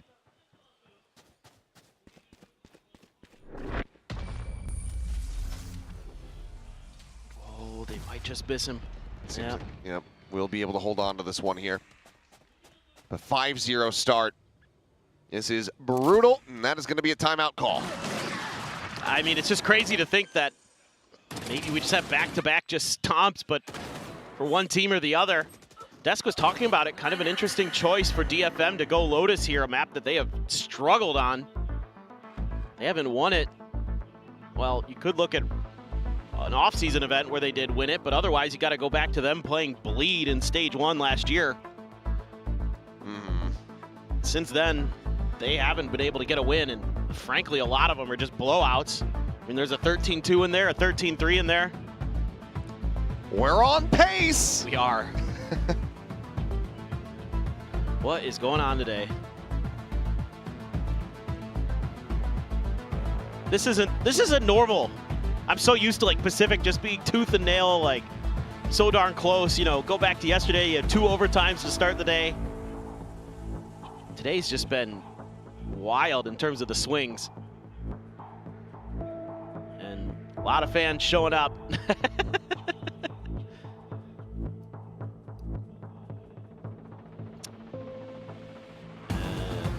We'll see. I mean, I don't know. DFM here, some decent ideas, but every time they've been trying to take some A main space, like it's either just been dodged by Zeta or they kind of just take a pause and then swing out and force Mei off of that position. So I think maybe you need to reconsider your setups for A Rubble to back Mei up. I think I'd like to see Cess there, kind of using that fade util to get him that extra info behind those toxic screens. If you do want to go for those aggressive plays right outside of the door of A lobby. Otherwise, just shoring up some of the defenses. If you're going to smoke off the front of B, I think you need a deeper smoke there from GN. Little things like that need to be adjusted so you could play a little bit smarter, a little bit safer, try to find those openers. Yes, it is Lotus. Yes, it can be attacker-sided, but afford to drop too many more rounds. Oh, okay. So clues, attack op here. Man's been watching Devi. Just about everybody has been, and well, May. I was going to say he's so low on HP, but then Cess just ends up dying. So this has gone from rough to worse. And not the start you're looking for there. Definitely not. 2 players now having to be sat back. Jinbung. Ooh. Still pretty snappy with that aim. Gets a shot across on the clues, but cannot find a kill. May now rotating over. Give May the Odin. You do, but the problem is, I mean, you're playing this comp without having a Viper in, so you can't just set up a poison orb. You would love to have that smoke cycled over from Tien. But, well, May still able to find one, gets out. Now the showstopper Wiley's going to be wasted. They'll know that space is opened up. They'll know that it's cleared, but it won't be giving over an easy kill. Potential opportunity here. DFM to try to rescue this round. 10-10 does shut down May. Nightfall goes across, gets one connection there on the Jinbung. Forced back for the moment. 10-10 wanting to try to find this kill, and eventually is going to be rewarded with it. Just May and Jian. Flash flying. Akame able to find one on the quick peek, but there's too many angles, too many players still alive. Zeta Division not allowing for the little half-buy attempt to come through. They'll get up to 6. And we'll see if DFM can find some stability, find that first round win here on Lotus with another full purchase. Cess thought maybe he could find the timing when Depp would pull off the spray, but guessed incorrectly. Yep. Then there's just a good crossfire there off of that Nightfall. You clear the one. Just kind of hold Waterfall otherwise. It's going to be an op again for May. You have a showstopper, you do have a dimensional drift. Some options here for DFM to toy with. They just can't keep losing these opening battles. You saw that. That's something that Zeta has excelled at this year, is winning opening duels, getting that first kill. Converting off of it had been a problem at times. Oh, well, up and over the top goes XTL. Jen dead at the door. 10-10 swiftly dispatching. Zeta Division set to continue. Just racking up these rounds.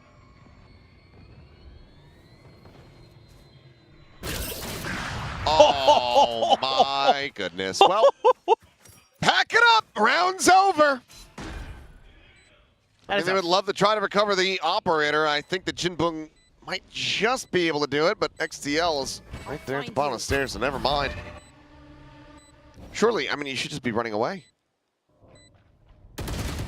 Jinbung will find one, but yeah, just gotta hightail it out of there.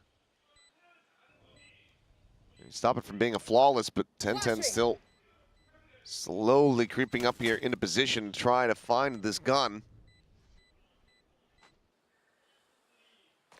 This is just from bad to worse. I mean, big investments again for DFM. All for naught. Alt cycles just getting wasted. Just getting thrown into the abyss. And you're finding absolutely nothing.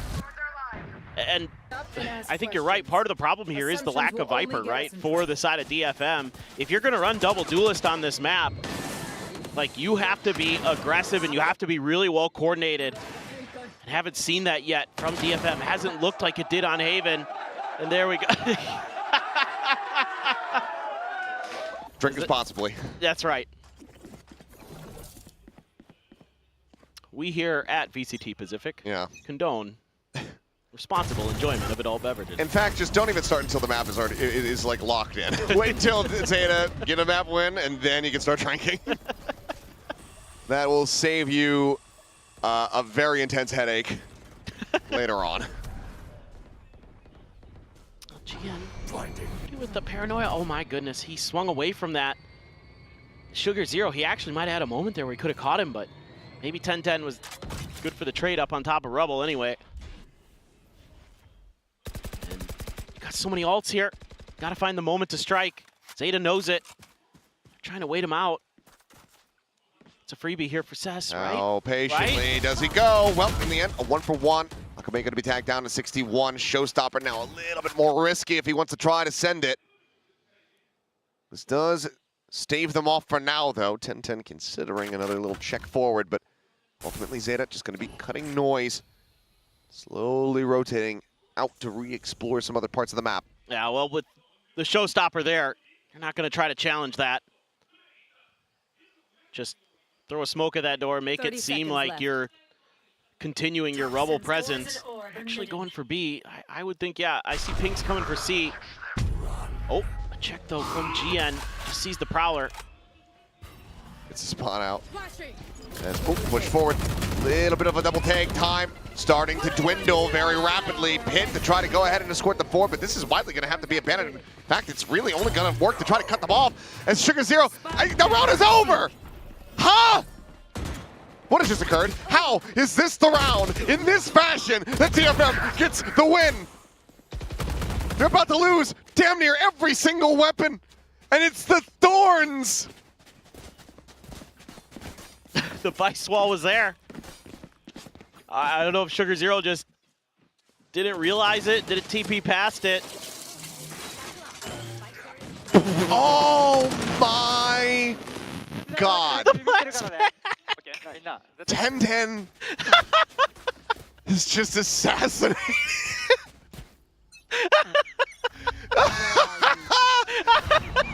How is that even possible?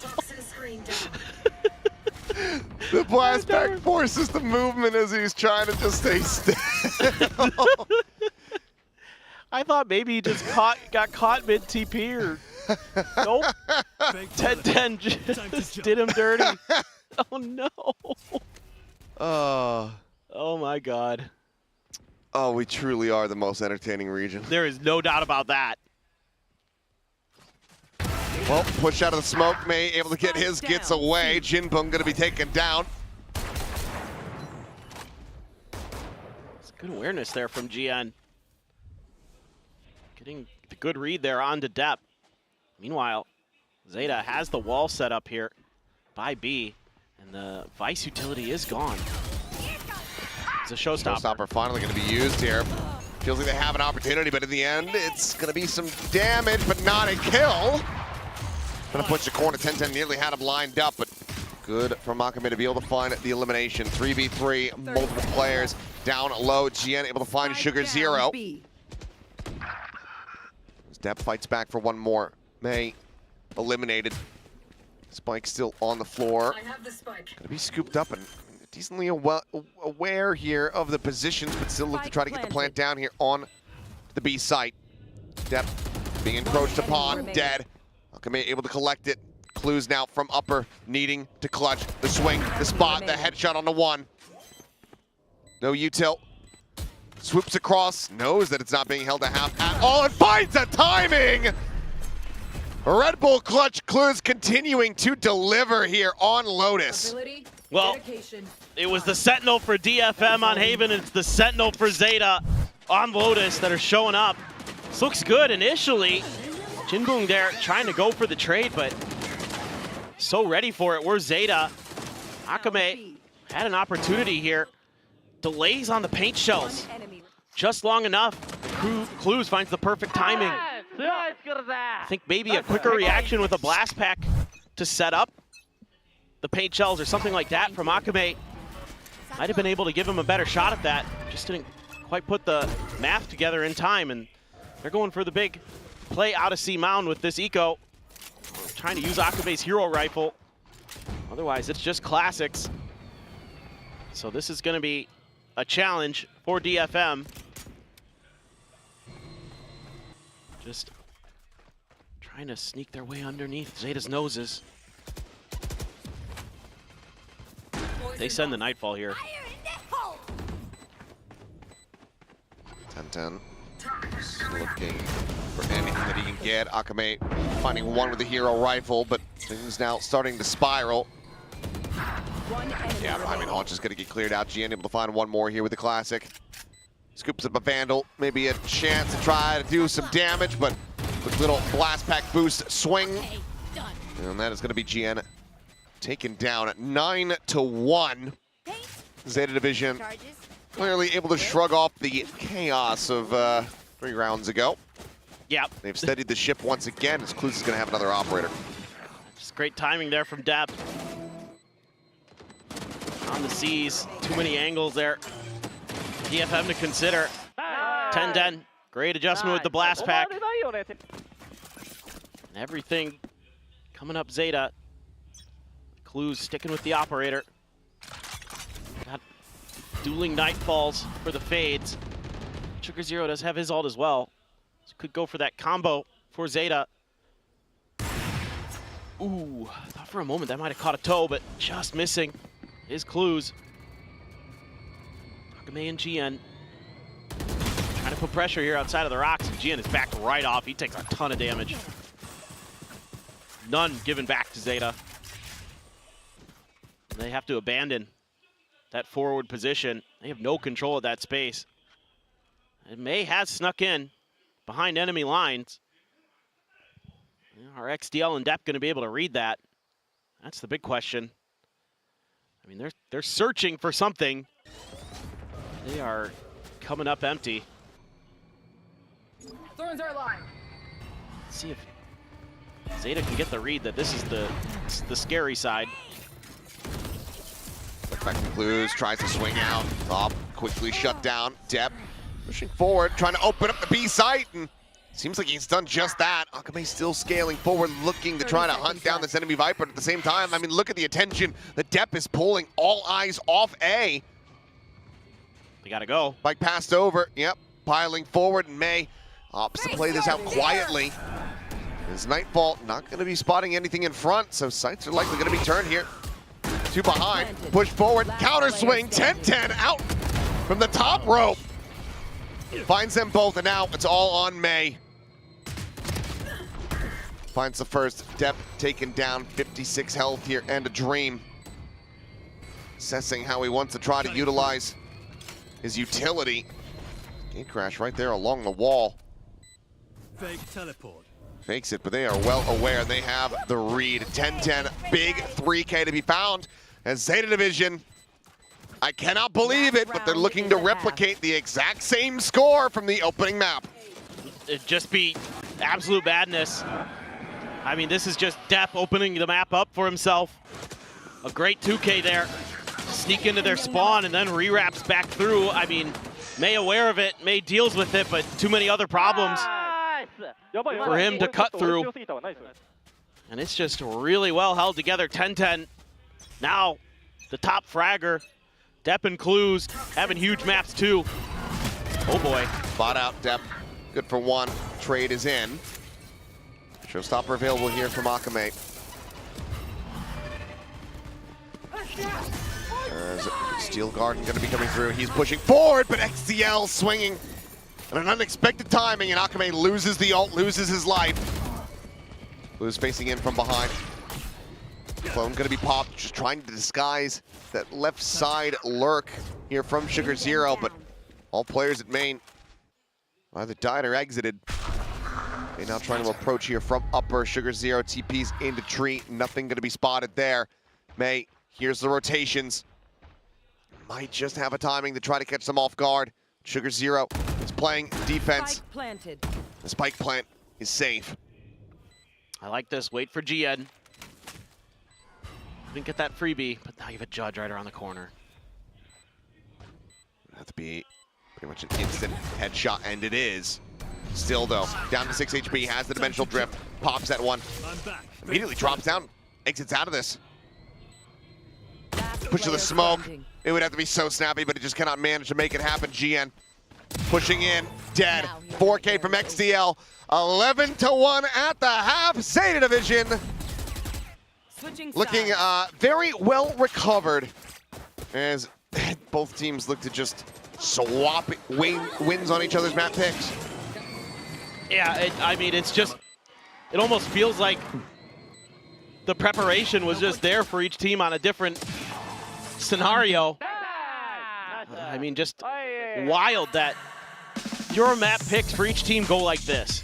11-1, it is befuddling, to say the least. But, I mean, whichever team you came to support today, you're getting a hell of a show. One way or another, you had a map where you were feeling great. Yeah, I mean, in the one round that Zeta's given. It's one of the most comical things I've seen. Yeah, it was 10-10 assassinating Sugar Zero with a blast pack. Yeah, certainly some very bizarre occurrences here. Zeta fan, DFM fan. Well, good news. We got a map for both of you. I think you're getting a third map. And then when we go to Icebox, I don't even know what even happens here. No idea. Overtime? I think it just means infinite overtime. I believe that's the case. Yeah. Kind of like yesterday. I mean, I'm just along for the ride at this point. Oh yeah, there's nothing more to be done. It's out of our hands, it's out of our control. Just go full, just reaction mode. Analysis be damned. I'm just here for the fun. Zeta looking to go to 0 on pistols. Back off the angle. I'm going to start swinging forward. Depp is watching here for now. Depp. So push out of the door. Akame makes his way over towards upper. Paint shell going to be chucked in, and that's going to be a good amount of damage. Actually, I believe just eaten there by 10-10. Falls to 57. Look at that. Look at the rotations it's bought. Clues for the moment. Widely surrounded. Thorns to try to buy some time. Headshot instantly. Onto Akame as the paranoia now flies over towards him. Wanting to try to push this smoke. Swing coming in, right click connecting. Gent quickly turning it back. The push forward. It's just going to be a bloodbath here on the A site, but one that Zeta are coming out on top of. May and Seth's shoulder spotted the swing in. Looking for the headshot, but they will both die in the blink of an eye. 12-1 Zeta Division. Match point. Rallying back. To say the least. What is happening? That round has me very confused because DFM has a good read. They just kind of lose clues and things just go awry because 10-10 just throwing himself at the smoke to delay the spike even further to allow the rest of Zeta to get there. It works out. It's all stingers here for DFM. And once again, you're looking at a round where you know your opponent's going to be buying into this. Tons of damage done to May. Clues does get hit by the Prowler, but he has his wall there for a little bit of safety. Here they go. Double TP forward. Warren's up. Clues pushing, prowling, killing. Akame dead, wall falling. Looking for a little bit of follow-up. It's going to be there from Sugar Zero. And thus far, just the 1 kill found. Man Seth's some stingers in hand. Now just Seth. He will quickly get dropped. 10-10 finding the final 2 kills, and I do not believe my eyes. It is another 13-1, this time at the hands of Zeta Division. This back and forth dominance.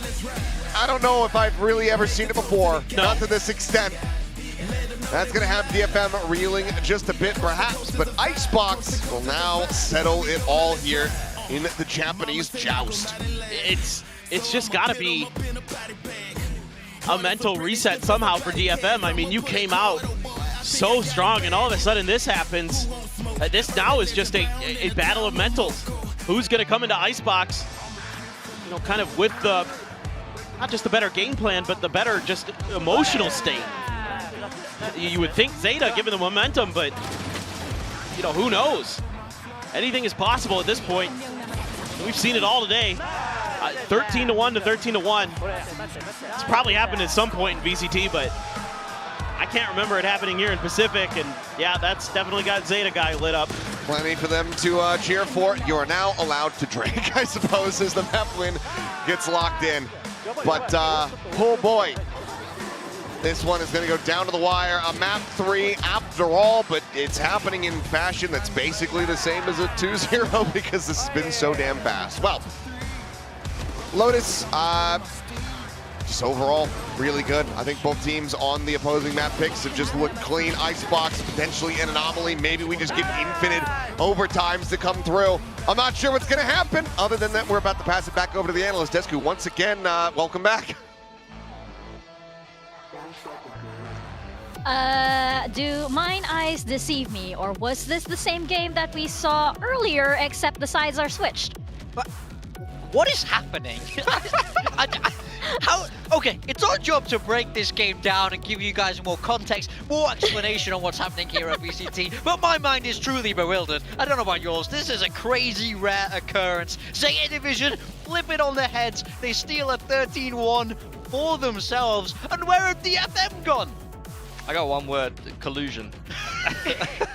That's what's going on right now. I'm not making any allegations. I'm lost for words at this point. I mean, Zeta, it worked out well for them this game, obviously. 10-10, I was skeptical going off of the Neon because he was so good on the Neon on Lotus previously, but his Rays looked phenomenal as well. Overall, everyone pulling their weight. Depth doing a much better job on the Viper this time around. It seems like Clues on the Sentinel is here to stay. They are playing a lot of single init comps, which is the meta, and it looks like XDL will be the one to take the burden of playing that init, of being a dog thrower, as I like to say, you know, as the Fade. That is just what you do. You throw dogs for the boys and hope that they can frag out, and bloody hell, 10-10 can frag out pretty well. Yeah, I mean, he did great this map. A real turnaround from map 1, but that's the same for everybody on that side of Zeta Division. Great mental reset, by the way. I mean, to go from getting absolutely destroyed to absolutely destroying is a really great, really great thing. So great mental resilience there from everybody on the side of Zeta Division. But I'm so confused. I'm so confused. This one was DFM's map pick. They were opposite. How does that happen? I tell you how that happens. You pick a map that you've lost 4 times in a row, and then you lose it a 5th time in a row.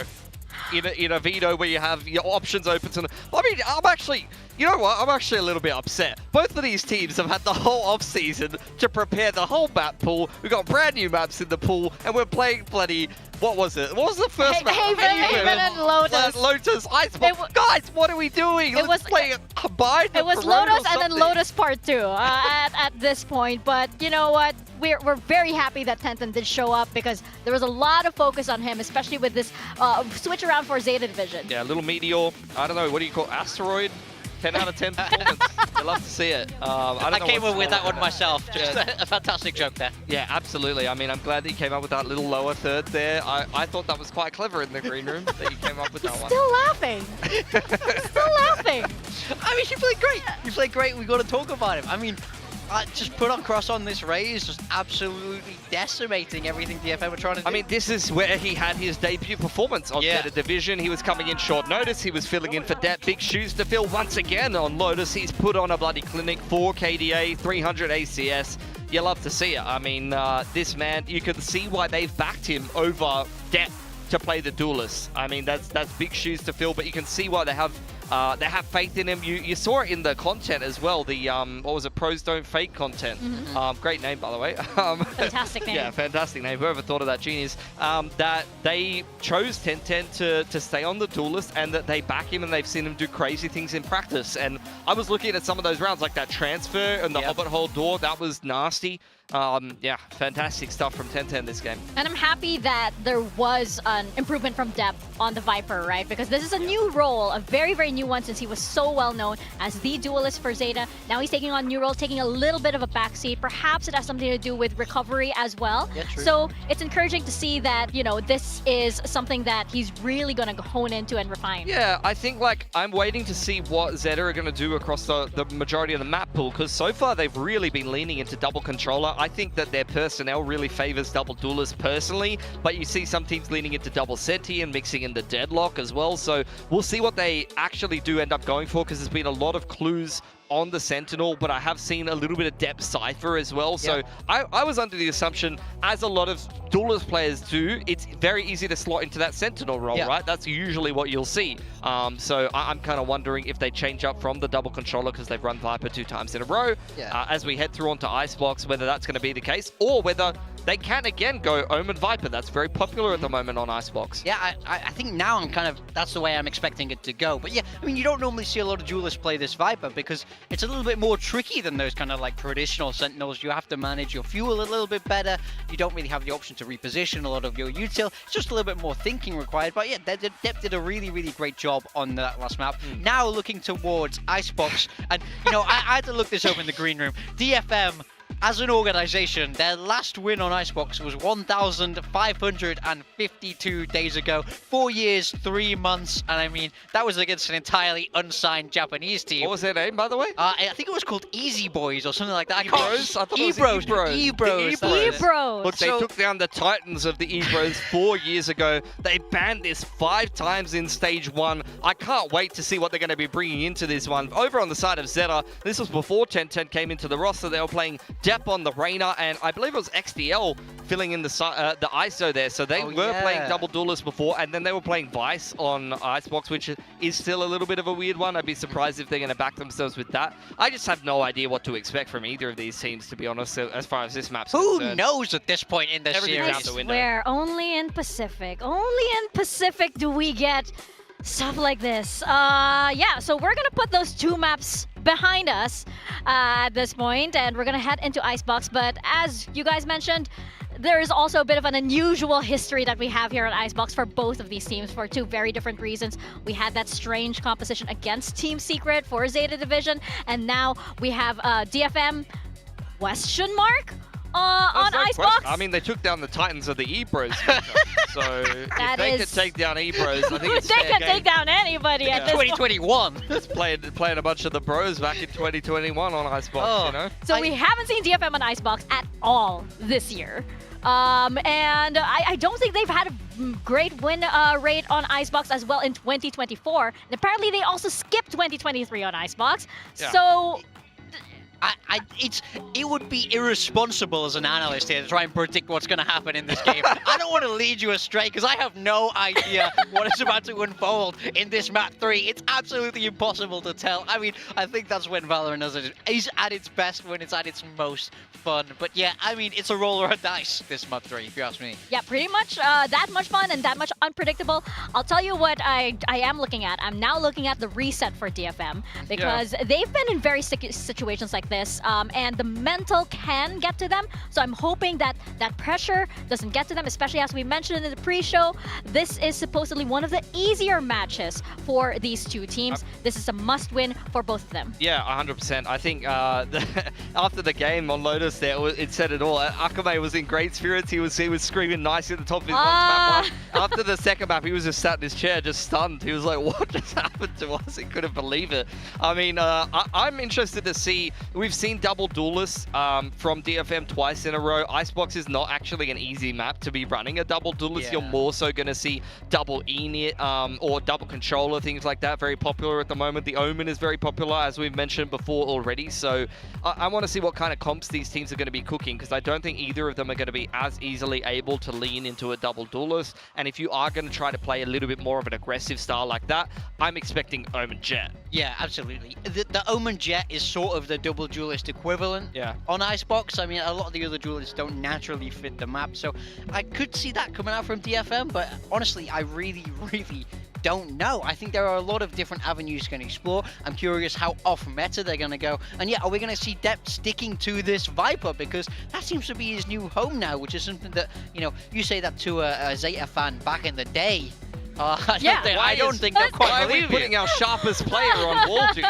Like, that's what they would probably tell you at the end of the day. However you say that in Japanese, I have to ask Andy down there and our lovely translator. We'll get back to you on that translation. But yeah, you're absolutely right. It just seems like Zeta are switching some things around. There is a calling for them. I mean, we probably don't know what the coaches see, of course, but there seems to be a calling for them to lean towards double duelists. They're staying away from that for a valid reason, but we have yet to see it here. We saw a little bit of it on Lotus, I suppose. But right now, we are heading into Icebox. We are back on the stage with our players. We saw Dep after that previous map as well, looking like in high spirits, but okay, all right. Zeta going to be playing duelistless, so it's going to be 10-10 on the Omen. That is the duelist equivalent. XTL going to be playing Sage, and Clues back onto that recon unit. And as expected, Det will be the man to fill the role there on the Sentinel. So they are being a bit flexible with their roles, not consistent in terms of agent picks. We'll see how it works out for them. Yeah, across on the side for DFM, they're running with the Harbor, something that we haven't seen a ton of in recent times, but I do think it has a lot of strength, a lot of potency. Very much excited for this matchup for them. I do think that Zeta don't have all the tools to deal with this Harbor, so we'll see how it plays out. Only in Pacific do you get stuff like this. We are about to head into Icebox with some very unusual compositions up, so we'll toss it back to your casters, Achilles and Paper Thin. I hope you guys are ready. We have no other choice but to be ready. We are the ones tasked with this duty here to go ahead and go through the game.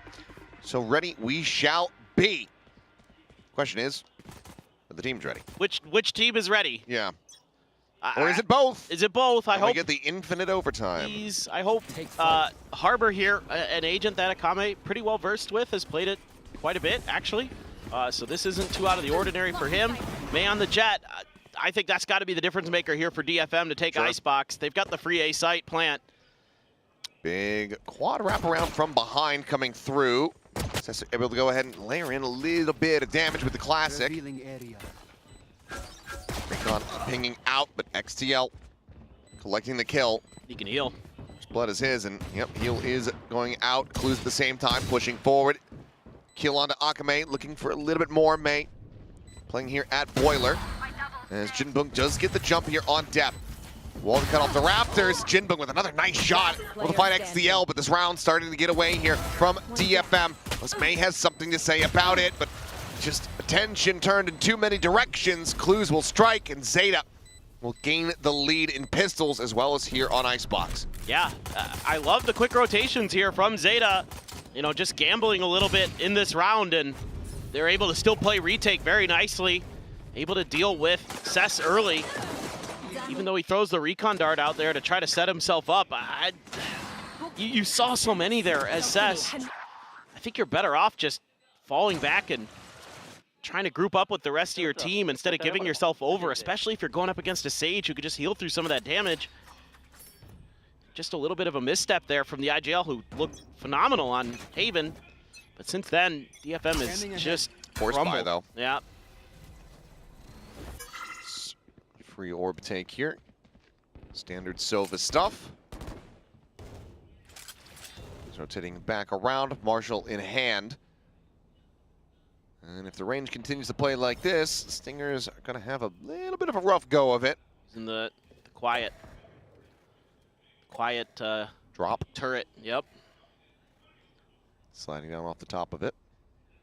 That'll keep them hidden from Clues, but XDL is the real danger. He's got a really good read here on the timing, and that funnels them out all now forward. However, drone, yep, quickly going to have to be cleared out. Being able to find one, though. XCL taken out. That's low, but Clues now dead as well. Marshall on the floor. Zeta arriving.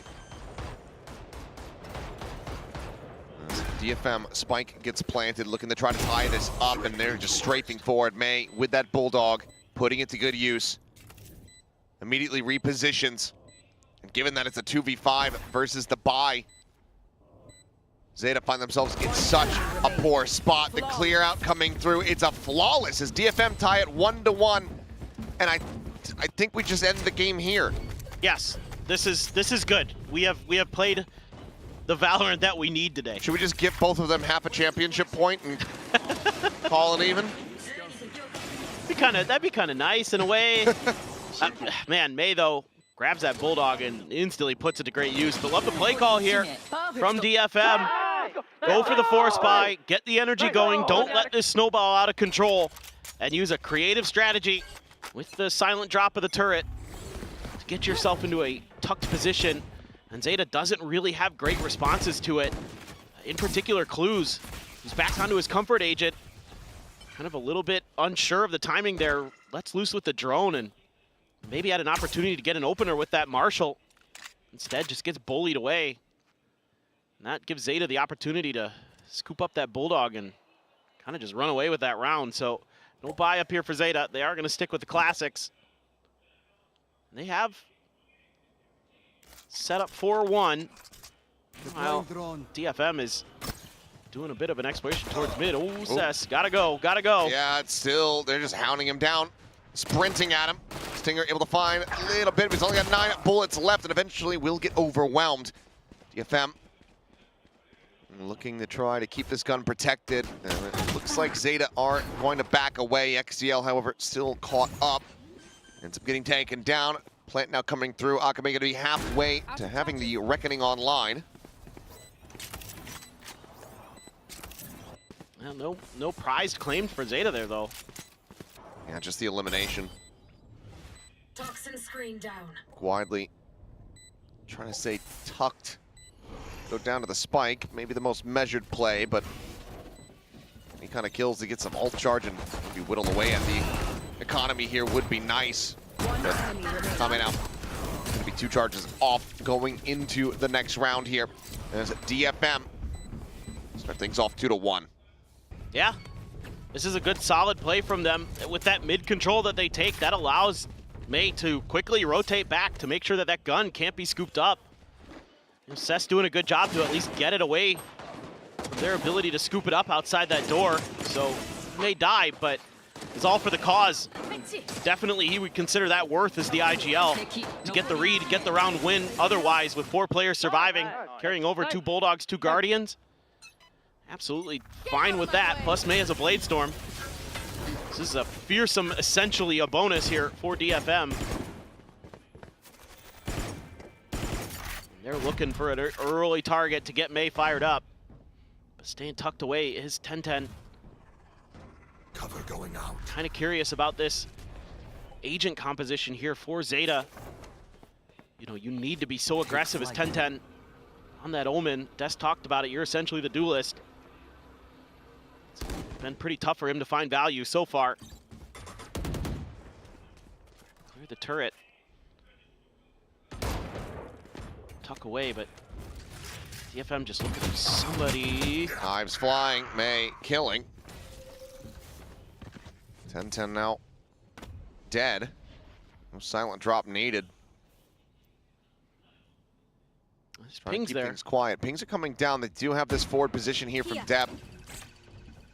Try to scout at the same time. Tien looking to open things up. A bit of noise being made here by May, and that's immediately having some rotation start to come through. He just swings the corner. He's absolutely outdone Dep. However, DFM are actually swinging into this. Well, but with Tien finding the opening kill and a little bit of damage as well, they're running out of time is a concern, actually. They are on the back, almost getting timings and missing on the right click. 6 seconds, and I think they might have overcooked this one. Hunter's Fury now in play. The round is over. DFM had an empty sight, but they rotate away from it, and Zeta tie it up 2-2.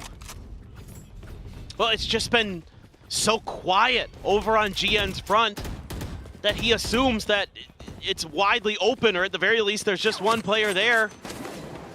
But Zeta's rotating away, and you get the kill in mid onto the Killjoy, so you have to think, okay, B site should be kind of open for us, but it's the completely wrong read, and it's too late. The time to get over there was just too long. Because he had to get there and get the plant down immediately, and they couldn't. Poison's off. Nope.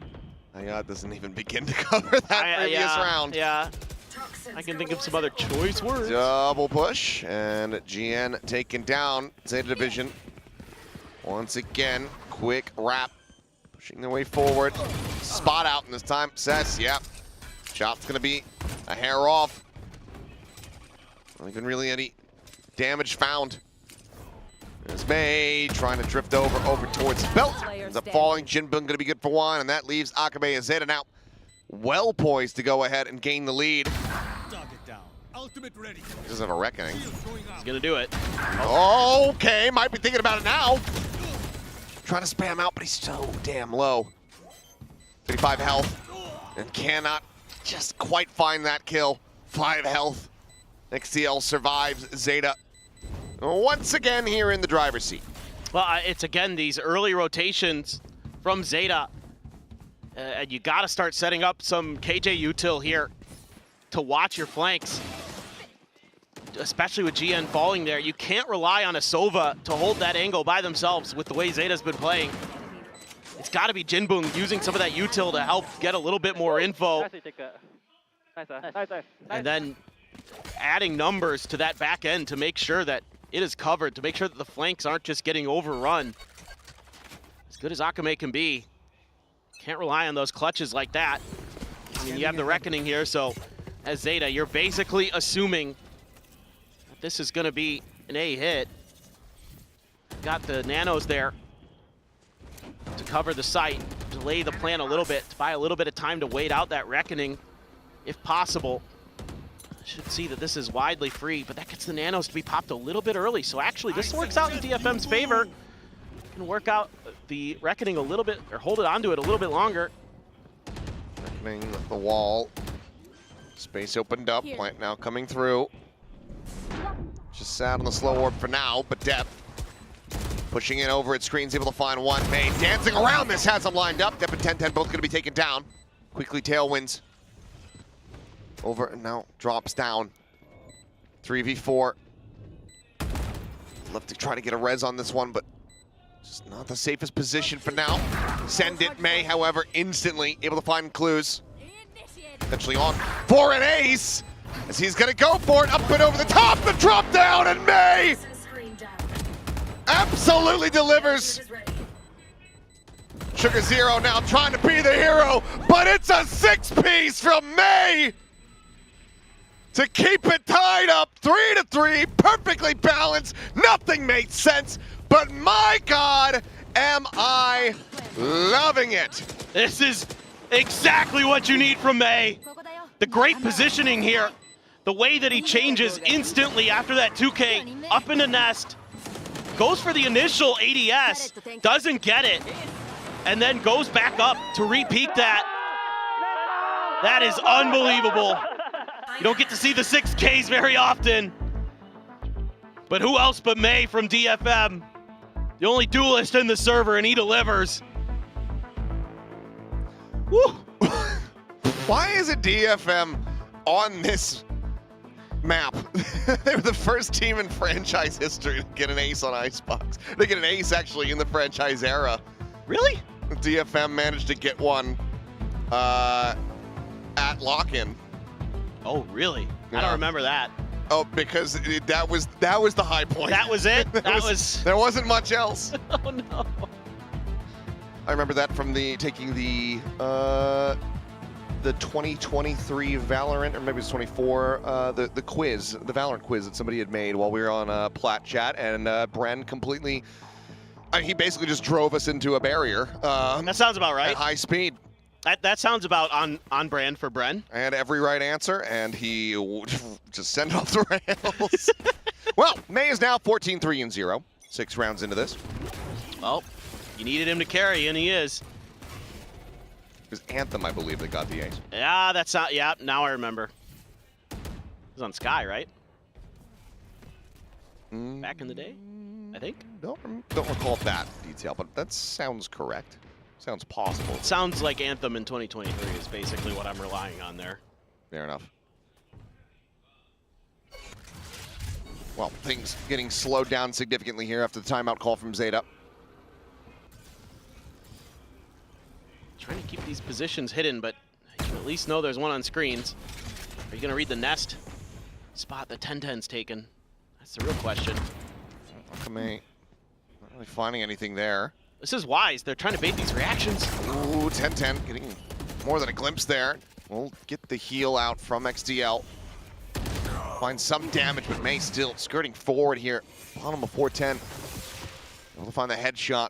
Get rid of the Omen.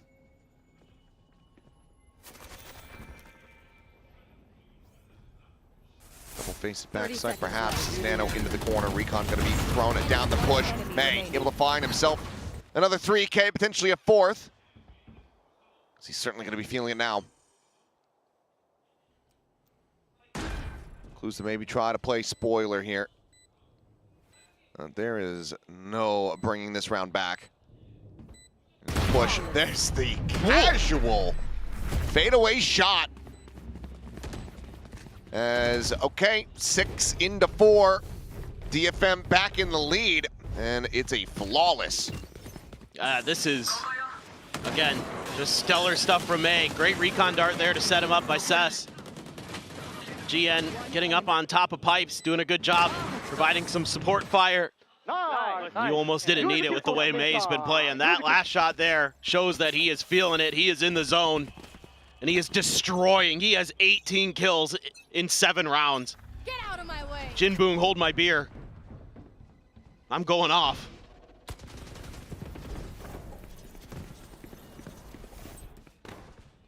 He just needs another ace. I mean, yeah. Why not? I'm about it. We've already had breakfast. But what about second breakfast? Yes. Please, please. Oh, man, you just saw what Yudotan was able to do in the first one, and this time, yeah, not gonna really be able to jumpstart that one. It's a good shutdown from Clues. Dep hovering just out of sight, trying to get some spam shots in. Pit now gonna be dropped. DFM tired of this back and forth nonsense. They want to go ahead and start stretching this lead, especially given that they are on this attacking side. Lockdown in play. However, looking to make this nigh impossible for Zeta and 10-10 as well. It's the op. Let's take it down. Ping reveal, looking for the kill, cannot find it. Clues now has to retreat. Sit out the safety, no detain's gonna be found. Jinboong checking forward.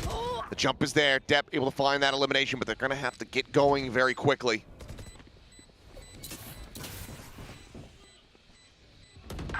One enemy remaining. Playing into the pit. It's not going to come to fruition. Akame this time, his turn to find a multi-kill round. Gets 3 more charges towards the next reckoning here. And DFM are now up by 2. Yeah, I mean, DFM now really starting to get a good feel for this match. Okay, you lose May early, but you have so much behind it this time. Akame on that harbor, holding the line, punishing 10-10. Just wasn't expecting somebody that far back on Raptors. Ooh, boy, Akame, that was nasty. Nice! Let's go! And they're just really getting a good feel, putting their ults to really good use. Something that kind of hurt them on Lotus. Now we're back to this team that looked, really good on Haven, where the coordination is there, the, setting up for May, or whoever the duelist may be. It's another stack. This is Full push coming in. Well, now they know about the other layer. Swing into the corner. Jinboong will lose his life. Weapon recovered. A pick up there from 10-10. Now TP's over towards Snowman. Spike planted. Forced back behind the walls here for now. May scaling forward. May's in trouble. He's got Cess right there with him, though. The double setup. 10-10 barely finds the kill. May take it down right before the Sova is able to confirm it. Cove gets lobbed in there from Akame, just trying to keep Cess protected. But Dep does find a nice sheriff shot. Player advantage. Still outgunned. Time working against them. Both players' positions now very well known. Nano trying to force it forward, but Akame is looking immovable. The time now gone, the round impossible. Dep just maybe wanted to try to find a little bit more charge. 3 away from being able to find that next lockdown, but nothing more to be done. DFM get up to 6. Yeah, good calls here in the macro game. Making that pivot over off of that heavy pressure on the A side. You saw so many players. It's a good read by Cess and May to make sure that 10-10's recovered gun is not going to be a huge problem, at least initially. Some good sheriff shots from Dep. Akame, so sharp right now. Getting into the groove as well. Matching some of that quick reaction, that quick Vandal play that we saw from May earlier. And you haven't gotten a kill in a couple rounds from May, but that's A-okay. This DFM has been rocking and rolling now. And it's just making good reads on the map, showing some attention here over at B, pulling a lot of rotations. Let's see what they can drag out. 10-10 with an op again, though, in mid. That's a timely poison cloud. Keep him from being able to cut off that angle, but look at Clues. Going forward, finding one, but Down A. more there, May. Heard you talking smack, saying he hadn't gotten a kill in a couple rounds. So we'll watch this.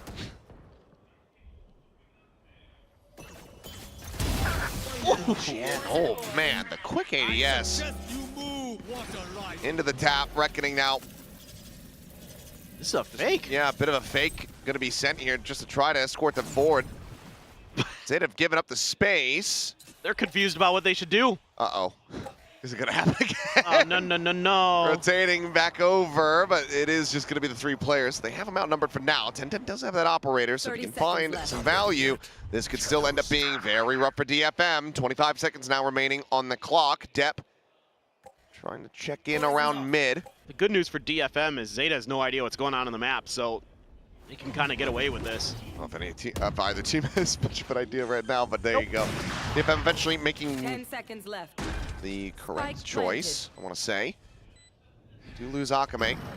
Yes, quick little jiggle peek out. 10-10 gaining some nice information there. Placing swarm grenade. Nano set up for the post plant. All 3 players clustered up for now. The pit off the top of the Raptors to try to escort them forward. Nano's now popped. Alarmbot finding 10-10 as well. It's now the snake bite. Slap down time, starting to get away from them. Depp going to be eliminated. 10-10 now gone. It's all on Sugar Zero trying to be the hero. Spots one, but Jen gets the headshot. The shorty, not enough to take him down. DFM securing a lead at the half. Looking for maybe a little bit more. Again, more solid play. Obviously, GN hitting some nasty shots.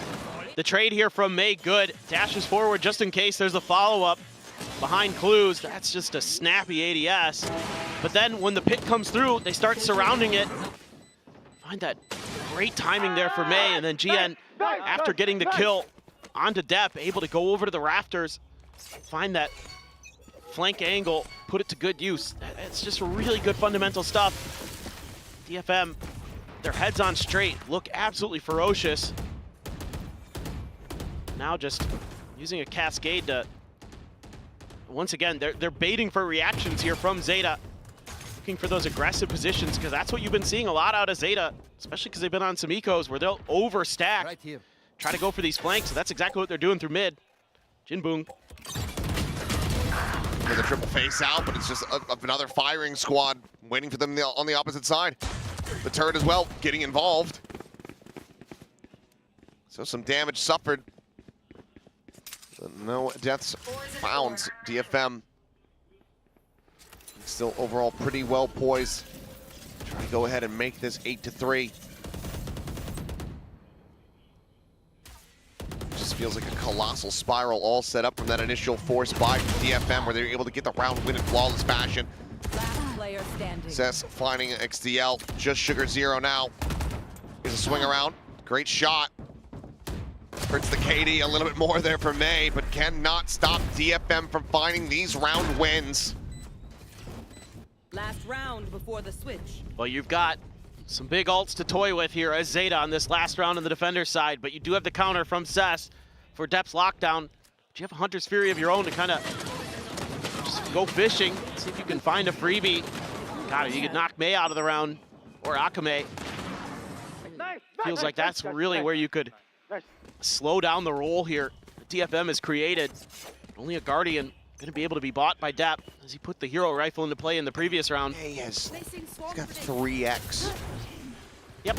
The two top fraggers from Zeta Division at the moment. Yep.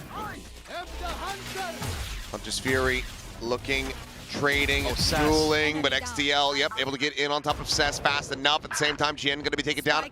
May, good for one, but Sugar Zero coming up big. Now it all comes down to May. Drone around the back. Tucks in underneath the tube. Paranoia chasing from behind, but obviously does not have the spike. That is still down to the bottom of mid. Spots one, the headshot, knife, pop, the flank, however, and Sugar Zero will be the hero. 8-4, Zeta, they recover as much as they possibly can. Switching sides. And now they have their work cut out for them as they go on the attack without a duelist. We fight once again. I don't understand here. Just a Hunter's Fury out in the open for Cess. Still, just, that is disgusting from Sugar Zero. but it just doesn't look comfortable at times for Cess on the Sova. Still feels like he's kind of trying to understand his opponents, and with the way Zeta's been so aggressive, trying to push space in the early parts of the round. That's a huge gamble to take, and it does not pay off. But, okay, 8-4. That's your attacker's side. You know, going up against a duelist-less Zeta division comp. Did DFM do enough damage here? That's the big question. Really feels like it. It does, but I don't know. I mean, yeah. After the first two maps, anything could happen going into the second half here. That's kind of how I feel. It is. We are going into uncharted territory. We have sent up the James Webb Telescope, and we are looking into the depths of the universe to try to figure out where this one's going. Let's see what the grand scheme looks like here from Zeta. How these execs are going to look moving over, because, you know, it's been very hit or miss. I'd say mostly miss with the teams that like to try to play the duelistless comps here. Yes. G2 being the one that widely is able to find value the majority of the time. Yeah, you saw Sentinels kind of try it too, didn't really work out. May just right down the tube. CL holding forward in Garage to find one. That is going to be Spike. It's also going to be Cess dead. And potential Sheriff recovery. Depth looking over towards mid. Things starting to get scrappy. Instant one tap here from May. Once again, left alone. And can quickly suss out which site this Spike is going to be taken to. Like this plant. Oh, love this. Love this setup from Zeta. Just can they best May? That's the real question. Trying to figure out where the approach is going to be from. No one really watching the angle. Oh, okay, well, a quick little peek out. And that should be 10-10, basically getting this pistol round on lock.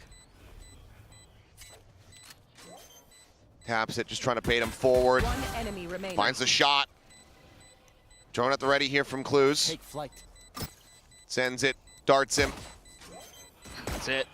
And May just saying, well, I at least want to try to get some ult charge here if I... Just, again, questionable decision-making here from DFM, because you see from Cess's overpeak that there's a bunch of people still in spawn. I guess the idea is you're trying to catch them off guard, but you're walking into a crossfire. May is 27-7. No, he's destroying. He is obliterating. But there's some really questionable calls being made from DFM that are preventing them from capitalizing on May's stellar performance. He can keep going nuts all day, that's great, but you're gonna need a little bit more than that, I suspect. Well, how about an Outlaw? Why not? All segments getting whittled away at. Akame going to be taken down. The peak coming in, and it's going to be some very rare whiffs there from May. Heal out on the Clues, just piling in. Behind is just fishing for some shots here. And eventually is able to find it. Clues struck down. Damage suffered heavily, though, here on the side of DFM. They're going to need more from that Outlaw. They want to try to just swing this round. Cover going out. Smoke on the setup, push coming in. That's going to be 10-10. Absolutely tearing them to pieces. 3 quick kills, a collat there on to May. The Outlaw only going to be good for the 1 kill, and that was a heavy investment. So Zeta now 2 rounds away from trying to tie this up. Yeah. I mean, you're getting close to May's ult. Something to definitely be wary of. Yeah, a few of those initial Outlaw shots, had they connected, who knows, but 10-10, still clean no matter what agent he's on. So far, it's been pretty disciplined stuff here from Zeta Division. It's going to be Cess, the one to suffer because of the economic investment of the previous round. I mean, you can't not give the gun to May. No, that is absolutely correct. That is the choice. But it would be one of the most nonsensical things to be like, well, you're the one who bought the Outlaw. Yeah. Why should I suffer? Yeah. Caution here. But you're the IGL. You told me to do it. Too bad. I think, no, it makes perfect sense. But, okay, a little bit of a push out there from Jinbung.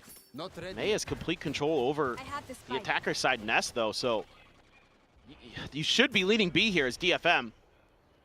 You haven't heard or seen anything over at A, so that is what they are doing. This is good setups, good understanding of the map so far.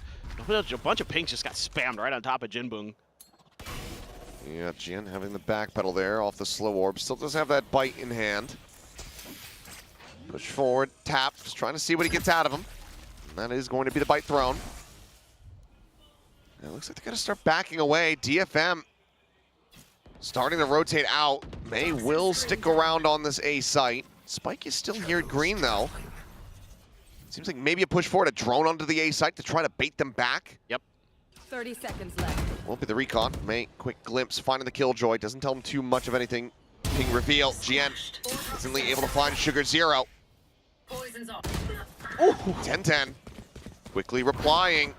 Now the rotation's coming through, but they have to be stacked here onto the site. They know that the time is just not going to be available. So there's two players not in position. Jinbung here to try to punish. Dep now intercepted. Clues cut off. XCL dead. It's just 10-10 alone here at back yellow. Has him nearly lined up, but Mei has the shot, and that is the round done. Over. Zeta Division over splitting, over cooking, over committing. As TFM grinds him into a fine paste here, denying a bonus conversion. Some of these ideas wouldn't be bad if they were just a little bit sooner in the round. And I mean, you know, Zeta here just lost in the sauce, the time putting some pressure on them, so they kind of forget about that identification they had correctly made in the middle of the round that Jinbung was going to be pushed out tube. And he punishes them. And they can't do anything else. They can't get that extra layer there to back up 10-10 and company. Down you go. Well, it's going to be clues here, just a sheriff. Cess there has to back up. That play to contest the Killjoy utility. Successful for Zeta. And now they turn their sights over towards A, but with Pipes control there, gonna need to throw something. Still have a bunch of util though. Still have the drone. Could even just throw a turret around the corner. But now they're going the other way. Ooh, there you go. Now that's, yes, okay, good, good, good. Now you can scale forward. But now you've got Mei and Akame here, and that is fearsome. Been the deadliest duo thus far. Granted, everybody has certainly had their moments. Jinbung on that first map, obviously, absolutely electric. Mei, spot out onto XCL, gets some good damage through, forces the heal, and then rescales up, rides the wall, takes him down. The spike now dropped right here in front of the poison wall. Mei hitting the transfer, the 4K, up and over the top, and Dep this time will deny it away. But he is still so damn clean. You might be able to prevent the ace, but you cannot stop the round win. He's gonna drop a 40 bomb. He could end it in 3 rounds with the way he's been playing. Good, gross.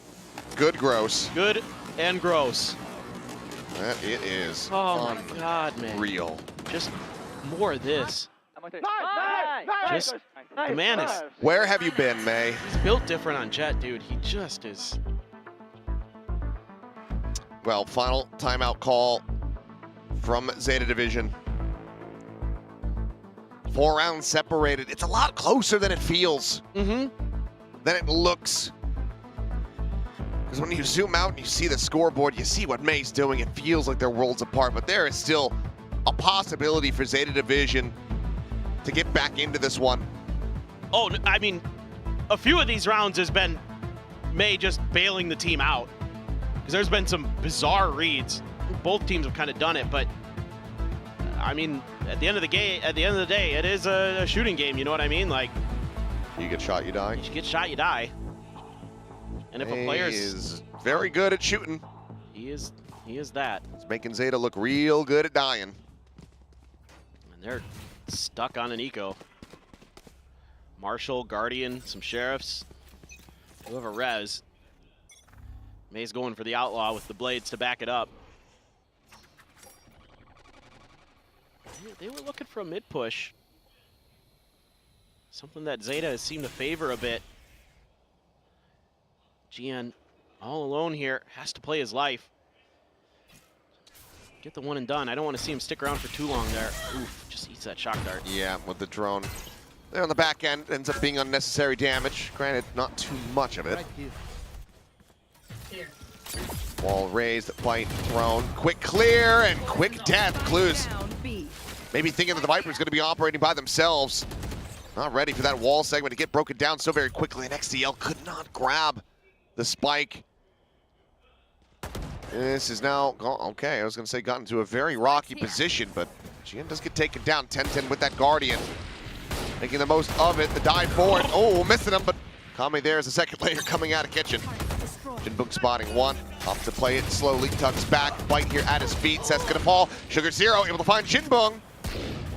But May still looking to try to deliver excellence here for the team. 2 players left. Maybe a double face onto the corner, May, considering that maybe they've rotated out. But Akame swinging out a little bit wider. Should now know that they are both stuck here, and the time is dwindling. 10 seconds left. Would love to isolate one, get a kill before trying to commit to this, but Leanne's gonna just try to mow them both down, but May quickly slides away, gets out the safety, already has the weapon upgraded. And DFM continue now 3 rounds in a row, moving up to 11. It's just another wild back and forth. This is a really nice read from DFM on where that spike plant was going to be. It's great coordination there. 10-10 trying to do what he can, trying to take some space and get some kills, but he just can't quite cover that kind of unexpected player just going right past him, and then a follow-up right behind it. May's got the op now. He's going to be in mid, but 2 more round wins to try to get 6 kills and drop a 40 bomb.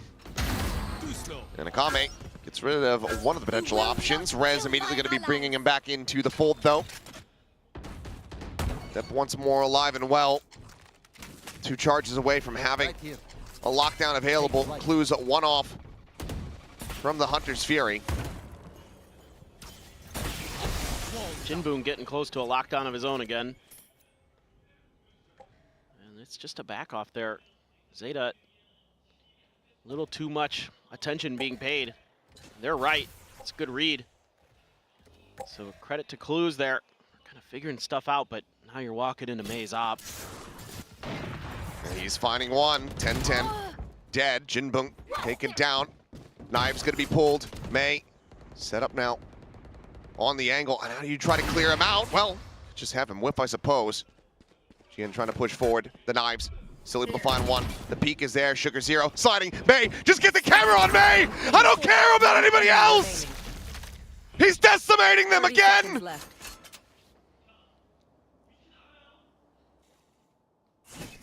Step into May on the hunt, slides down out of the window. He's there up over the top, and he's got it again! He is the apex predator in this game! Match point. DFM up to match point. May up to 39 kills! Again, it's just him. That's all you need is him. Unbelievable. This is just so well read from him, start to finish. Even though he whiffs underneath the grate, doesn't matter. He's got the blades behind it. Okay. And I expect this to be 40. A proposition. Sure. Zeta, win a round. May, still find kills.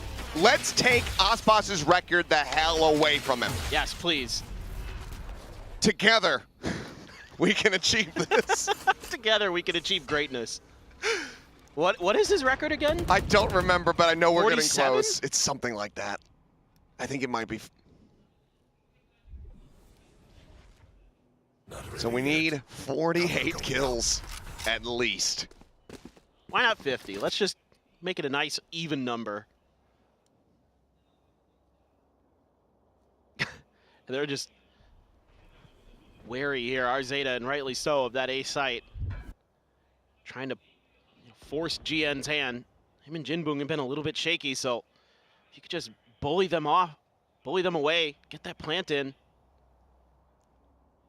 Production reminding us to pick our MVP. Production, I think you know who our MVP is. There's only in one this choice. game. There's one choice now.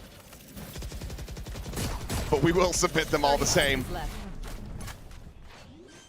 Rotate coming through. Zeta Division not wanting to be done with this quite just yet. Decently safe plant. XCL able to evacuate. Push forward. Jinbung dead. Alchemy up over the top, able to find 10-10. Still 4 more players to try to contend with. May situated here at Snowman. Alchemy finding another. Suddenly a 3v3. Go for the ready, the tap. Sent, the push forward. Sugar Zero able to mow down 2. May being one of them. Assess now, finding the headshot. But Clues is up over the top. And he keeps Zeta in this. Revealing area. 5 rounds needed to take this into overtime. Okay.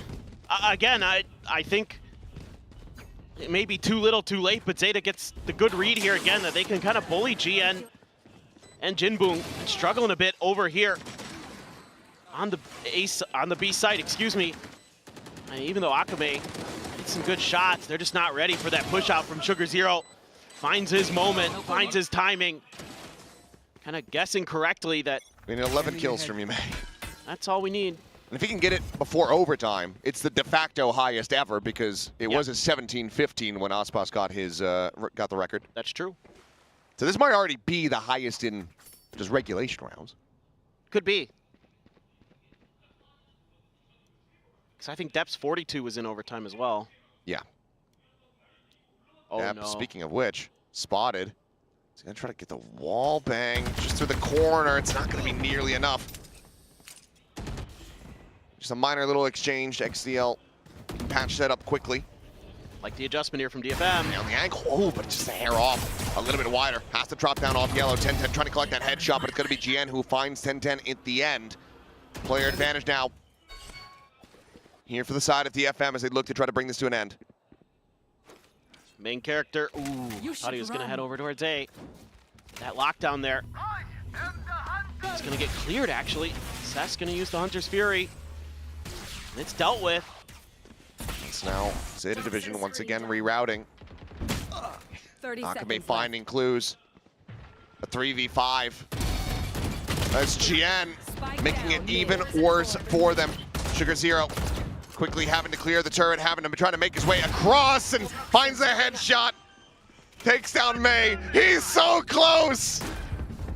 But he has been dropped. Pit immediately going to be invested in Sugar Zero. Needs to be the hero. Lockdown to flush them out. No real way to try to fight this one. They can't get forward enough. So the pit having to be abandoned. Dep detained, dead. Sugar Zero. The 1v3 finds the first, finds the second, pulls off the defuse, but Akame has the angle. Will strike him down. Defuse the spike and DFM get the win. 13-7. We had no idea what to expect going into this series, into this third map. But my God, did DFM and May in particular absolutely deliver. Same day, right into your hands. Just in case you forgot, May is the main character. My goodness. I mean, what a show we got today. It was wild, it was wacky, but in the end, Icebox, hella fun. And May puts on one of his best performances to date. And you can only hope that this is just the beginning of more for this DFM team. I mean, some really great ideas on Haven. They had that map on lockdown. They understood the macro and everything else. Obviously, it helps that Jinbung was popping off, but there were some really fundamentally good ideas. After that, I have questions, I have problems, but things that can be fixed. And there should be confidence behind this now for DFM. And you would hope that this team can make some noise here at stage 2, can give some hope for the Japanese fans. I gotta say, I just checked the numbers. All right, It's insane. all right. 509 ACS. We'll send it down to Bella. Take it over. Congratulations, everyone. 안녕하세요, 진봉 선수. 오늘의 인터뷰 당첨되셨습니다. 일로 앞에 와주시죠. DFM의 진봉 선수 인터뷰 만나보겠습니다. Oh, what a day. You played incredible on Haven. Things were a little confusing on Lotus, but you clutched that win out and DFM takes the win today. This was a very much needed win. How are you feeling? It must be a rush today. 와, 정말 헤이븐에서 휘몰아치고 로터스 잠깐 아찔했다가 그래도 오늘 승리 DFM한테 갔습니다. 정말 간절히 원했던 승리일 텐데 지금 좀 소감이 어떠세요? 일단 너무 오랜만에 승리라 일단 너무 기쁘고요. 오늘 사실 저희 헤이븐 때 너무 커뮤니케이션 잘 되고 다들 총도 잘 맞고 해서 조금은 쉽게 이길 줄 알았는데 로터스에서 사실 좀 걱정이 됐는데 좀 메이 선수가 좀 열심히 해줘가지고 잘 이겨낸 것 같습니다. Yeah, we played great today. Our comms were really in line, and I thought because of the way we played on Haven, like our aims were good, I thought it was going to be an easy win. But then things kind of took a weird turn, but then in the end, it was May that pulled the weight and closed out the win for us. Yeah, speaking of which, your energy, your confidence seemed really, really different today. The team had a different vibe. I wanted to ask you, what was the team mentality, the team talk before coming into stage 2 as well? 확실히 말씀해주신 것처럼 분위기도 그렇고 합도 그렇고 뭔가 DFM이 각성한 것 같아요. 이번 시즌 들어오기 전에 좀 어떤 마음가짐을 갖고 팀원들과 이야기를 나누셨을까요?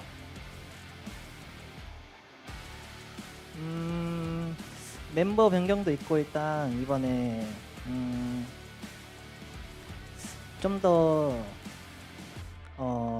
아트 선수가 들어와 있을 때랑은 조금 다른 아이젤 스타일이라 저희끼리 진짜 커뮤니케이션 중요하고 해서 말만 열심히 잘 맞춰서 해보자. 그럼 이길 수 있을 거다라고 말해왔습니다. 그리고 그게 성공했습니다. 그죠? 네. Well, coming into stage 2, we had a little bit of a member change, and we thought this was a different style than the way Art used to run things. So we really needed to work on our comms and make sure that we communicate every step of the way, and it definitely paid off. And this was an emotional day for your fans. They were watching, and we have a lot of people here at the venue as well. Now is your time to say your thanks. 와, 오늘 팬분들이 진짜 감정의 롤러코스터 하이도 찍고 로우도 찍고 다시 하이로 이렇게 마무리하게 됐는데 늦게까지 이렇게 응원해주신 팬분들께 한마디 부탁드려도 될까요? 일단 응원해주신 팬분들 전부 감사드리고요. 저희 다음 경기 굉장히 가까운데 열심히 빠르게 준비해서 좋은 모습 이길 수 있도록 하겠습니다. 감사합니다. Yeah, thank you everyone for sending your love, and our next match is up pretty soon this week, so hey, we're gonna prep well and give you a better performance. Alright, thank you 진봉. 다시 한번 축하드립니다. 감사합니다. 그럼 저희는 여기서 인사드리겠습니다. 누가텍스 나와주세요.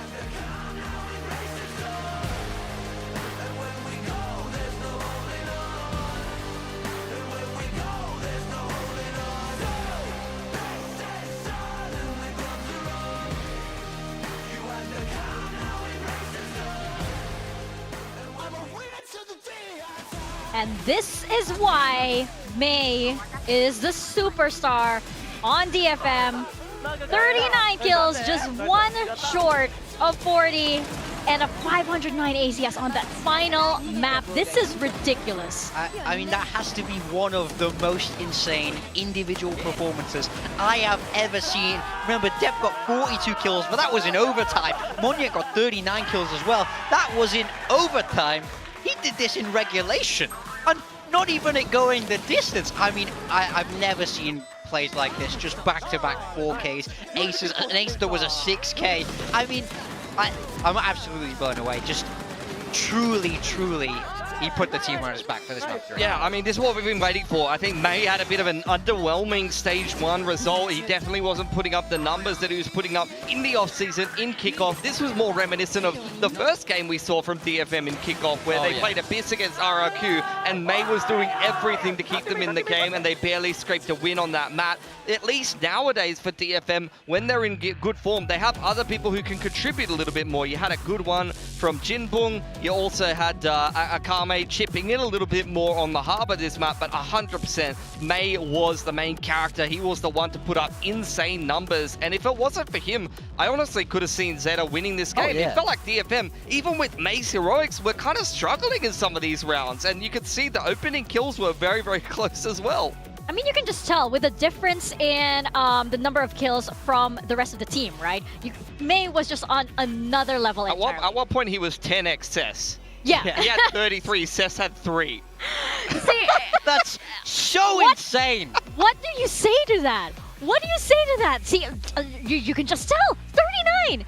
And then you have Akame up next with 19. He's 6xing Cess. Like, I just can't. He's 6.5 times Cess right now in the server.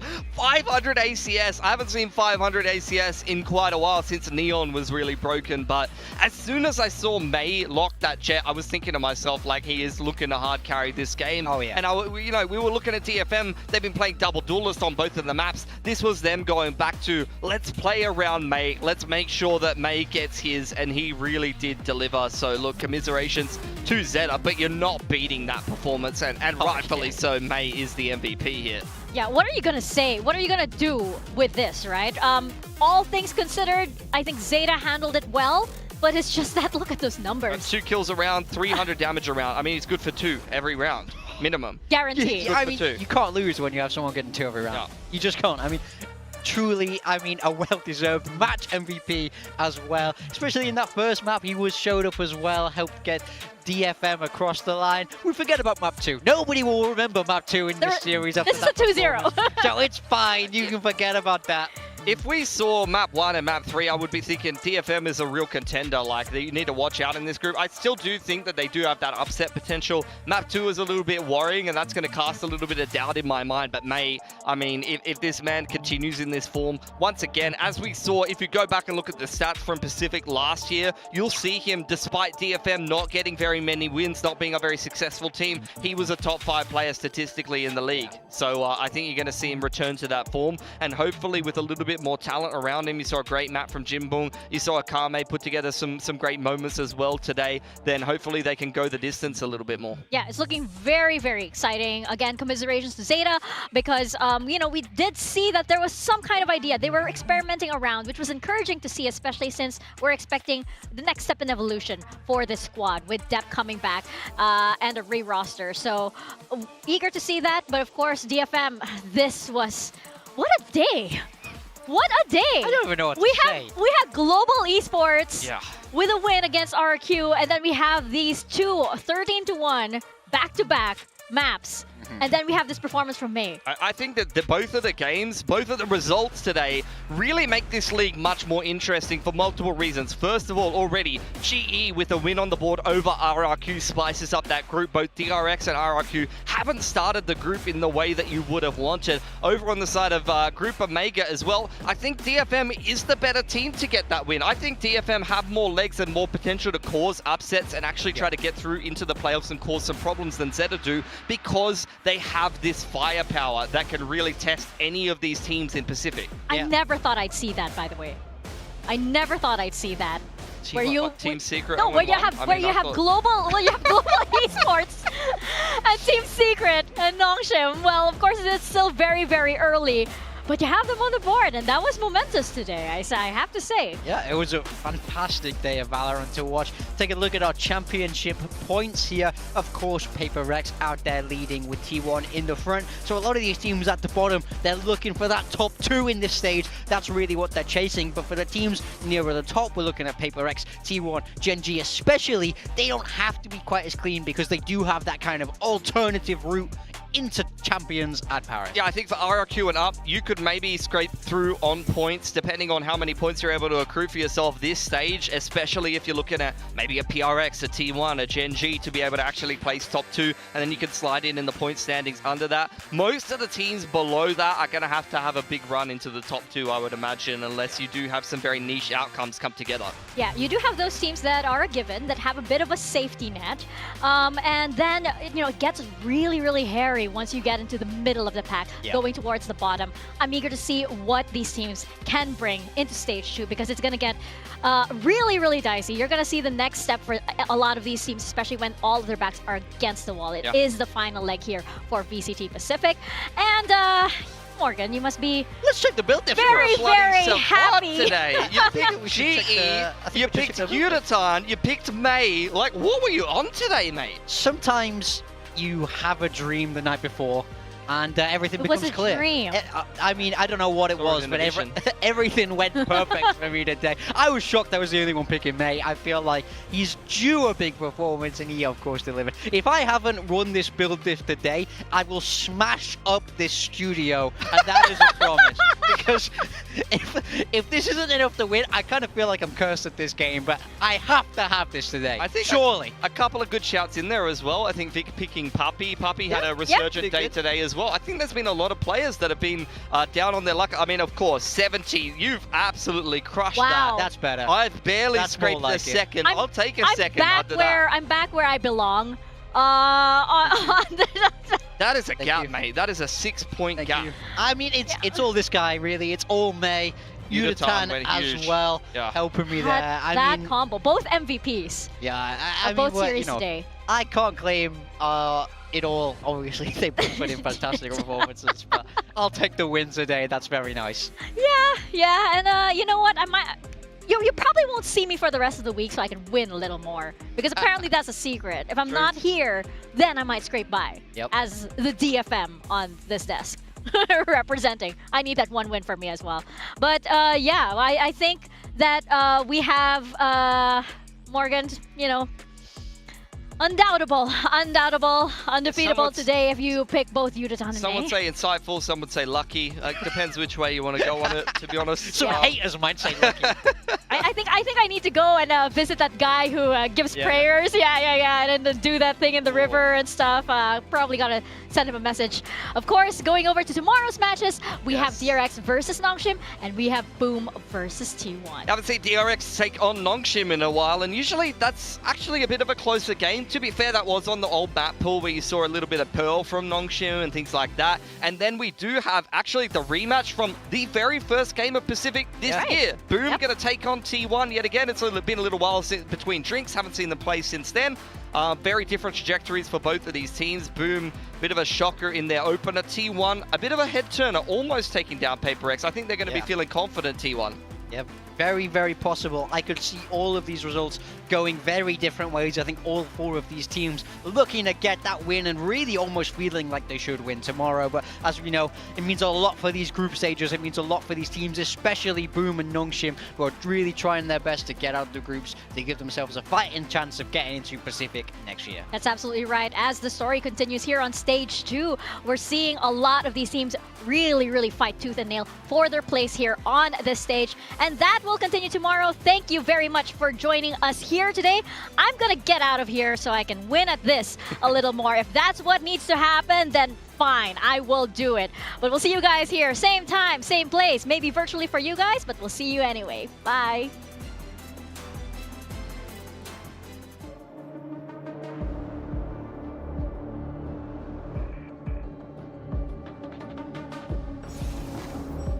And managing to find that quick shot from Udaton, swapping over the weapon, immediately peeks and finds Jempton with a headshot. What in the hell is that? Ping reveal on a crazy guy trying to counter spam. Udaton once again with a 4K, this time now going to be looking for the ace. 3-1, Global Esports now going to be in the lead. He set up for Jemkin over towards the other side of the map. With some noise made, Udaton making some noise, pushing forward, and just can't even track him. Udaton trying to break his way forward. Crazy guy going to be able to find one. Udaton gets himself another 4K. It's another ace. This man is on fire. He's unstoppable. Well, straight it out. Poppy does manage to find 2 quick kills. That's to just disrespect the bite, the jump out, and Poppy has them! What a play! What a miracle! The off angle, 13-7.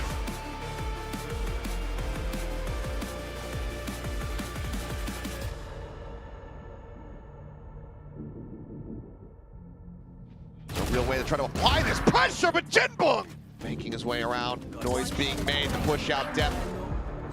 Def with his work cut out for him, but Jinbong is just 2. He's trying to scale forward. Aquaman the opposite side. 10-10 gets the adjust and pre-fires the door. Creative change-ups, but 10-10 comes away with a 4-piece to get Zeta 4-round wins. Pushing it over at screens, able to find one. May dancing around this, has him lined up. Def and 10-10 both going to be taken down. The safest position for now. Send it. May, however, instantly able to find clues. Eventually on for an ace, as he's going to go for it. Up and over the top, the drop down, and May! Sugar Zero now trying to be the hero, but it's a 6-piece from May! Get the win, 13-7. We had no idea.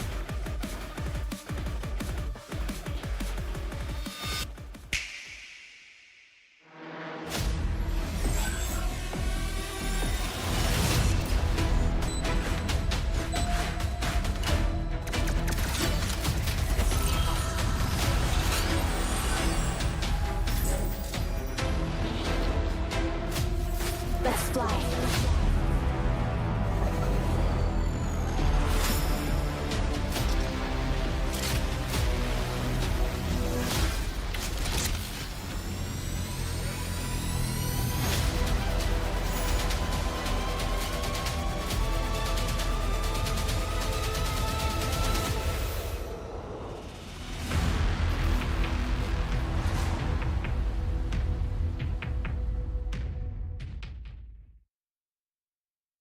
It's